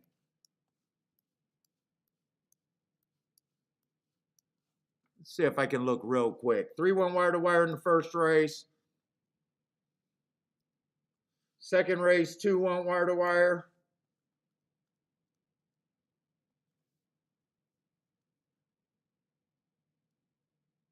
Third race, the 4 closed. So from what I see, and then last race, I think the 2-horse won. And it might, that last race might have came 2-1. I think it was at a route.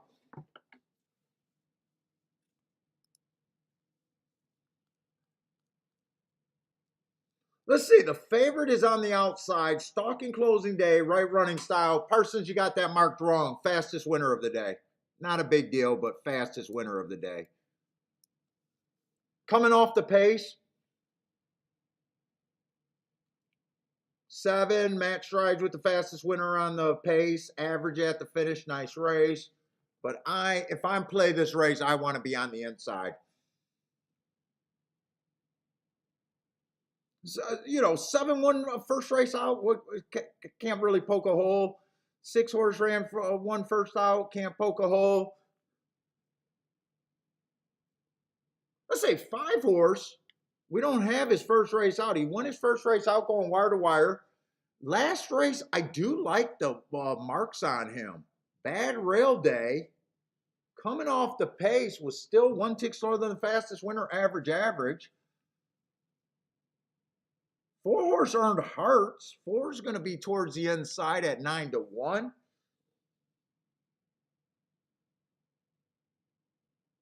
Let's see. 2 just looks bad. 1 is first race out. I'm kind of looking at the speed figures. I don't like speed figures normally. I don't do that.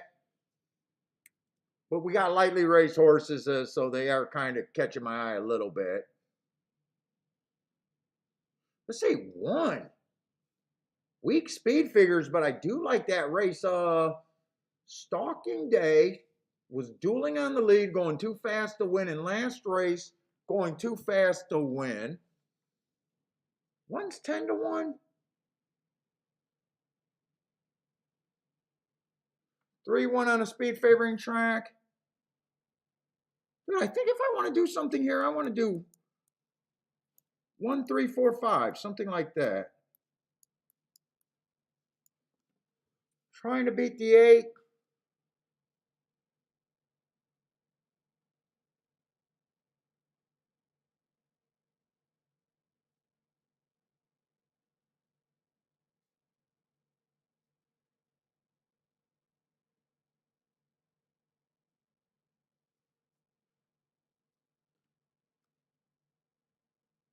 Let's say 4 ran in a couple stakes. Actually won a couple starter stakes. That can't suck.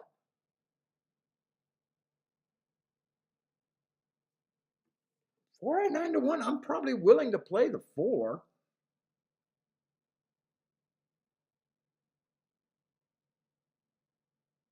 Do I want to do a 4-horse exacta box here? Let's see.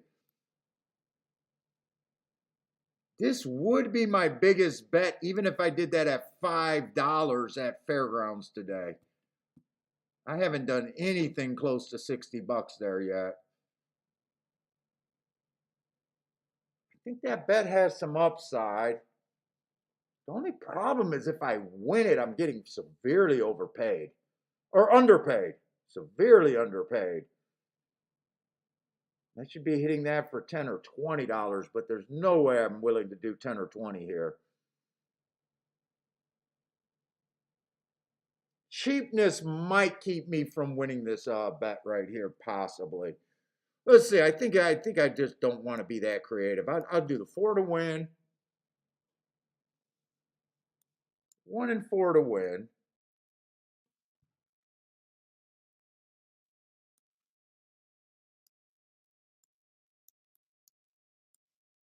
I want to do the 4. Let's see. I can do that. I can do that. That'd be cheaper. I don't mind the outs there.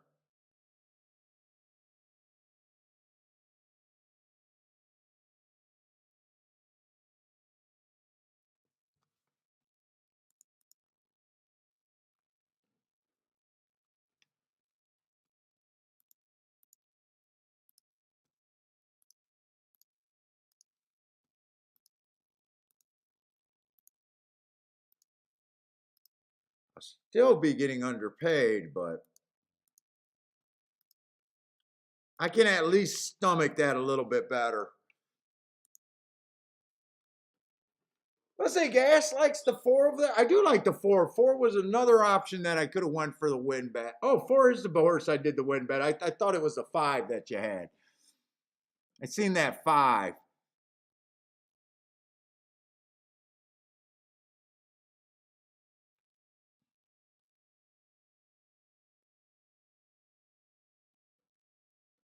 And let's see, I'm going to have to get over to Gulfstream.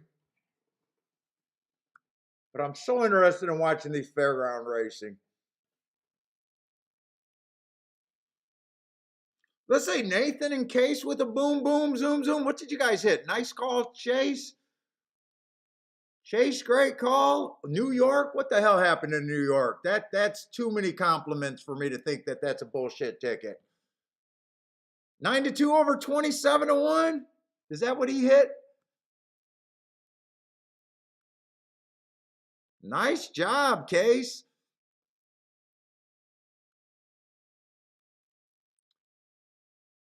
4, 10, 11. Looks like you hit the exacta. Nice job, man. What's up, Steve B? See, I trust you guys. I even know when I want to look at a payout. Because there's no such thing as boom abuse on this show. When guys are given that much credit, I know something hit good. Let's see, 1 got the lead. 4 was not as quick, but 4 got drilled at the gate. So now I just need the 1 to go wire to wire.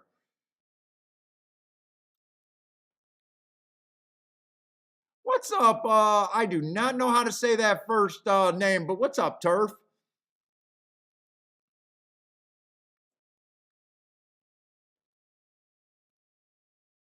Anyway, this 1 can carry this because my 4 is not running. I need this 1 to outlast this pressure. And unless this rail is gold, I don't know if the 1 can survive here. Come on, 1.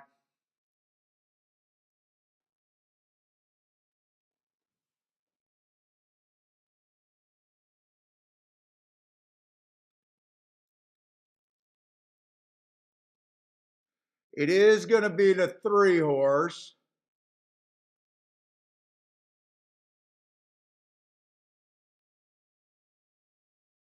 The only horse that took action on the inside won that. That's not going to be a bad exacta, though. The 6 got second, I think, at 22-1.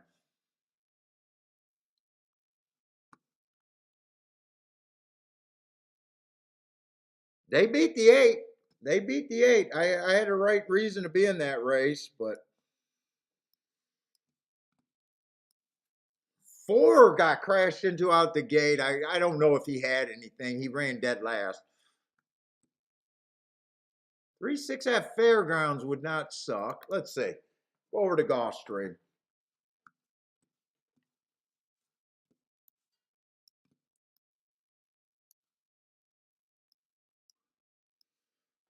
Parsons, I'm coming to you for a rebate on that race. I need a rebate now, Parsons.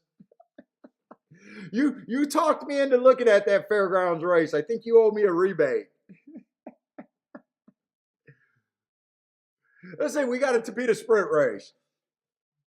I'm looking for speed and stalkers. 1's been running great races, but he's a route to sprint horse that I normally don't like, but been going too fast to win. Running against the stalking closing bias, and last race, a bad rail stalking closing bias. That was on the Topeka, but I usually like, well, he was a sprinter, but he had a lot of route. Let's see what else is in here. 2 fastest winner of the day last race, all the way around. Does look like he got speed.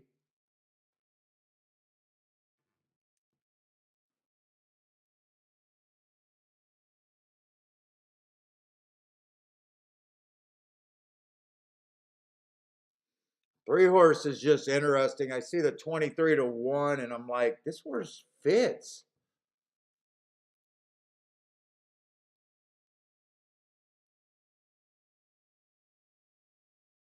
Wow, this is actually a good race.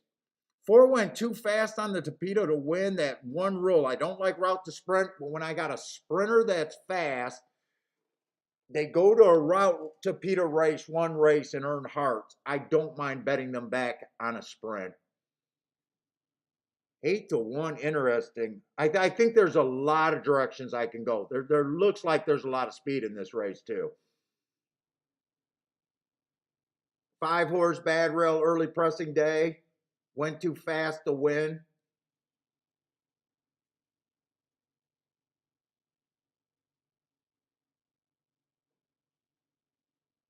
Lots of speed. I even think the 6 can benefit coming off the pace.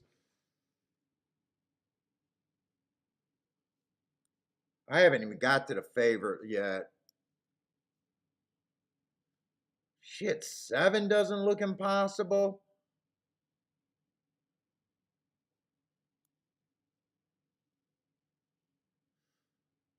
Let's see, 8 horse. Let's see, that's July of this year. Went too fast to win 3 races ago. I like that race in a stakes race.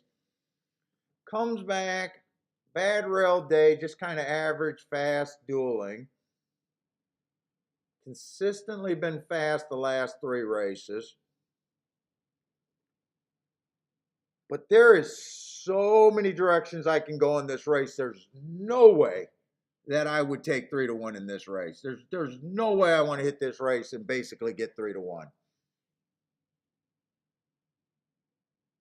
This is a race where I can make a case for every horse in this damn race.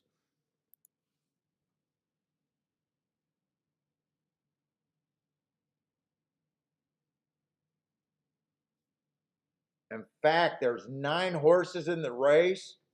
6-1 is the starting point. I probably need a better than 6-1 just to even plan this race. Let's see, these horses that earn hearts on the Torpedo Sprint, if there's as much speed as I think in this race,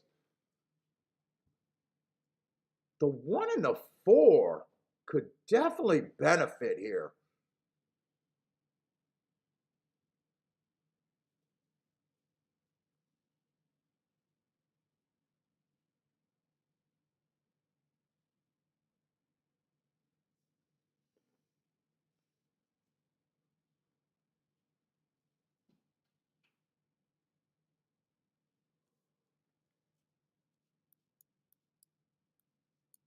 Let's see. 1, 4, 3, 5, and I think this 6 benefit. I think I'm going to bet this race like I think I'm coming off the pace. I'm going to fade the 2 not the 2 favorites, the 8 and the 4.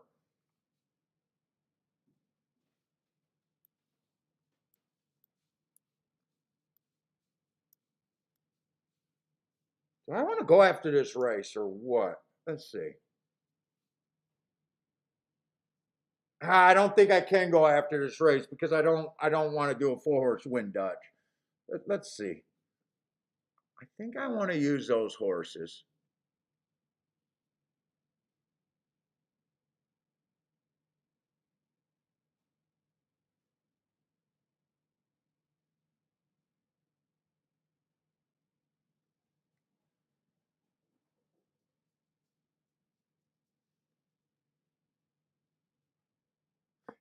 Fuck it. If I hit this race, I want a monster hit. I don't go safe. I key that 3 horse first and second. If I hit this race, I want a monster hit.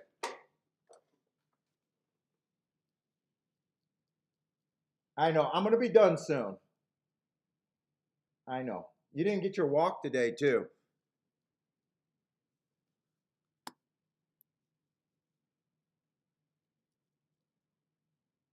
Fuck, can I bet this can I bet win tickets here? 3 to win.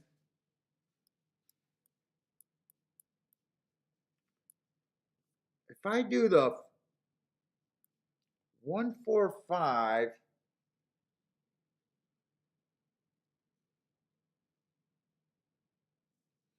don't think I want to go that many.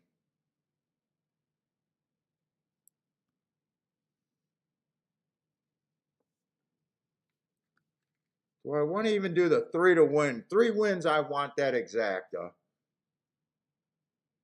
3 runs second, I want the exacta. I think that's the only exact I play.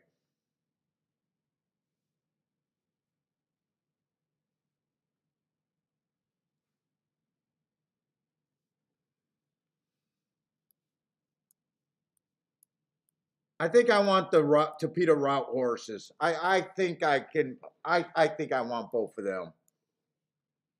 Bet them. I think I'm betting them more. A little bit on the 3, and trying to hit the exacta with the 3s. I think is how I play this ticket. And I don't think this race is going wire to wire.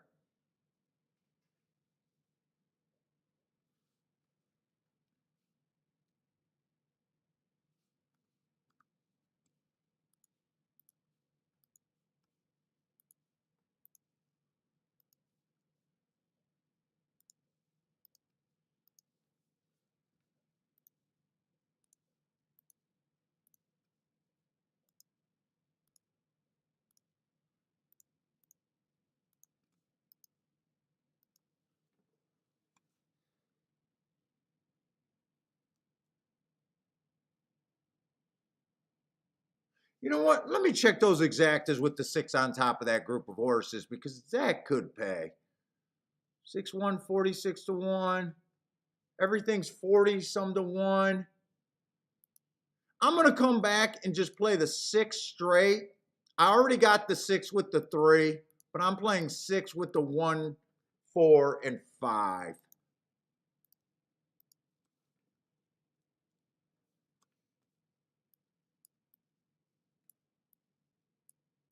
So I got 6, 3.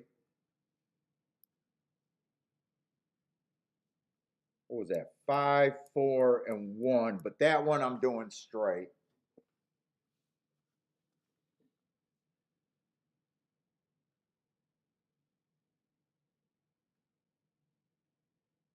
Let's see. Kathy likes the 9. This is a tough race. This is a really good race over here at Gulfstream. I think this is a super competitive race. I think this race is gonna pay. Man, if the 2 and the 8 wins this race and run first, second, I will be kind of shocked. I think I can make a case for every horse in this race.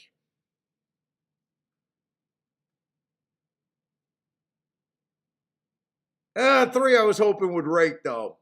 I did not want 3. Well, 3 got the lead, but I was hoping that he'd rake. Okay, I'm gonna have to be a fan of him on the front end though. 8 was the boss early. I thought there was too much speed for the 8 to get an easy lead. Oh, that's the 7 with the easy lead. Not easy. Well, 22 and 3. That does not sound super fast.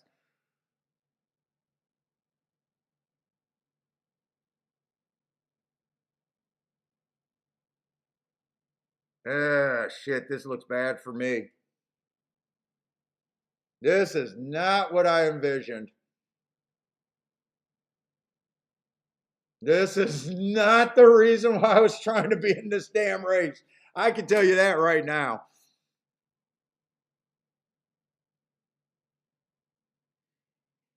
8-7 might be 2-1. So the favorites ran, I think, first and third. I thought that was going to be hard to be. I did not get the pace that I was counting on at all. I thought that race was going to pay. I really did.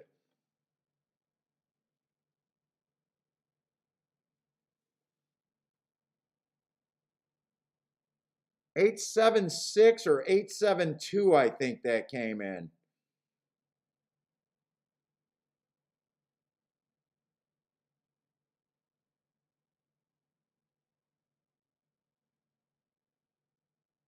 Eight, 7, 6, 2, 1. Ooh. Ooh, that was an ugly bet for me.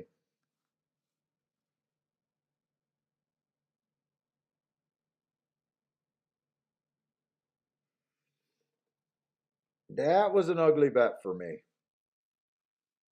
I wish I could say that that was as small as all the other bets that I played today. I wish I could say that was my smallest bet of the day today, but I'd be lying to you.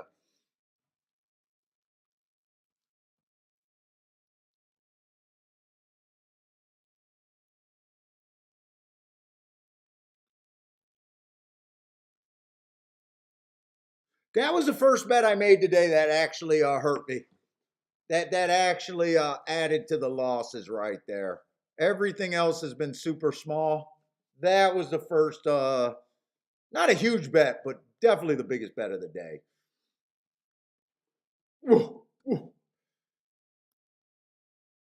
God, I'm not supposed to be making my biggest bet of the day on a race where the favorite wins. If I would have been more acceptable if the 7 would have won, it wouldn't have been as bad. Not with the 8 horse winning. Oh, that's a kick in the nuts.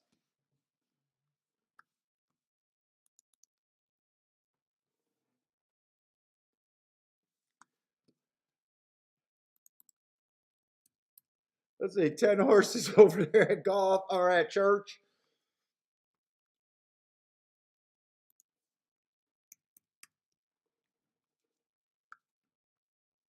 I'm looking at the right race. Let's see, they're going. Oh, well, we got a lot of races left still. Oh, this race was unplayable for me here.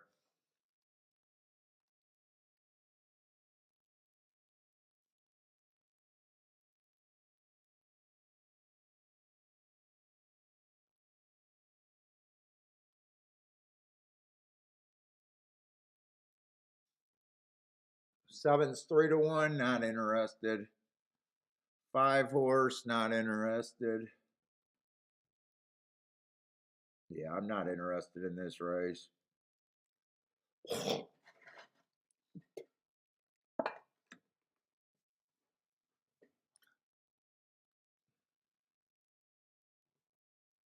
Steve, it's on Triple Clowns on Fridays, 5 o'clock.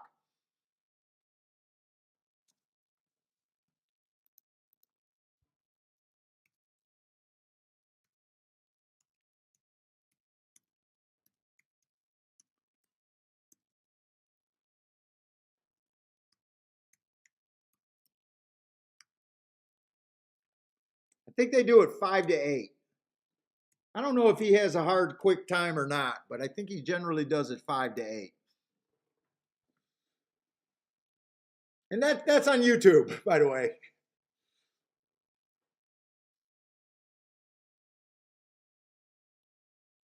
Man, I thought we were gonna have 2 or 3 horses across the track. I thought the pace was gonna be a lot faster.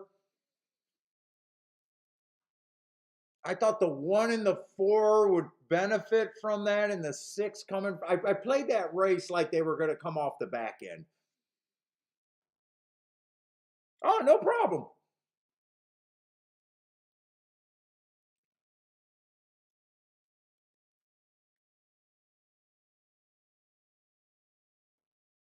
Let's see. Elliot likes the 7-1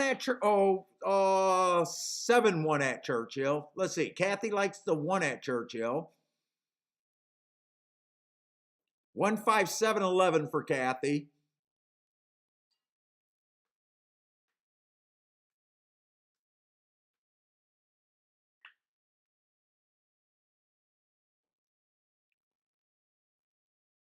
Let's see. Let's see how this race plays out.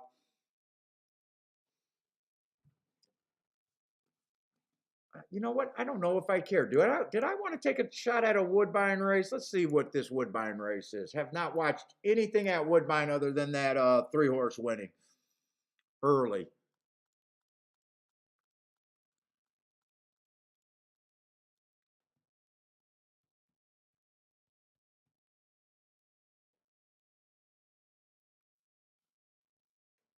Let's see. We got some speed in here.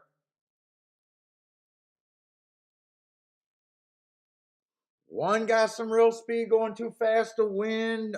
2 got some real speed either being too fast to win or fastest winner of the day. Oh, there's a lot of speed over there at Woodbine. 3 got some real speed. What kind of race is that? This race seems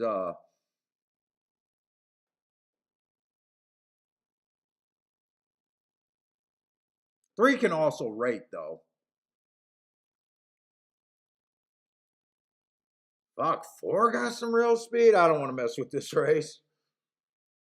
I need a layup. Come on, horse racing. I need a layup somewhere. Give me a nice little layup. I haven't had anything but that first winner today. I need a little layup.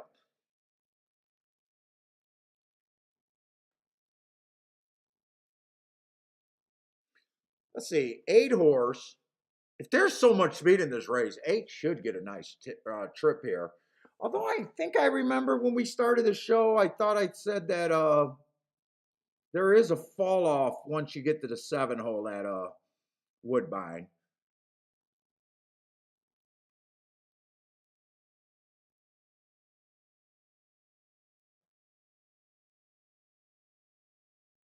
Where are you at, Parsons? The 4 at the 4 over here at Woodbine you're trying to build around?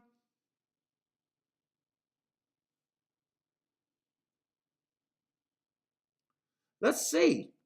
October 29th. We got a few horses coming out of that race. Let's see what that looks like. Well, where are they at? The 7, the 4, and the 8 are all coming out of that race. Let's see. The note on that race, it was a bad rail day. So the 8 was nowhere near that bad rail. The 7 was nowhere near that bad rail.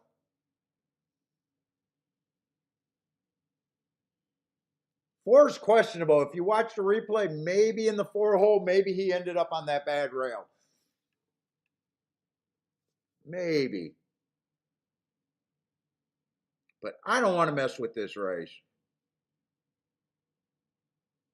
Maybe I'd upgrade the 4 over those couple horses. But I think with so much speed in this race, I think if the pace backs up, I think the 8 horse benefits. And I think the 7 horse benefits being stalkers. It's depending on which way you want to interpret the same information.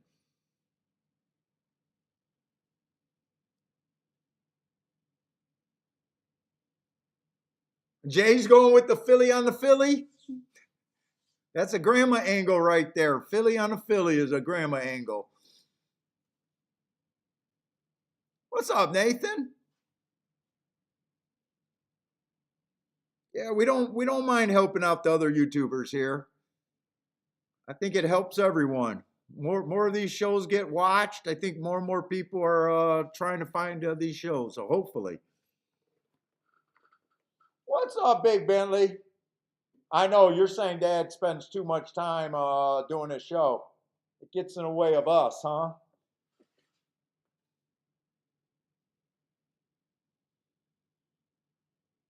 And this is the hardest thing with racing. So every time I think there's a ton of speed, that's why I don't like looking at a lot of races like that if I don't think a track's naturally backing up. Every time I think there's going to be 4 horses across the track, kind of like the same race at Gulfstream, jockeys are reading the same shit, and you don't always get that speed duel that you think you're going to get.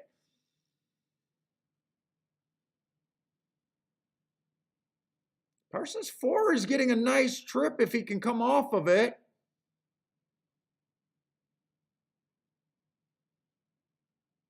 He's showing some interest. Come on with this 4. Parsons building a ticket around it. Yeah, I think he just flattened out.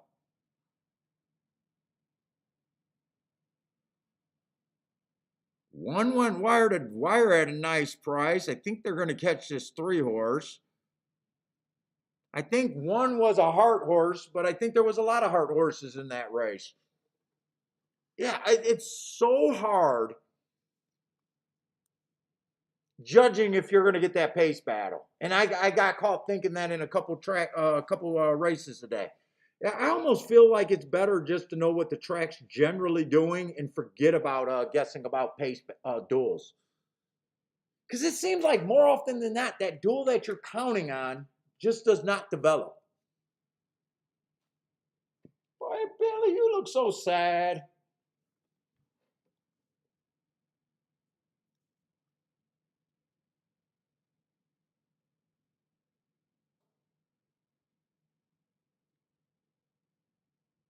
One was a very nice price. Three, I definitely would have thought that the three was a bit over bet.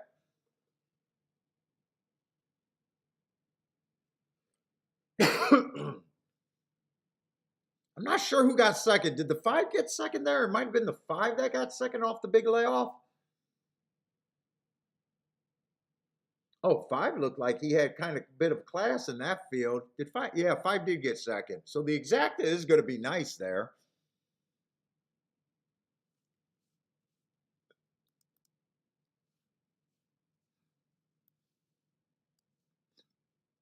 Charles been running second a lot today.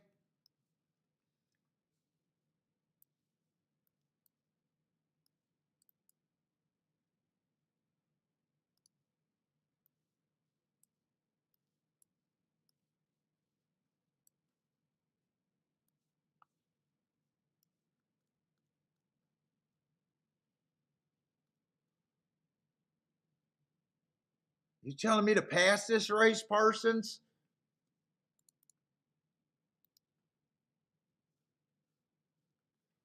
Dude, I'm just glancing every race at Fairgrounds. I'm kind of just glancing and seeing what the prices are on the inside and where the favorites are.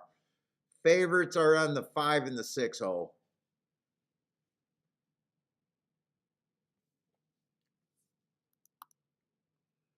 I'm not going to have any marks, but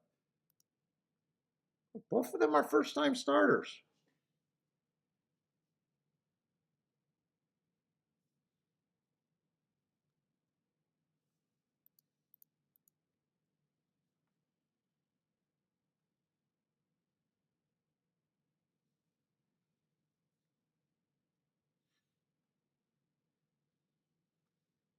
Is there anything that I want to do on the inside? Three horses at 5 to 1. Oh, why am I wasting my time here? I could be spending my time better, but I'm going to look it up.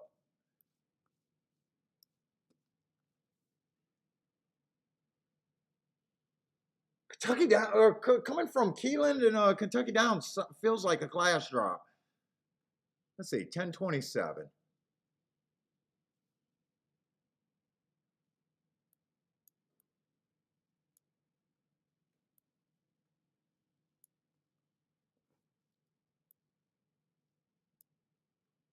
I think I'm playing.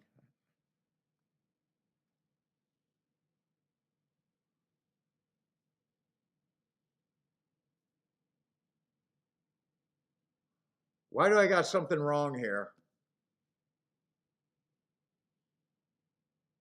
Let me look up that 9-1 race.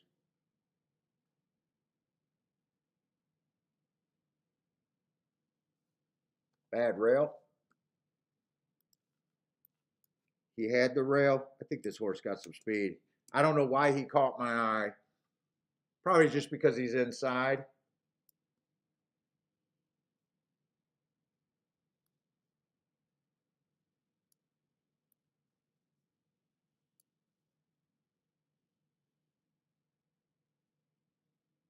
You're 5 to 1?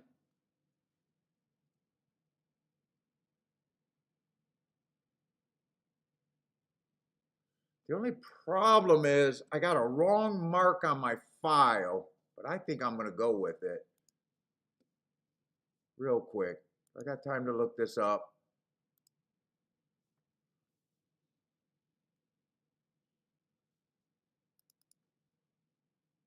What am I looking? Keelan 1027.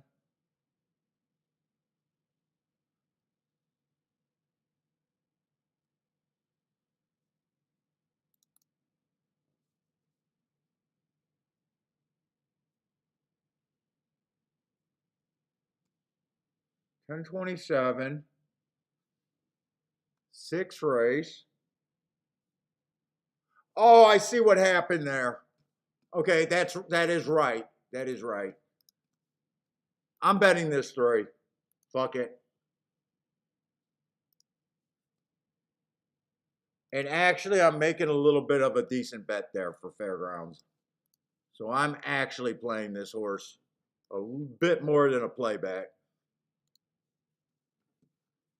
I don't know if it's a good bet with so many first-time starters and everything, but this horse caught my eye. He got the inside. The only horse I looked up, he ran on a bad rail first time out, and second race out, he went too fast to win. Just give me the lead, 3-length lead at the top of the stretch, and I'll accept the results anyway after that.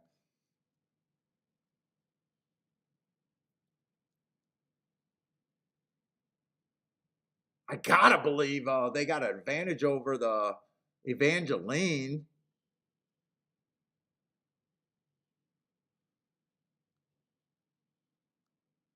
In fact,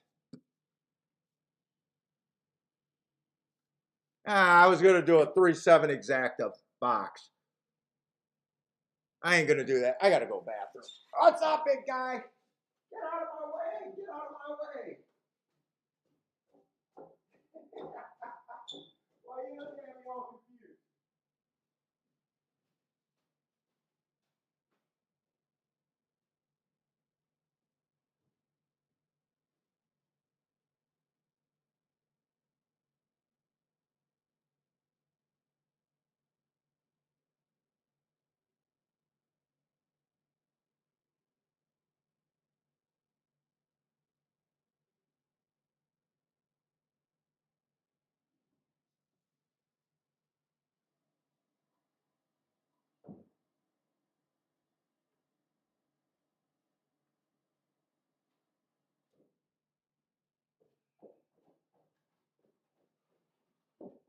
Why are you looking at me so confused?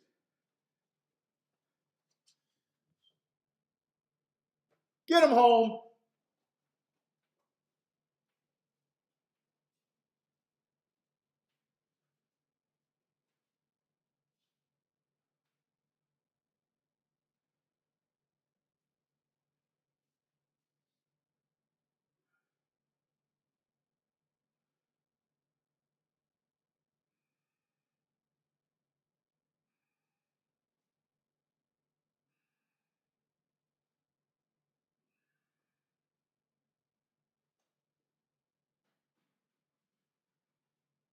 I think 6 was the only horse that was coming after me.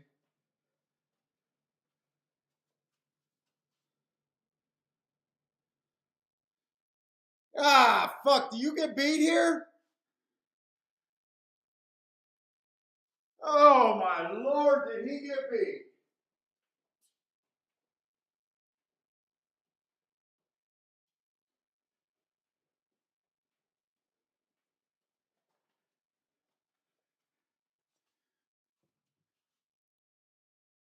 Motherfucker, you did not get beat by the 9 horse.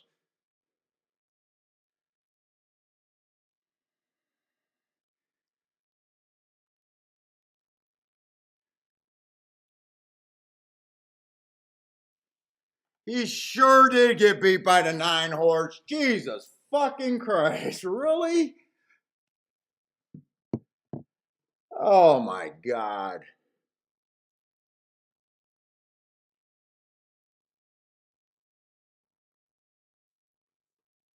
I should have took him with all the Kentucky horses in first and second. Fuck the first time starters. I bet enough on him to be able to do that.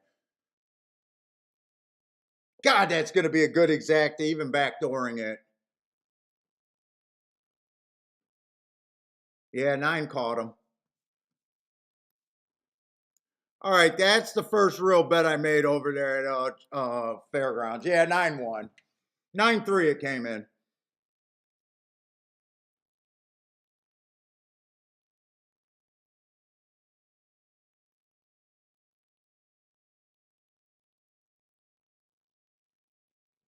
I haven't thought about going with the 7. I should have just took the all the Kentucky horses there. I thought the Kentucky horses were going to have a huge advantage there.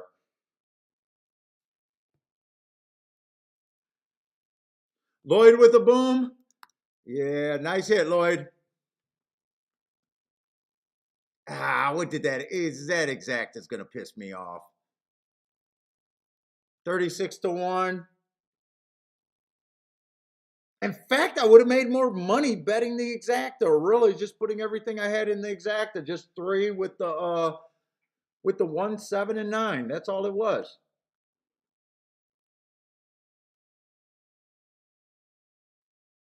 God damn it! I gotta look this horse up. I'm gonna be pissed at my. I'm pissed right now.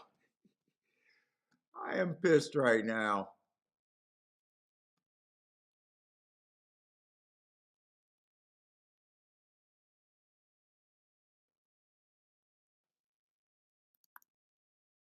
That's the first bet that irritated me because I think I should have hit that.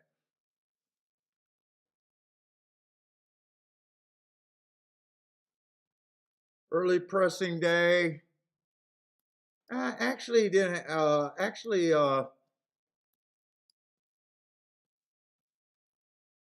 Okay, there's nothing to red board there. I just thought the all the Kentucky horses had an advantage.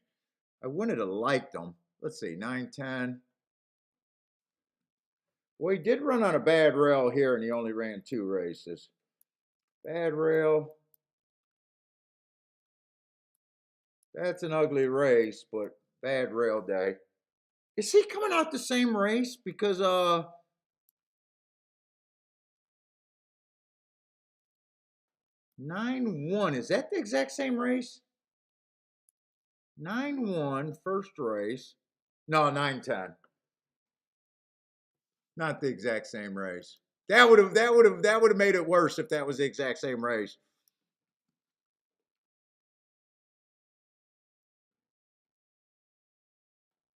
Oh man.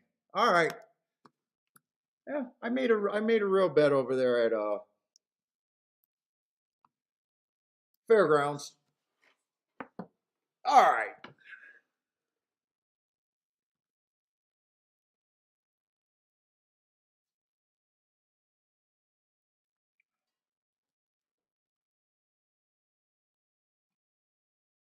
8 fit. Well, what what is this? A 2-year-old? Felt like a 2-year-old. 2-year-old on the Tapeta. I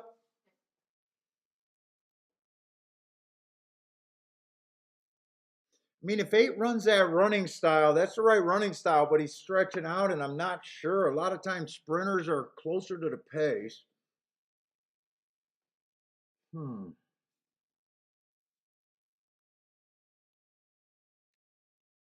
Has anyone ran on the Tapeta before? The 6 has. One with the right running style. Oh, I got a wrong mark there. That should be slowest winner of the day.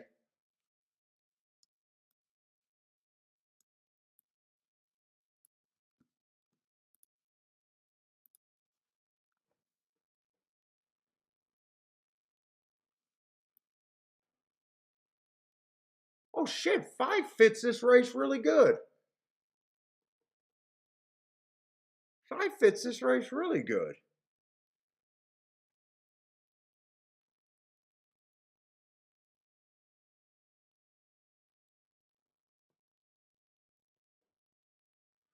Four fits this race depending on if he goes to the lead or not. Probably used a 4, but I think I'm interested in this race just with that.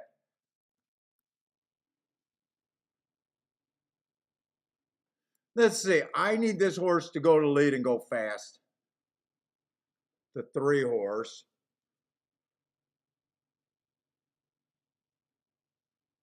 I need a 2 horse to go to the lead and go fast. I think the 1 got a little bit of upside here.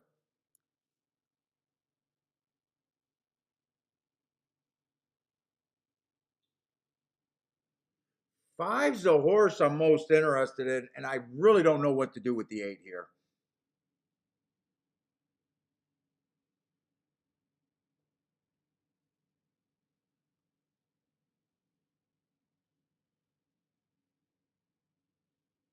6 got the right running style, slowest winner of the day, but broke his maiden first time out, did it at a lower level, did it easy.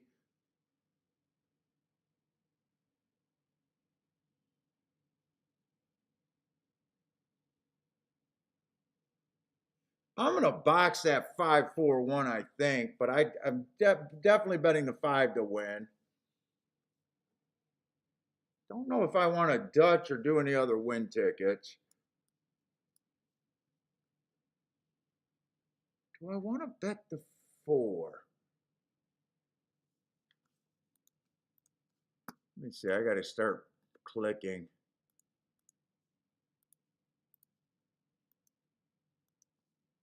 Click, click, click. Box.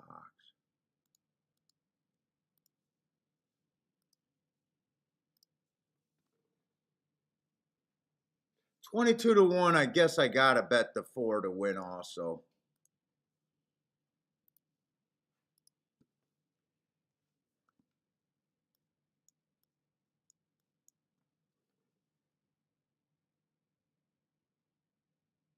I need this to be the fast pace. I probably, if I had a couple more minutes, I probably would have keyed the 5 first and second and go a little bit wider here.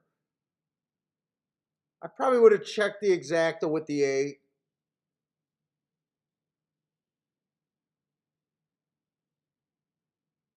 What is that exacta?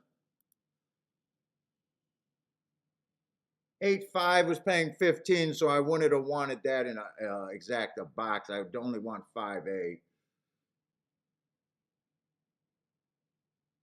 4, I want to rate. 5, I want to come off the pace. I don't want anyone to be that far back because this pace already looks kind of slow.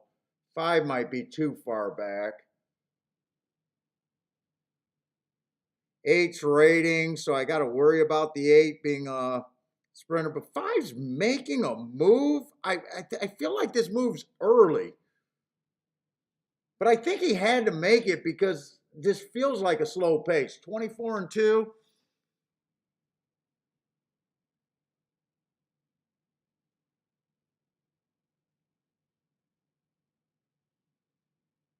This feels like a slow pace. This even feels like a 50 now.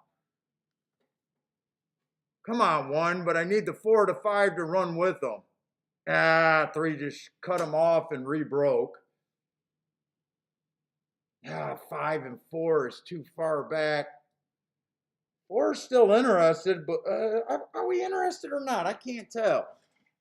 50 and 2. It's going to be hard to close on a 50 and 2. I can't tell if this 4 is interested or not. Come on, 4, half now. 4, have something. Have something. Have something. Have something. Have something. Have something. Have something. Bring the 1, motherfucker. Woo!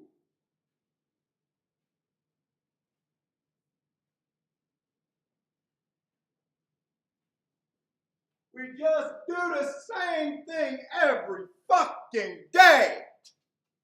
Tell me the 1 got second. Come on, 1. Get your fat, lazy ass up there for second. Come on, 1. Second, second, second, second, second.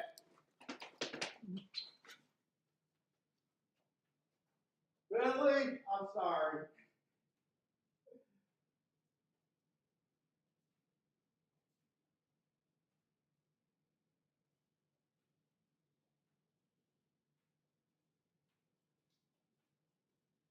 I'm sorry. I'm sorry. Oh my God, Bentley, he got terror in his eyes.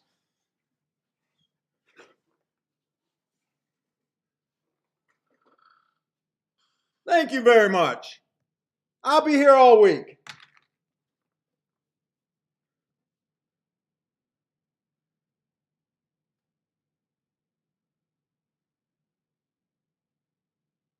No, Lloyd, don't tell me there's an objection here.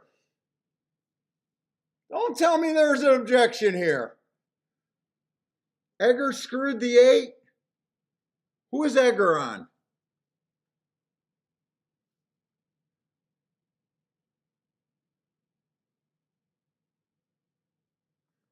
Edgar's on the 4. I hope he screwed the 8 by being too damn fast.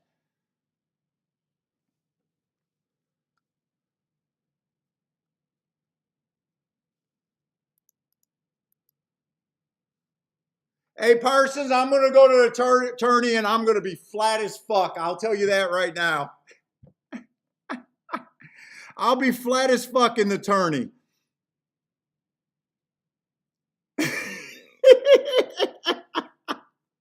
They'll be going wire to wire every Tapeta race at Gulfstream.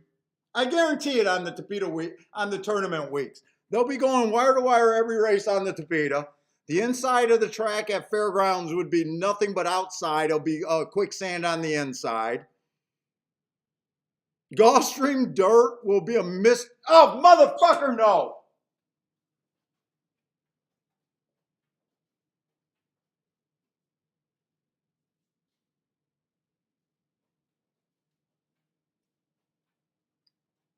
It doesn't matter. If they take him down, my mental state should be great anyways. God damn it.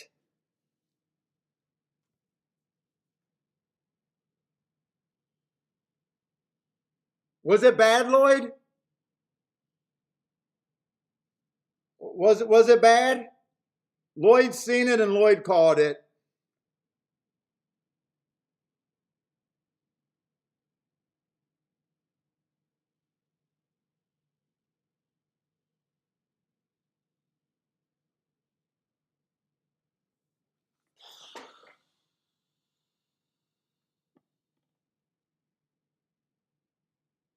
I can't handicap objections.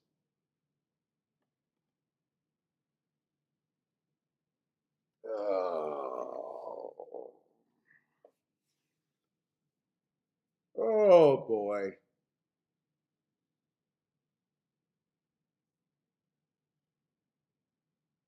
J Brum had the 1 horse. This will help J Brum. Come on, 4 is passing the 8 with ease. Fuck off. No way. No way. Fuck no. Fuck no. Fuck no. They are not taking this down.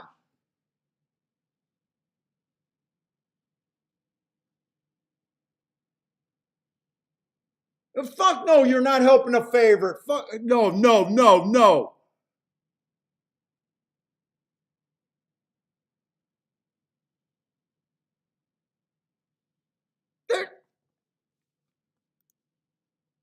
Does it look like the 8 is outrunning anyone right there? Four's got the fucking race over the 8. Fuck you. Oh my God.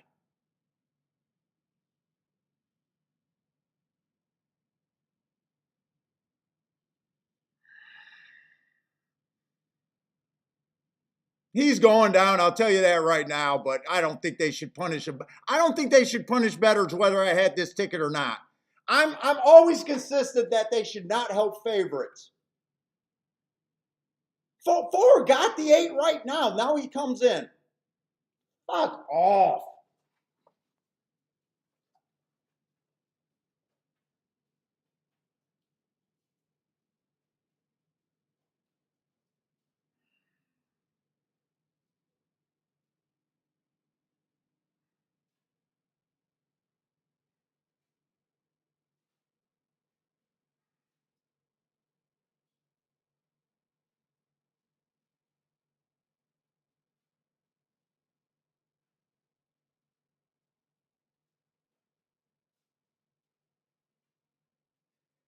Billy, you can move. You can move. Daddy's not going to go rage. Daddy's not going to rage, I promise.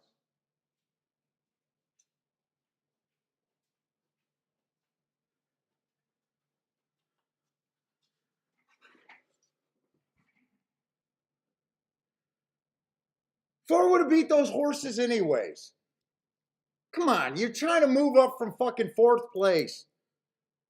From fucking 5th place. Give me a fucking break. You're the fucking favorite. Give me a break. If you had a horse, there's no way the 4 should have been passing you that easy.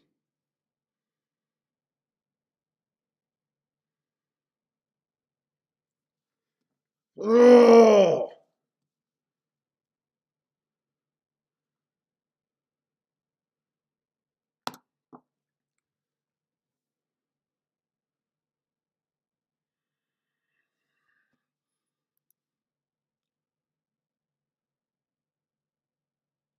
Four forced this horse, or 8 forced this horse in a hole that wasn't there. I don't think this should be changed. But then again, I got a lot riding on it.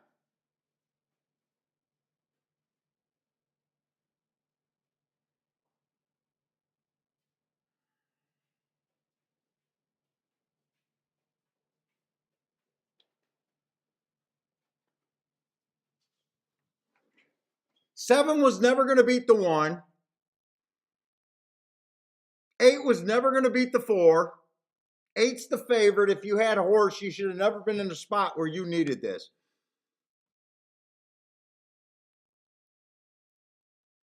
Come on, Lloyd. You don't want to get helped on a chalk. It's not going to help you going up to 4th place. It's not going to help you unless you need them for the super. Come on, Lloyd. Oh, come on, Lloyd. Let me go. Let me go. Let me get this, Lloyd.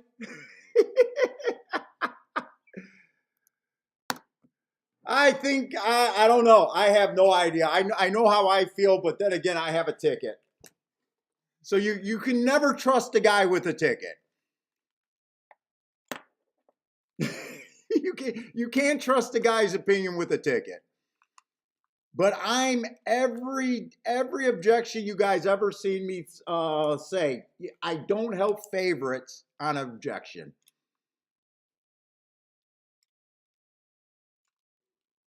Joshua needs this too.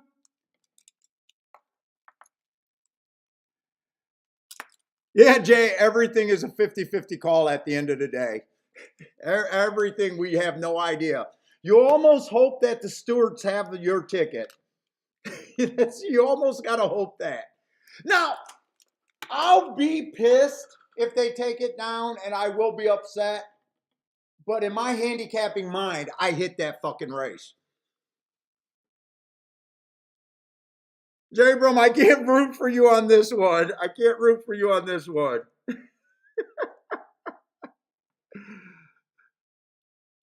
By the way, I almost put a win bet on that 1 horse. I was between the 5 and the 4. I'm sorry, the 5 was always going to be bet, and I was between the 1 and the 4 for the other win bet. And I said, well, the 4 is 22-1 and the 1's 6-1.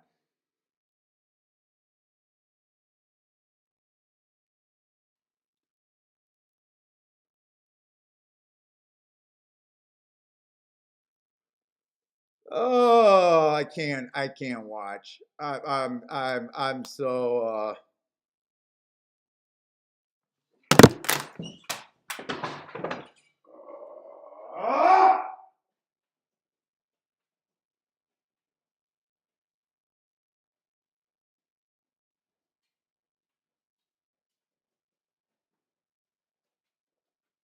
They took him down. Dog shit, they took him down.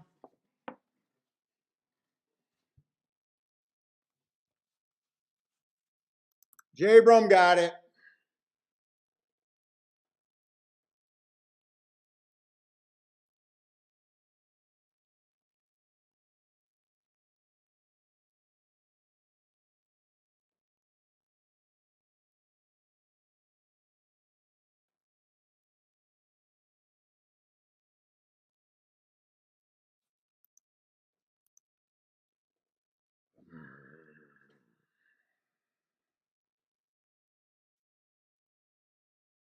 You guys got to win.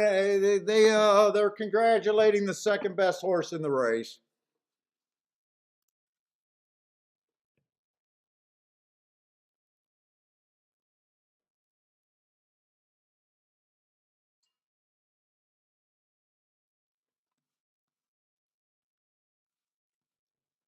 Second best horse in the race gets the win.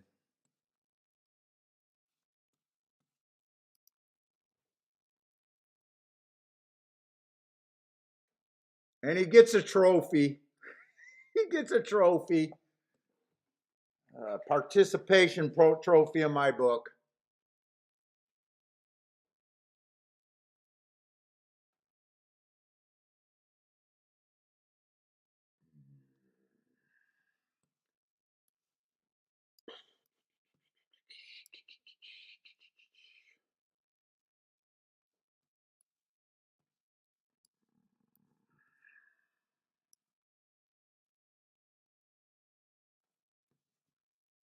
Oh boy. Participation.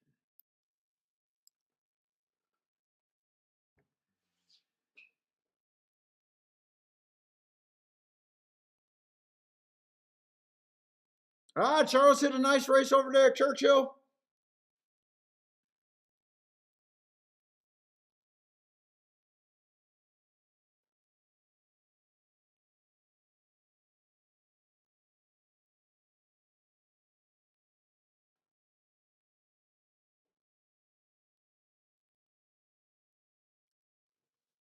I'll go to Fairgrounds. I'm fucking irritated with that one. 8 was never going to beat anyone there. Never going to beat anyone.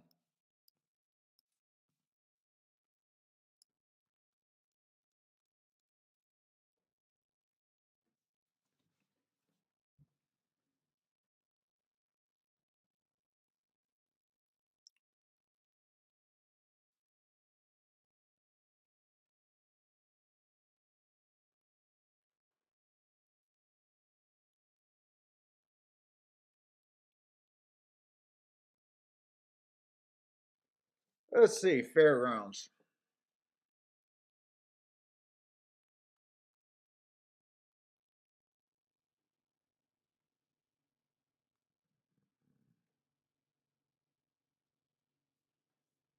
Oh, I'm fucking irritated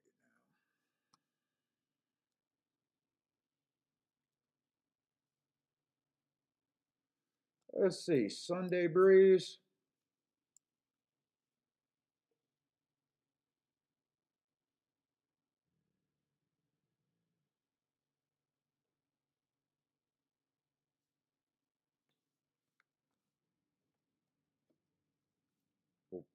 Where we at?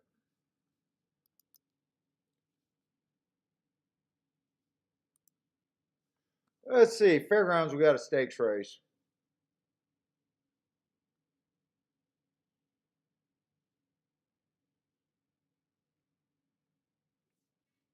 What kind of race is this?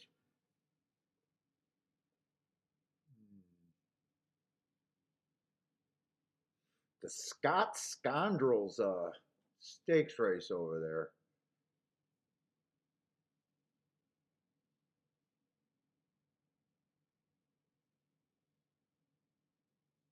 there. Oh, Parsons said they want to take the Irad down. There's no rhyme or reason why they do that. One was all out to get fucking second. 4 won easily. He cut off the fucking 8. He was running faster than the 8. 7 came out a little bit, so seven's knock was harder.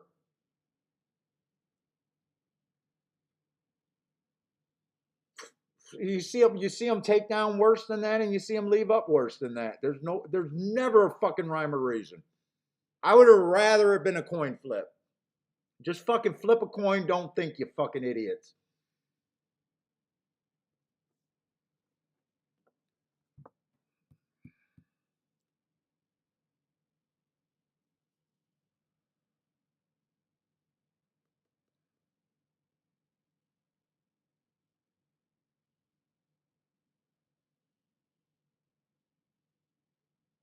I'm probably not that interested in this Fairgrounds race right now.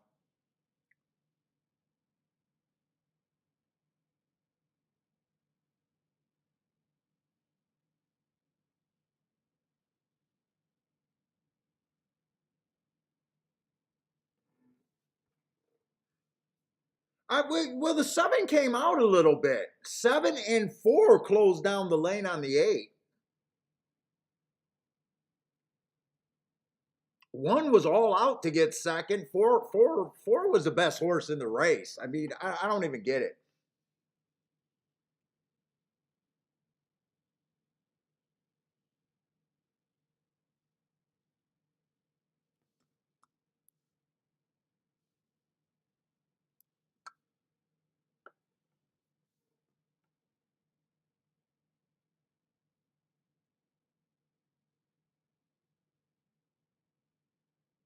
It ended up being a nice exacta. 1-7's a very nice exacta.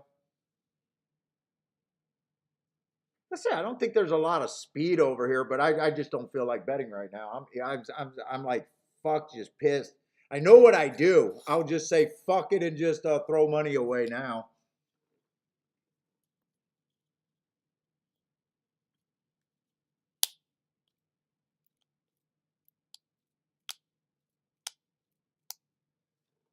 Oh fuck,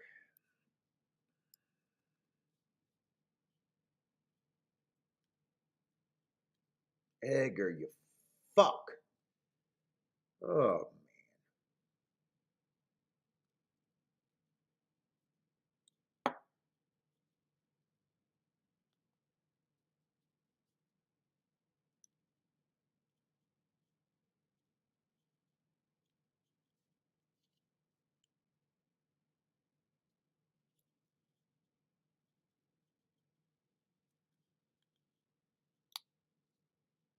let's see. They're taking a little while to load here at Fairgrounds.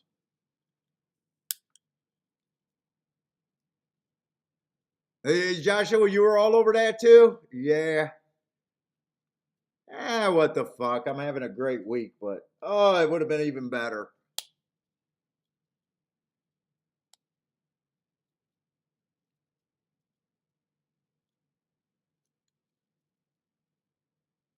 No, I don't have anything for Fairgrounds. I kind of got to calm down right now. I know where I'm at right now. I'm in that fucking stage right now.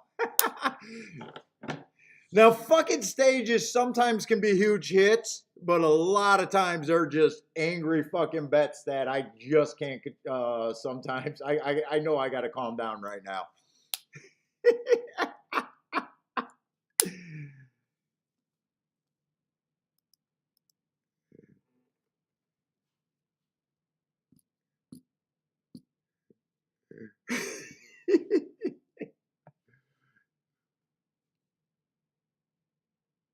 Yep, Nathan, you know that feeling sometimes, right?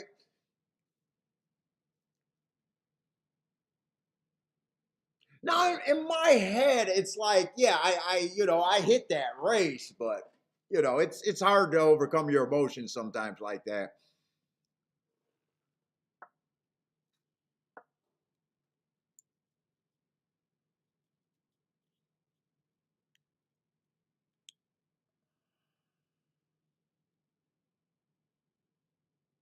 And then I had that tough beat at Fairgrounds where I probably should have hit that exact of the race before.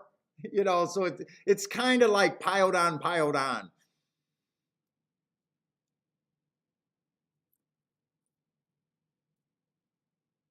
Let's see, the 10-1 over there at 4-5 in a route race.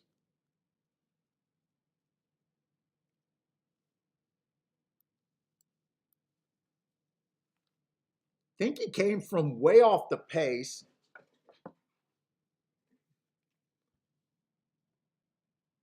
Nathan said, if you think horse racing is bad, try day trading.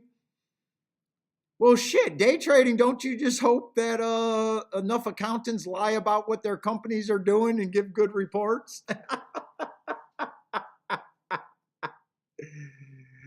Yeah, Jay Brum, I'm going to shake it off. I'm going to shake it off. I mean, it might take a while. That was a really nice hit right there. That's a couple thousand swing on. That's a couple of $1,000 swing bet right there.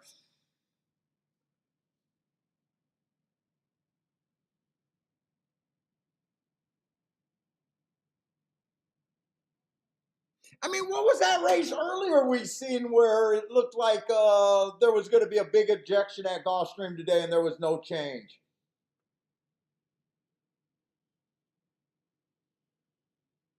What race was that? That was early in the day. We had a big ejection over there. What race was that?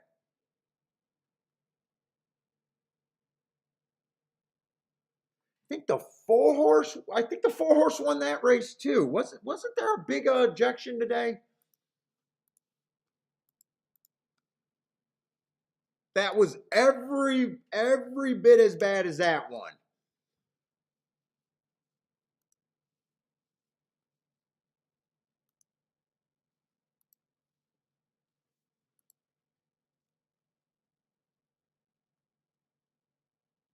Is that today?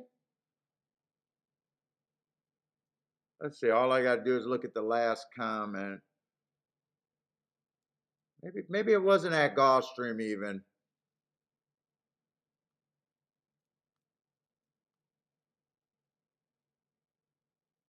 Maybe it wasn't at Gulfstream. I don't see where it says objection was disallowed on any of the charts so far. Maybe it wasn't Gulfstream actually.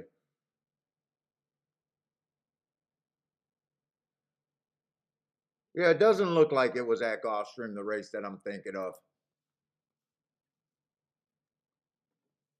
Yeah, bigger jockeys do benefit. Dude, there's been stories too that, some stewards get pissed at barns or jockeys or something, and sometimes it's political.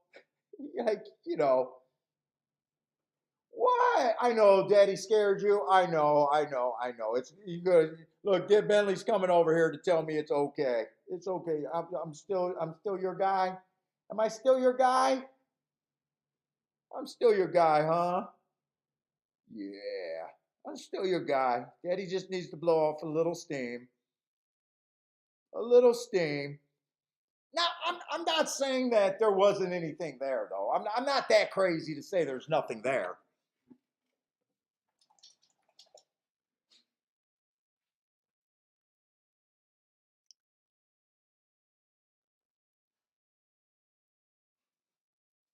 Oh, Charles had a 9K hit. Nice.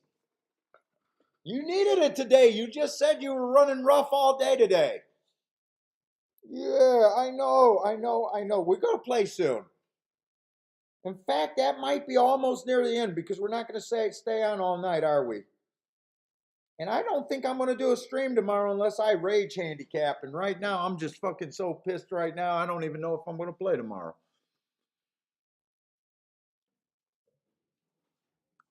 And if I do, it'd probably just be Gulfstream.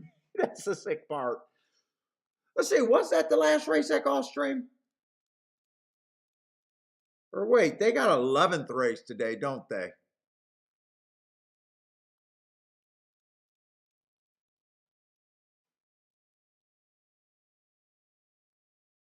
The truth is I liked the 7 and I thought I could have went wider there, by the way. I was going to leave the 8 off the ticket completely. I was going to leave the 6 off the ticket if I went wider. But if I went wider, I might have just keyed the 5. I don't know. I can't say what I would have did. I didn't like the 3.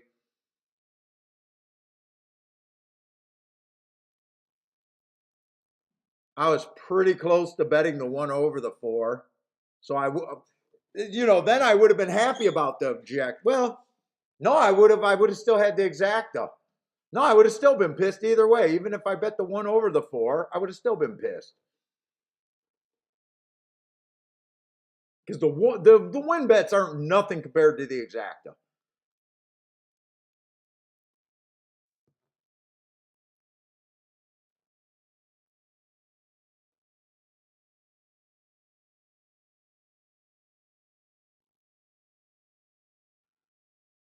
That's not what I said. I'll be here all week.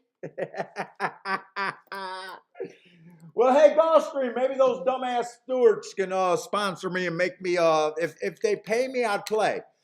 If they pay me, I play.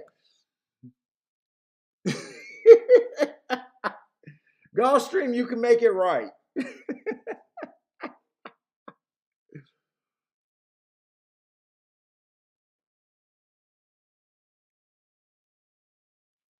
Let's see what we got going on. Oh, Gulfstream. How does Gulfstream? We only got 3 minutes to this race. Holy shit. Did they not stop the clock during the objection? Wow. Or did I bitch for that long? I might have bitched that long. That sounds like me. I could bitch for 20 minutes straight.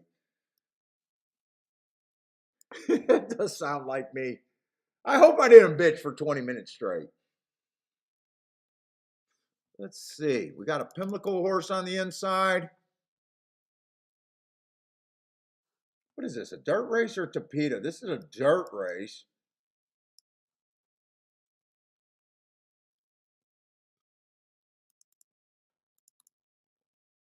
Let's see. I think I want to look up that one horse.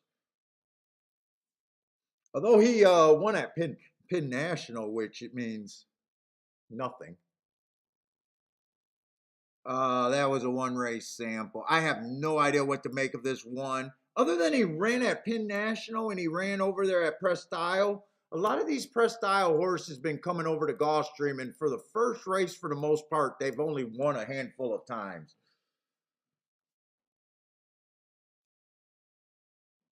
But he does have the inside. Let's see where we're at. What is this? This is a $25,000 claimer.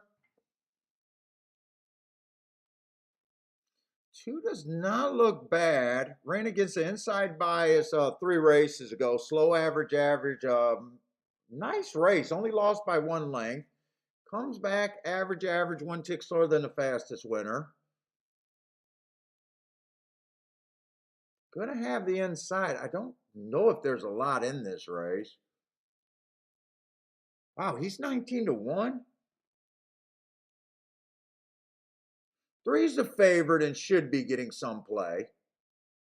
Ran against the inside bias last race. Average, match strides with the fastest winner average, so looks to be fast stalker, maybe even a front runner there.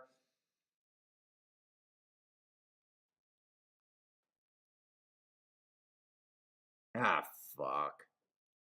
Well, 4 horse been off over a year, but has done nothing wrong. Missed by a K-hair and won. Even tried a stake. I don't know what to do with him. Off a year, generally, I just say, I don't want nothing to do with you. Let's see, 7 feels like it'd be too far back. Did run on against an early pressing day at a route. I just think he'll be too far back.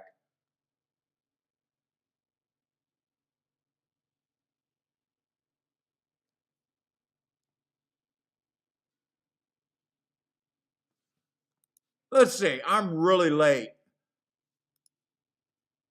I'm going to go win bet on this 2 horse. I'm going to key him an exacta if I can get it in there. 2 with the 3. I guess I used the 4.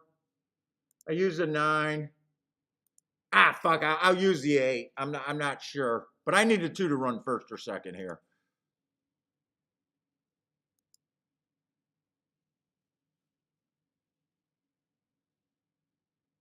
Two with a 3, 4, 8, and 9. This might be a rage bet. It might be rage. I think I do like the 2, though. The 4, I'm not sure if I should have used the 4 or the 1.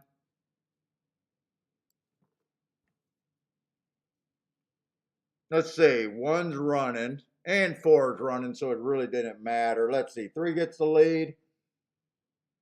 I need 2 to stay inside and rate, I think, and stay interested. This looks like this is fast.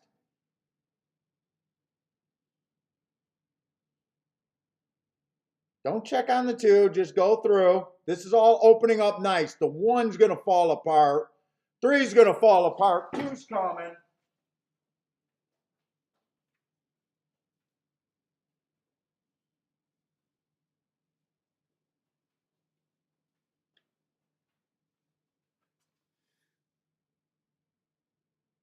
Come on, Greg. Let's go, Greg.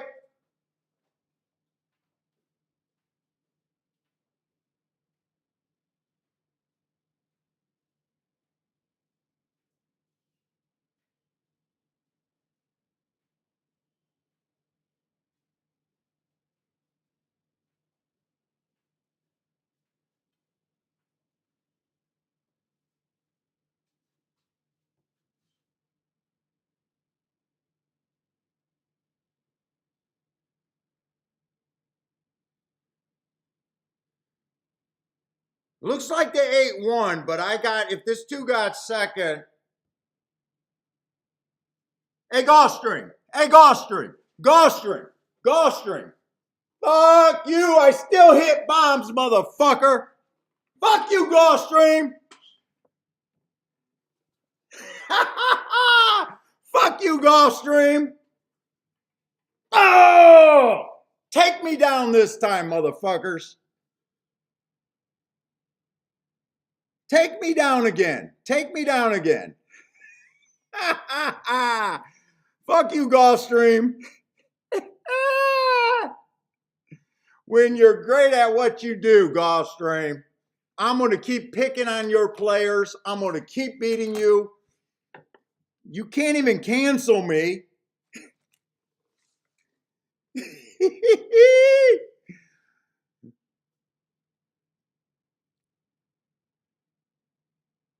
This was a key box. I didn't have time to write it down, but I said I was key boxing. 68 to 1 on the exacta. Hey, Parsons, you know me at a tournament. Usually when I lose my shit, I don't bounce back like that.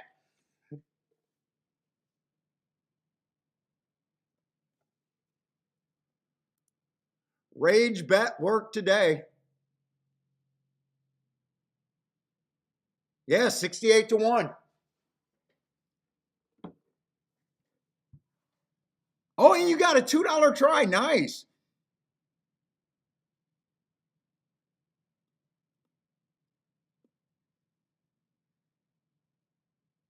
Dude, it just looked like that one was dying so bad. I didn't want to use the 4, and I didn't want to use the 1, but 4 I threw in there just because the 2 was so long. I really didn't want to use the 4 there off the year layoff, but I said if the 2 gets first or second and the 4 beats me off a year, it almost felt like that was what could have happened after the bad beats that I had. Parsons said he knows. He doesn't need a reminder. When I lose my shit, I lose my shit.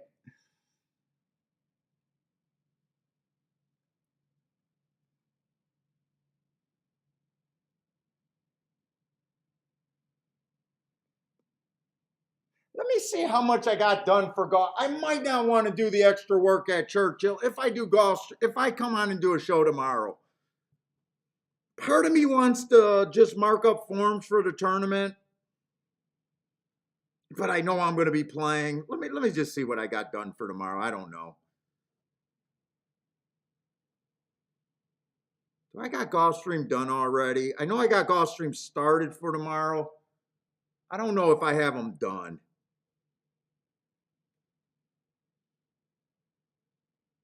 Oh shit, do I not even have Gulfstream started for tomorrow?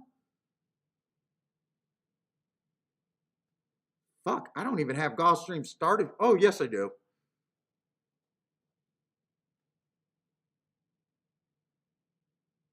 Oh, I got quite a bit done on Gulfstream.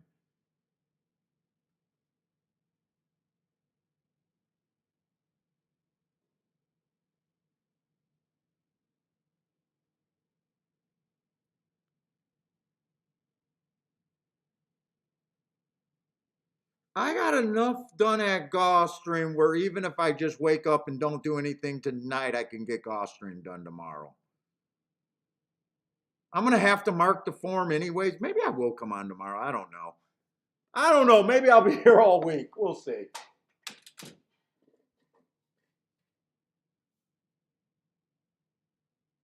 Nathan says, please do a show. It really helps.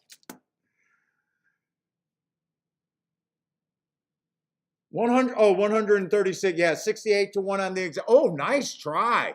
Who had the $2 try?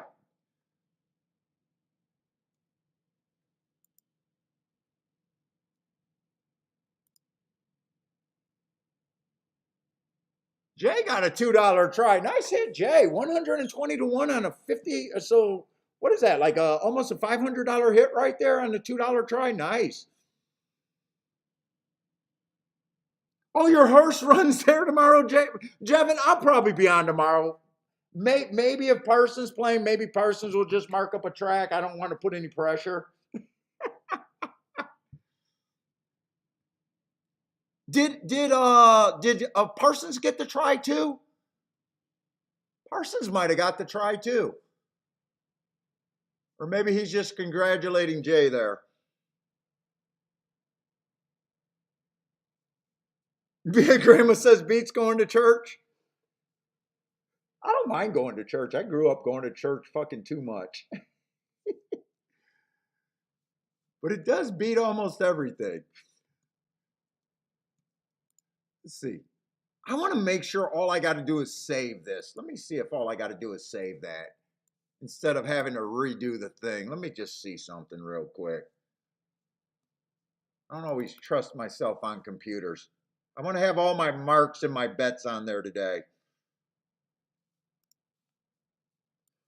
And no, I'm not going to steam because you want to know what? If I would have hit that race before, I probably don't come back and play this race because I'm celebrating too much. So I'm not going to look at it like they disqualified me if they didn't race. So I'm not even going to look at it. Right now, I think I just got good vibes. I said my fuck Gulfstream. So I don't have to export it again. I think it probably saves my marks.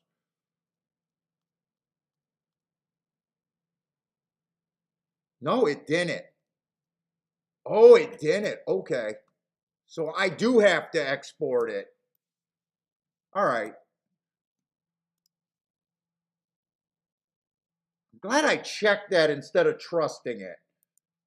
Oh, it saved it under that name. No, I got to save the name. Okay.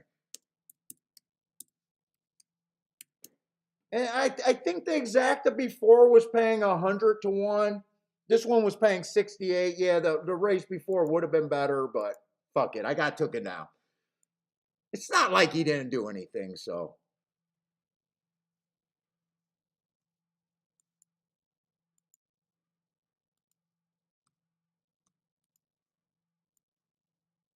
So I'm going to end just being positive. I'm trying to be positive, people.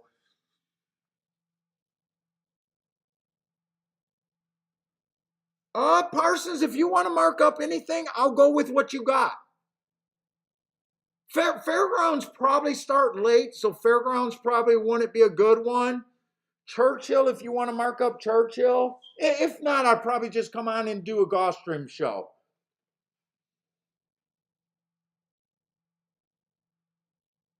It's only if you feel like marking up stuff. I don't want to take advantage, especially if you're doing something. I know a lot of Sundays you end up doing something else.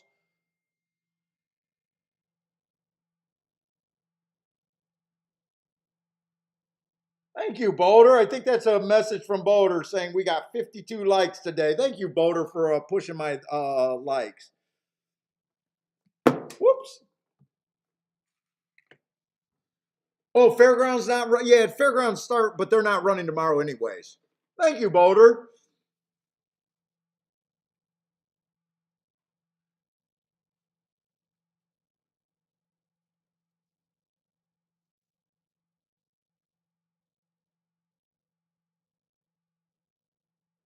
Yeah, so if you want to do Churchill and Gulfstream kind of been on top of each other all week.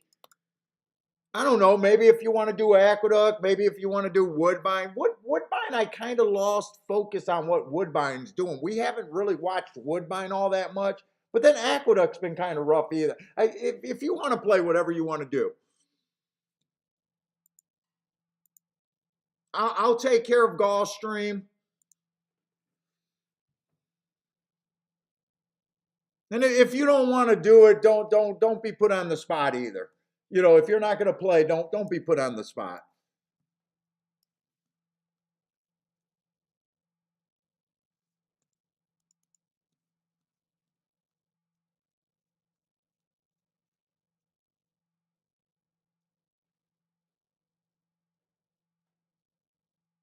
And by the way, not only next week we got Thanksgiving, and then I'll be at a tournament. So we're not going to have. I'm going to be off shows. No shows next week. Maybe I might do a Wednesday show, but I'm going to be prepping for the tournament, so don't count on Wednesday. It's definitely because I'm going at the tournament and I'm not pissed right now.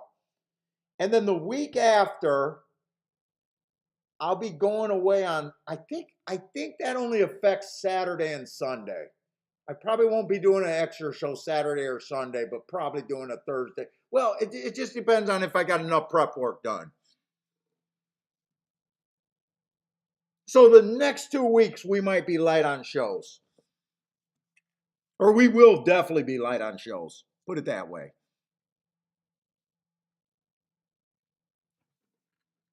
Let's see. The 6-horse won the last race at 7-2. The 3-horse was scratched. Is that the last race at Churchill?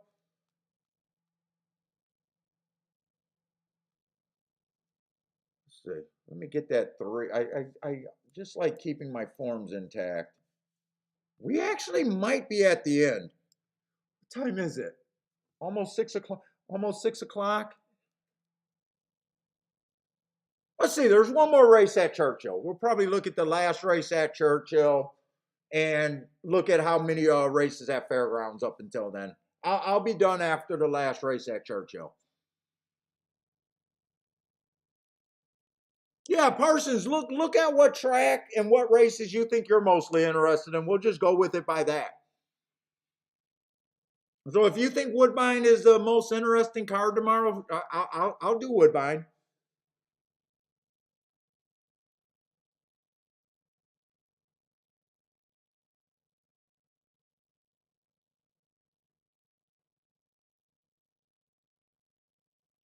And by the way, Charles, what race did you hit? You said you had a monster hit. What race did Charles hit?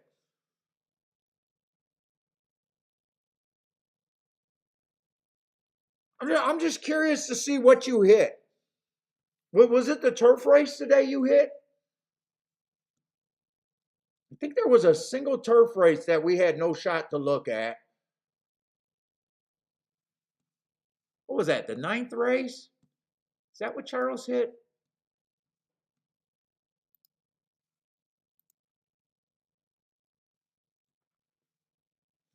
418 maybe?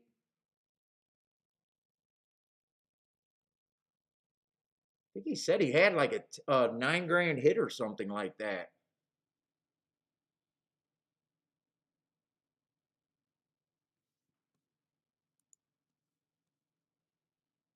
Let's see, who won that race? 4-horse won that race. 4 probably came off the pace, I would guess.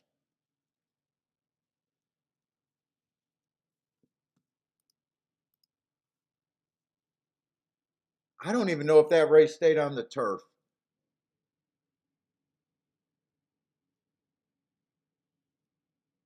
Let's see, none of that. So everyone outside of 11 drawn on, or no one outside the 11 was in the race.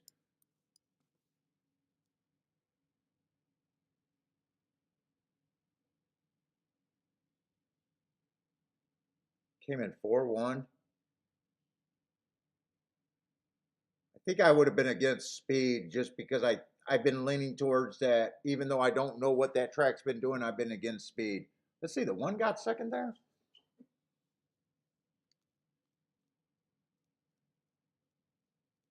Let's see, the 10th race. What happened? The 6-horse won the 10th race over there.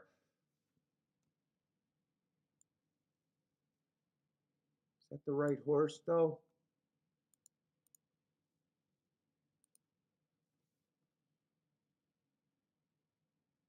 She can't sing. Yeah, that's the winner of that race.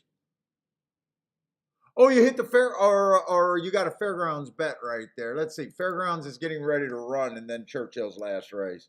See if we can glance at that race real quick. Is that the 8th race at Fairgrounds? 8th race at Fairgrounds.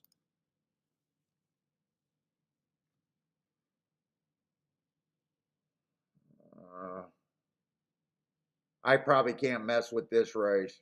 I'm curious about. I keep you guys obviously know how interested I am at Fairgrounds, the inside of the track, even though today's a muddy day.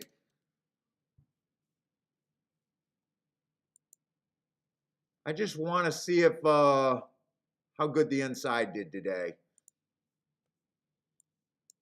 I don't know if I did a tic-tac-toe board earlier there. I don't think I did. Just want to see what it was doing. Let's see, the 3 horse. Oh, I think I did it somewhere, but we'll do it again. Let's see, the 3, 2. So the early start was good.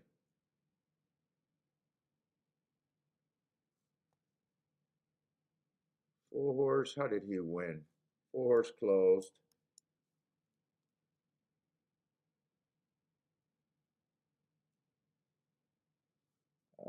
Two horse closed. I know there was a 10 horse that won. I think it would have been fairly good if you were thinking that if you stuck with the inside of the track for a lot of races. I don't think I guided you that wrong. 3 horse won that race.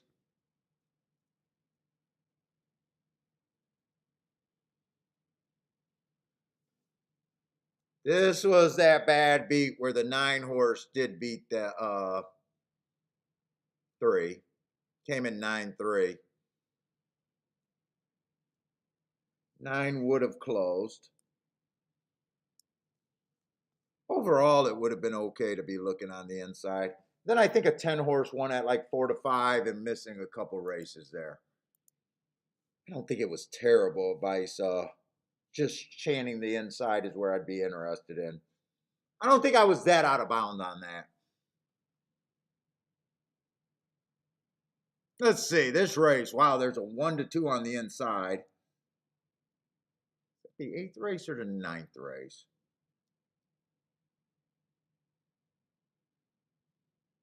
So is that the 2 at 1-2? Yeah, I don't have marks. Fairgrounds, you want to do something with the 1, 2, 3, 4? Let's see. I'm not going to have time to look at that. Let's see. You wouldn't want a 2-1 combination, but 2, 3, 2, 4 are okay. 24 and 19-1 if you wanted to go that route, or if you want to beat them.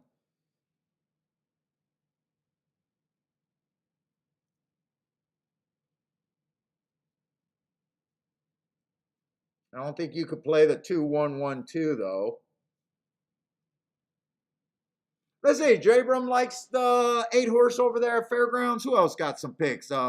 Parsons wanted to do something with the 1, 2, 3, 4. Let's see. Charles likes the 1, 2, 5, 6.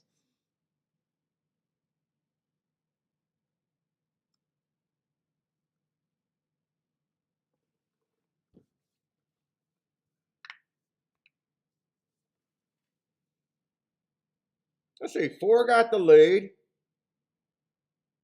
Everyone looks interested on the inside. Well, not really. 3's in gear. 7's dueling with the 4. 6 is trying to run. Where's this 2? This might be okay. This might be okay if this 2 does not run. 2's way back there.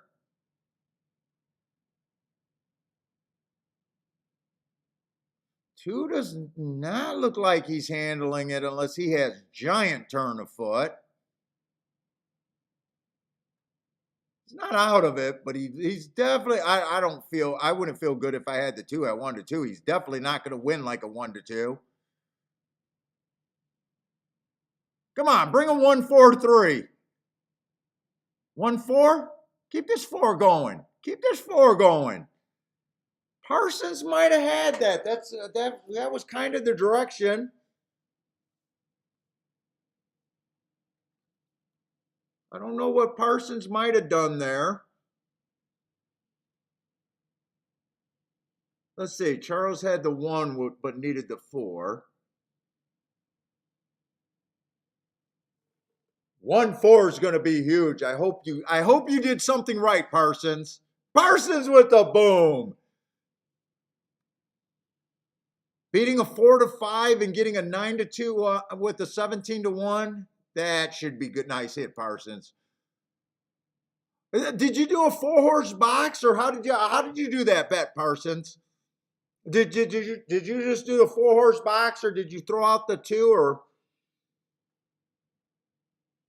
or did you do what kind of what I was thinking? Play the 2 on top of the only 2 horses you could, and then maybe box the 3 horses on the inside, the 1, the 4, and the 3. That was the direction, but they were already in the gate that I was thinking were the 2 directions you could have went.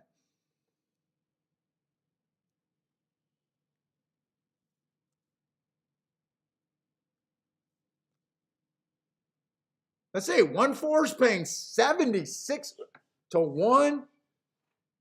That's, by the way, who was the guy that had the underpaid at Aqueduct? This is not that. This is roughly the same odds. Who had that? Who had that 46-1 exacta, that underpaid?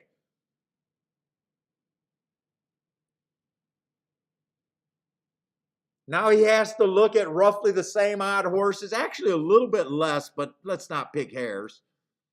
And this one is paying closer, maybe a little overpaid. Oh, you did both tickets. You did the 1, okay, you did the 1, 3, 4. Oh, okay, you didn't even do the 2 on top. Nice. Oh, so oh, wait a minute. Oh, and then you did a key with the, oh, so that's a nice hit, Parsons. You probably got that quite a few times. You decided not, if the 2 was going to beat you, although you had the 2-1 exacta. But still nice. Did the 1, 3, 4 exacta box.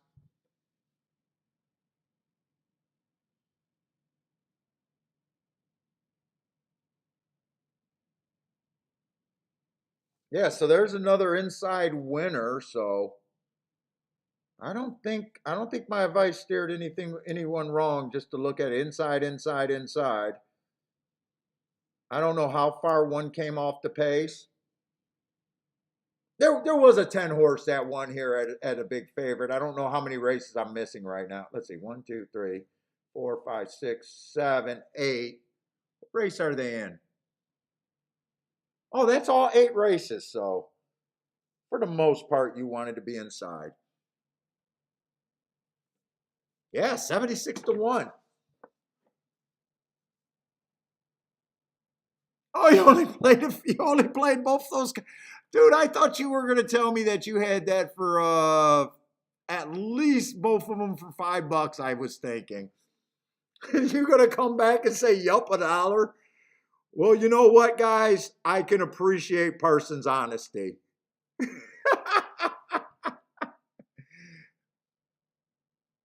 I can appreciate his honesty. But on both tickets, you should have caught it for $2 total.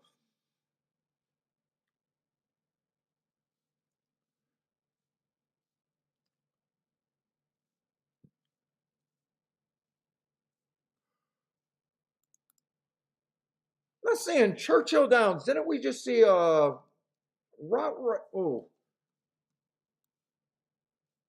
Let's see, I'm just going to save this one. I don't know. Do I need to save this form? I don't have that many marks on it.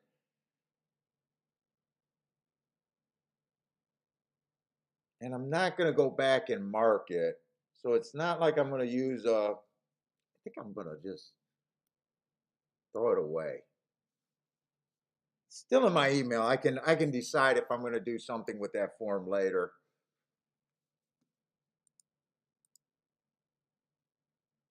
Oh, okay. You did have it for $5. You were bullshitting. That's why you rolled your eyes. Okay. What's up, Chase Vaughn?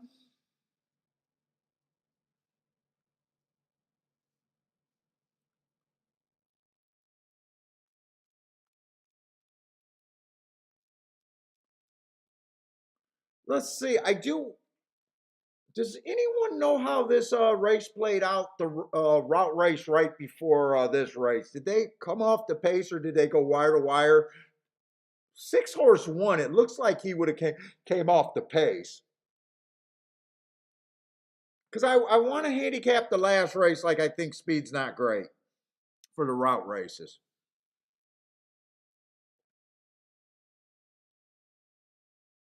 They turned this into a six horse field.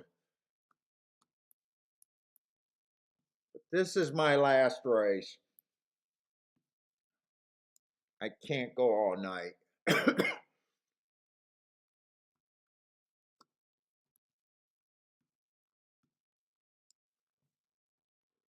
No, Jerry, that was you. That was you on that. So you're like, fuck. How does that one pay 76 and mine pay 45, $46?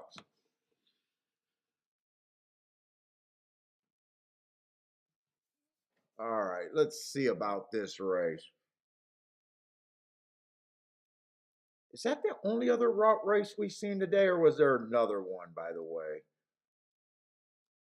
I've been feeling like the route race has been consistently coming off the pace the last week or so on the dirt at Churchill.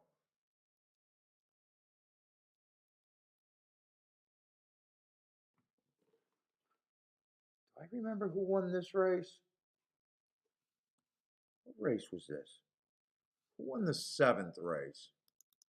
I don't even know if I've seen all the races today.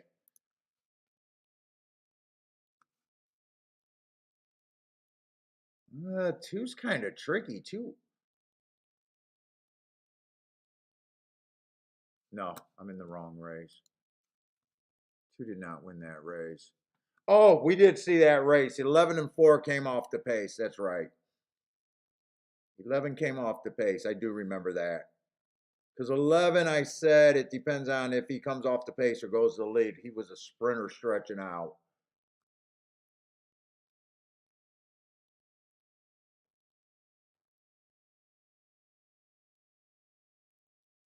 Yeah, Parsons been on a heater. He's gonna be like me. We're gonna meet in that Indiana tournament in 2 weeks. I hope one of us is not terrible.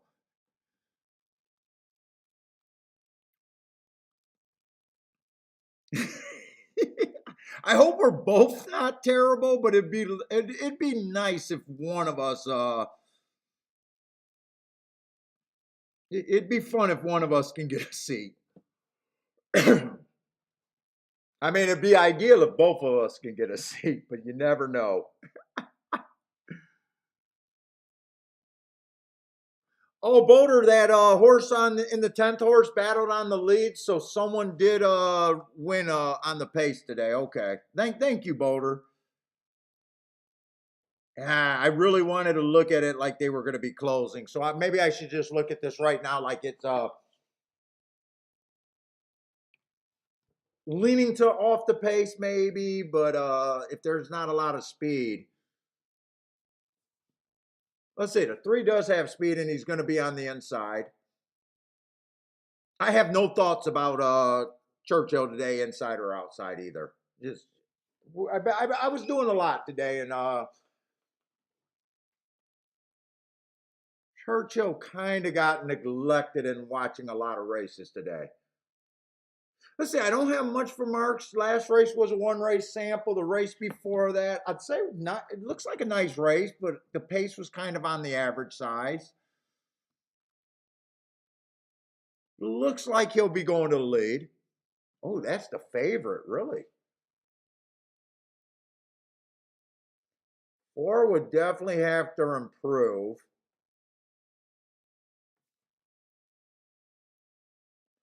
Let's see, they ran. Is this the same race in October?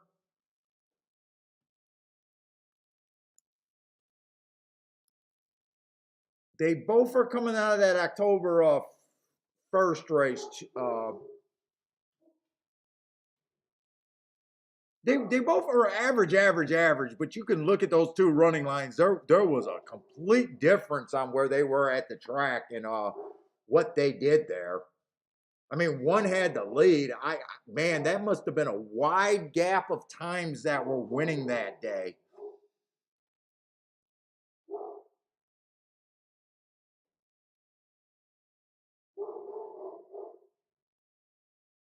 That was a wide gap of times. I mean, compared to where they looked and where they finished and what they did in that race, it's hard to believe that they both got the same ranking by me on the same race, but they did. I don't think the four has. I'm not that interested.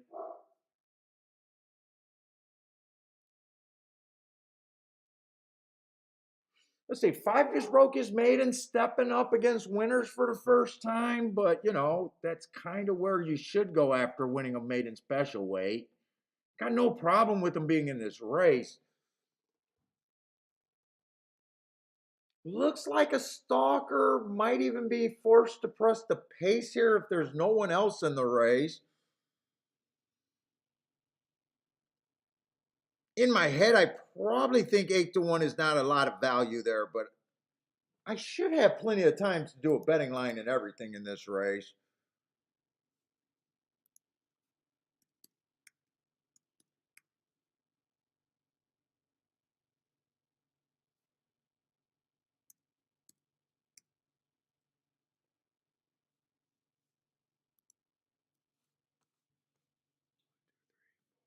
So there's 6 horses, so everyone gets 20% just to start out.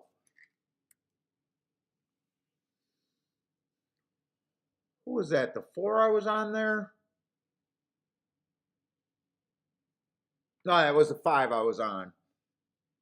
Might be forced to run. Because someone's going to have to put pressure on the 3. I don't think he'll be the 6. 6 been running. He was in that same race, that October 1st race, but he was a bit closer than the 4 horse before tiring. At least he was a little more active and tried to cut into there. Right now, I'm wondering where the pressure is going to come on this favorite.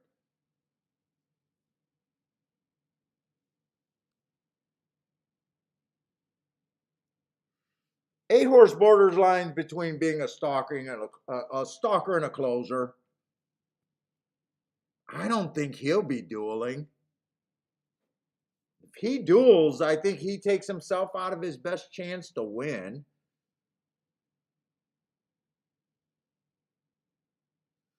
9 might be where some pressure. Someone's going to have to be forced. Otherwise, 3 is going to be able to dictate this race at a short price. Let's see, 4. I think I got it. 4. I think has to be over 20-1 to really get any interest.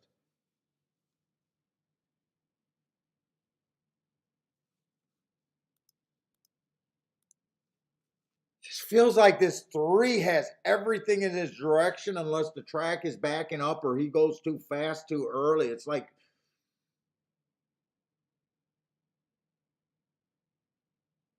he just feels like the horse here.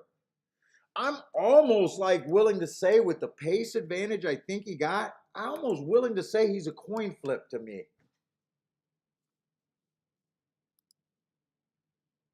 At least 4 other horses, all of them would be 16%.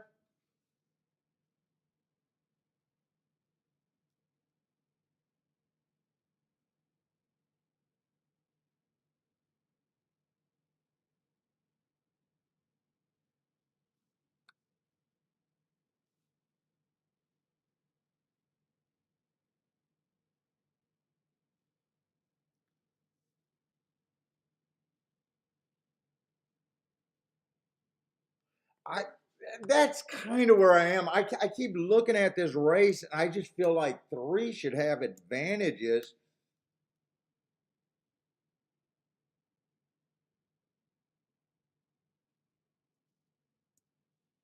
Let me make sure this equals out. It looks like it's going to equal out.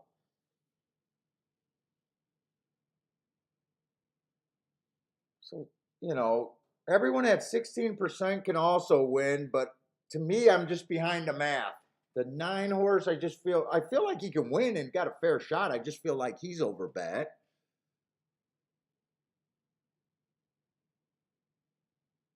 The 8, I feel the same way. He has a shot, but I just feel like he's over bet.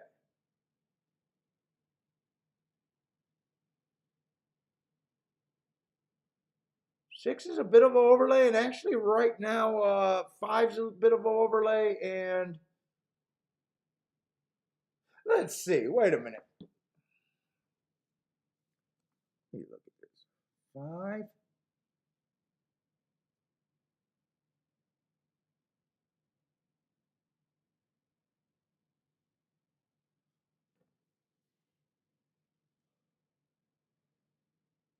Trying to wonder if I want to take a few points away from the 6.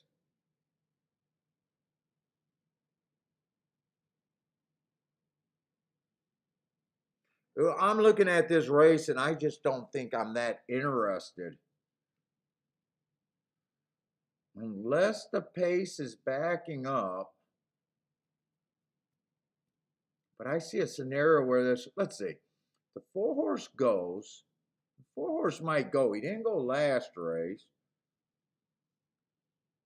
You need either the 4, the 5, or probably the 9 to make a race of it.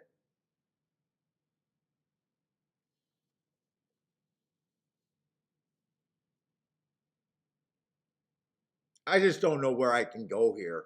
I guess I could say that 3's an overlay in my head, but I don't bet short price overlays. And that's just right now he's 9 to 5. You think you're going to get cute and say, 3's an overlay at 9 to 5. The last tick of the board, he's 4 to 5 or even money. And you're like, fuck, I'm not even ahead of the math anymore. Yeah, to me, this feels like 3 should be able to dictate the pace unless someone puts pressure. And I think someone's going to have to put pressure. Let's see, they're out the gate, so I obviously did no bet here. I just couldn't get around this 3-horse, really.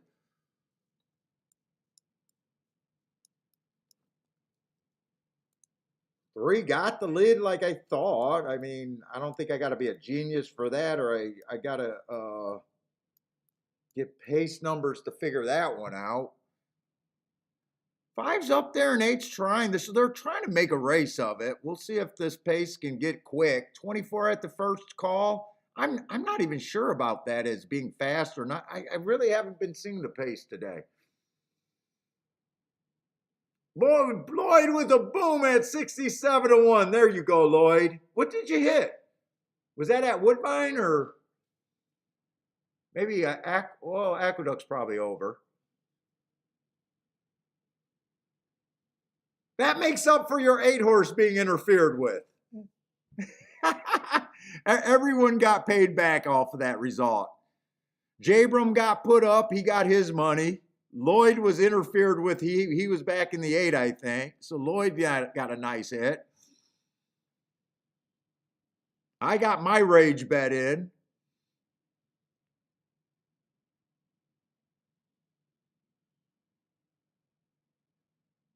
Oh, that was at Woodbine you hit?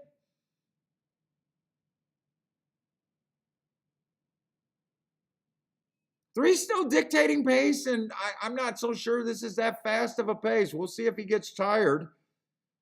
4's actually running. I think he just flattened out as soon as I said he was running pretty good.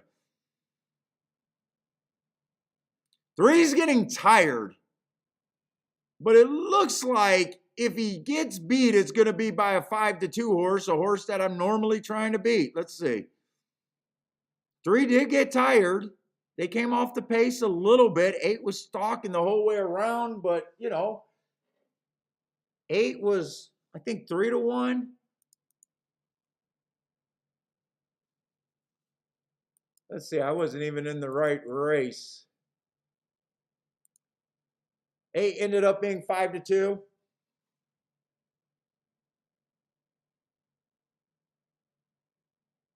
Oh, Jevin, I have not got around to making that. I keep saying I'm going to make it. I'll try to make it.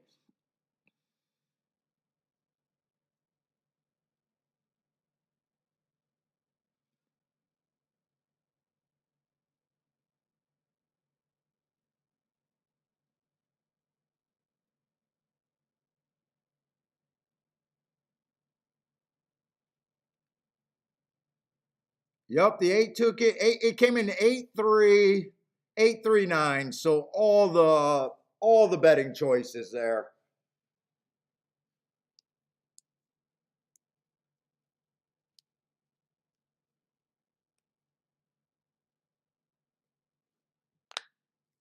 All right, guys, that's it for me. And me and Bentley got to go on our walk.